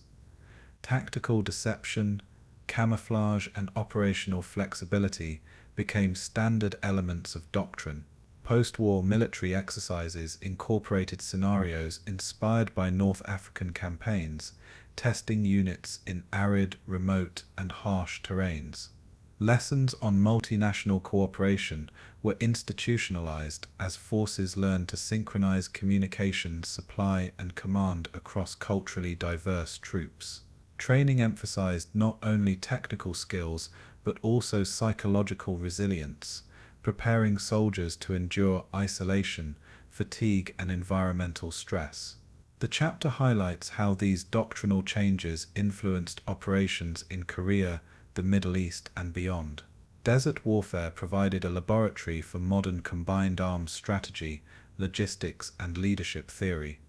The geopolitical and reconstruction effects of the campaigns were significant. North Africa's post-war rebuilding required addressing destroyed infrastructure, displaced populations, and disrupted economies. Former combat zones faced challenges in restoring transportation networks, ports, and agricultural production. Lessons learned from military logistics were applied to civilian reconstruction efforts, demonstrating the transferability of operational planning principles. Colonial powers faced new political realities as the war reshaped territorial control and regional influence. The chapter examines how military experiences informed post-war planning, emergency response, and infrastructure investment. Local populations, previously caught between conflicting forces, required social and economic support to recover. The campaign's legacy extended beyond borders, influencing both military and civilian approaches to problem-solving in extreme environments. Geopolitical lessons emphasized the importance of strategic foresight, coordination, and resource management. Desert warfare thus left enduring imprints on regional politics, economics, and society. Training for extreme conditions emerged as a central focus for post-war militaries. Lessons from North Africa underscored the need to prepare troops for harsh environments. From deserts to Arctic zones, manuals, exercises, and simulation programs incorporated strategies for heat management, navigation, survival, and morale maintenance. Equipment was redesigned with environmental adaptability in mind, while tactics emphasized mobility, camouflage, and improvisation. Psychological preparation became as important as technical skills, reflecting the mental demands of sustained operations in isolation or extreme climates. Armies invested in specialized training centers to simulate operational stress, ensuring readiness for future contingencies. Field experimentation from desert campaigns informed broader doctrine on flexibility and adaptability. Units were taught to anticipate logistical failures and respond with initiative, preserving operational effectiveness. The chapter stresses that preparation for extreme conditions transformed military training philosophy, embedding lessons from the desert into global military culture. The chapter concludes by synthesizing the enduring lessons of desert warfare. Military operations in North Africa demonstrated the inseparability of logistics, leadership, technology, and human endurance. Failures provided cautionary examples, while successes offered models of adaptability, coordination, and innovation. Veterans' testimonies, academic studies, and operational analyses together preserve the memory of these campaigns. Lessons in command, morale, supply management, and environmental adaptation continue to inform contemporary military planning. The campaigns highlighted that mastery of terrain, climate, and human factors could decisively influence outcomes. Beyond military application, these lessons resonate in disaster response, exploration, and organizational resilience. The enduring legacy of desert warfare lies in its demonstration that preparation, innovation, and adaptability under extreme conditions are crucial for success. By studying the campaigns, modern strategists can draw practical insights while honoring the resilience and sacrifice of those who endured the desert's trials. The North African campaigns of World War II stand as a testament to the intertwined forces of strategy, innovation, and human endurance. Across vast deserts, soldiers confronted scorching heat, blinding sandstorms, and scarce resources, conditions that tested both body and mind. Leadership at all levels, whether commanding armored divisions or coordinating supply lines, shaped outcomes in ways that transcended mere numbers and firepower. Strategic decisions were inseparable from the realities of terrain, climate, and human resilience, underscoring that victories often depended as much on preparation and adaptability as on tactical brilliance. Amid the chaos, soldiers demonstrated extraordinary courage, improvising solutions to maintain mobility, secure water, and sustain morale. Tales of camaraderie, shared hardships, and selflessness reveal that human connection was as crucial as weaponry in enduring prolonged campaigns. Innovation flourished under pressure, from modifications in vehicles and armaments to the development of survival techniques that preserved lives. The chapter emphasizes that understanding desert warfare requires recognizing both the mechanical and human dimensions of combat. Beyond tactical analyses, the campaigns reveal lessons in perseverance, ingenuity, and mutual reliance. Ultimately, the story of North Africa is one of people rising to meet the most extreme challenges imposed by nature and conflict. Resilience emerges as a central theme when examining the human experience of desert warfare. Soldiers faced relentless adversity, from dehydration and exhaustion to constant enemy engagement. Their ability to maintain focus, discipline, and morale under extreme conditions illustrates a profound psychological strength. Personal letters, diaries, and oral histories capture moments of doubt, fear, and determination, offering insight into the inner lives of combatants. Even in the most harrowing circumstances, acts of compassion, sharing scarce resources, tending to the wounded, or offering encouragement, sustained units and fostered cohesion. Camaraderie was forged through shared hardships, creating bonds that endured beyond the battlefield. Leaders who recognized the importance of empathy and encouragement often saw improved performance and cohesion among their troops. The chapter highlights that resilience was not simply a product of training, but a reflection of human spirit, cultivated through experience, camaraderie, and hope. Psychological endurance, like physical stamina, became a strategic asset in the unforgiving desert environment. Desert warfare thus serves as a powerful study of how human resilience shapes both survival and operational effectiveness. Leadership throughout the North African campaigns exemplified adaptability and moral responsibility. Commanders balanced aggression with prudence, aligning objectives with the capacities of their troops and the realities of supply. Figures such as Montgomery emphasized meticulous planning, clear communication, and confidence building to inspire soldiers. Rommel's audacity demonstrated how initiative and ingenuity could offset material disadvantages, yet even his successes were bounded by logistical realities. Decision-making extended beyond battlefield tactics to encompass personnel welfare, supply prioritization, and morale management. Leaders were forced to innovate constantly, improvising with scarce resources while adapting strategies to desert conditions. Lessons in leadership from North Africa extend to contemporary contexts, emphasizing flexibility, situational awareness, and empathy under pressure. These experiences illustrate that the human element, vision, courage, and ethical responsibility remains at the core of effective command. Leadership in this context was as much an art of managing people as a science of maneuvering forces. The campaigns demonstrate that successful operations require leaders to navigate both strategic imperatives and human realities. Innovation played a crucial role in shaping outcomes and preserving life. Desert conditions demanded creative solutions for transportation, communication, and combat effectiveness. Engineers adapted vehicles to handle sand, heat, and long distances, while soldiers devised techniques for water conservation, navigation, and survival. Tactical ingenuity manifested in camouflage, feigned attacks, and rapid maneuvering to exploit opportunities or evade entrapment. Field improvisation often determined whether units endured or faltered under harsh conditions.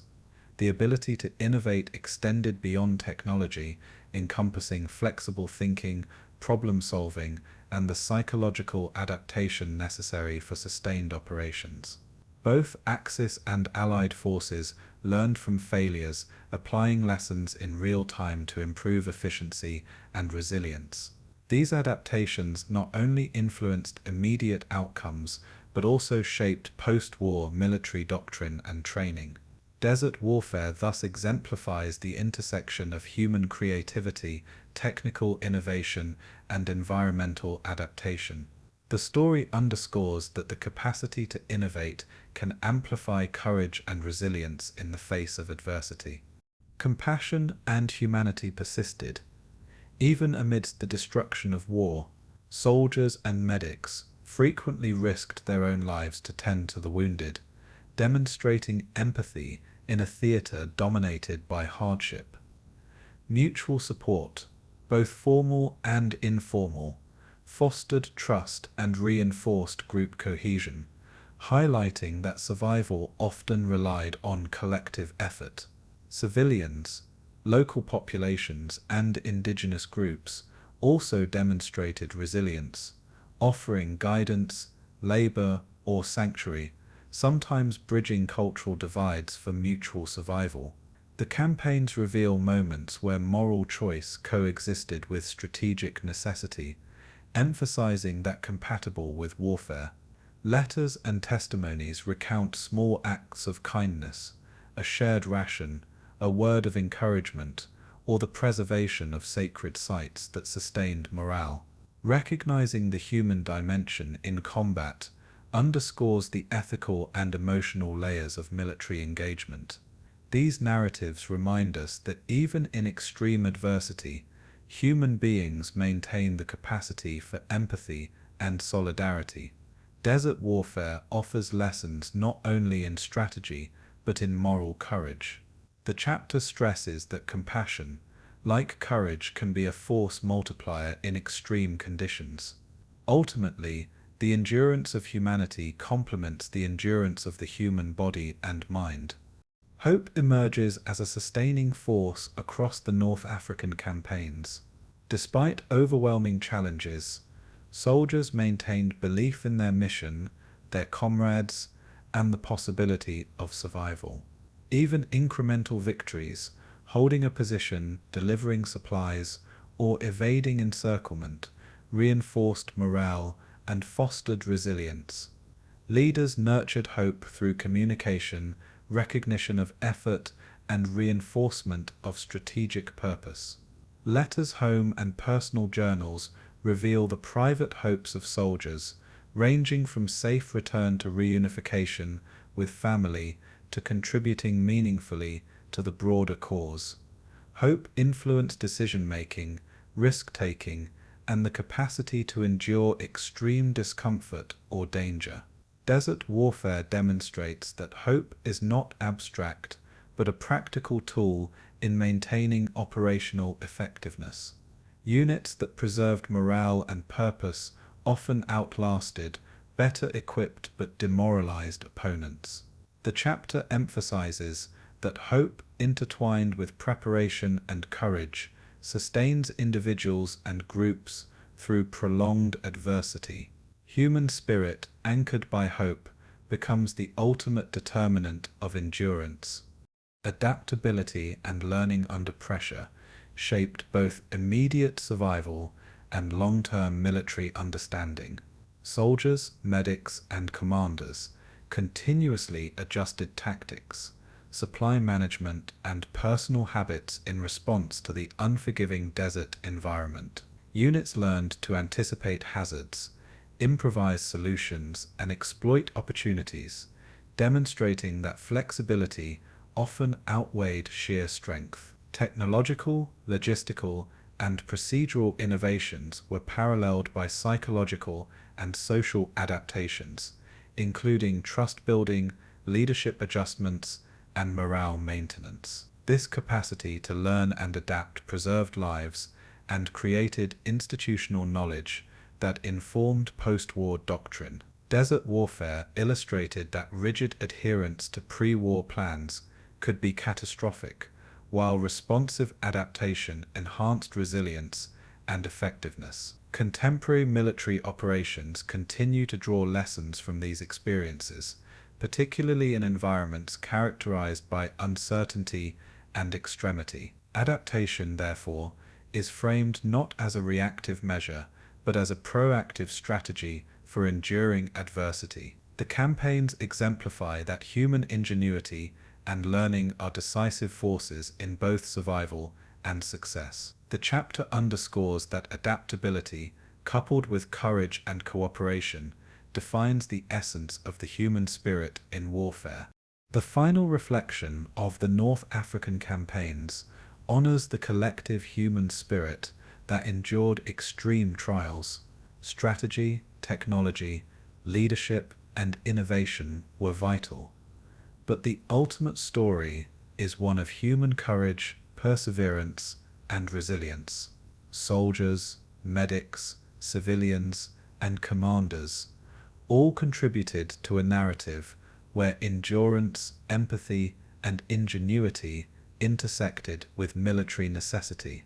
Desert warfare, in its brutality and extremity, serves as a prism through which we can examine courage, morality, and adaptability.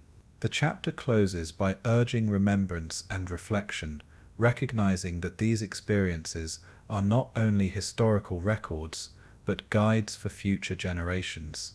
The lessons of North Africa, resilience, leadership, compassion, innovation, and hope, remain timeless, applicable to both military and civilian challenges. By honoring the sacrifices and achievements of those who endured, we acknowledge the capacity of humanity to rise above adversity.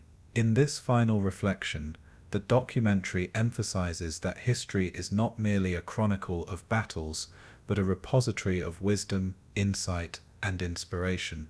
The human spirit, when confronted with unimaginable hardship, reveals its fullest potential. Desert warfare, with all its trials and triumphs, leaves us with awe, gratitude, and an enduring call to learn from the past.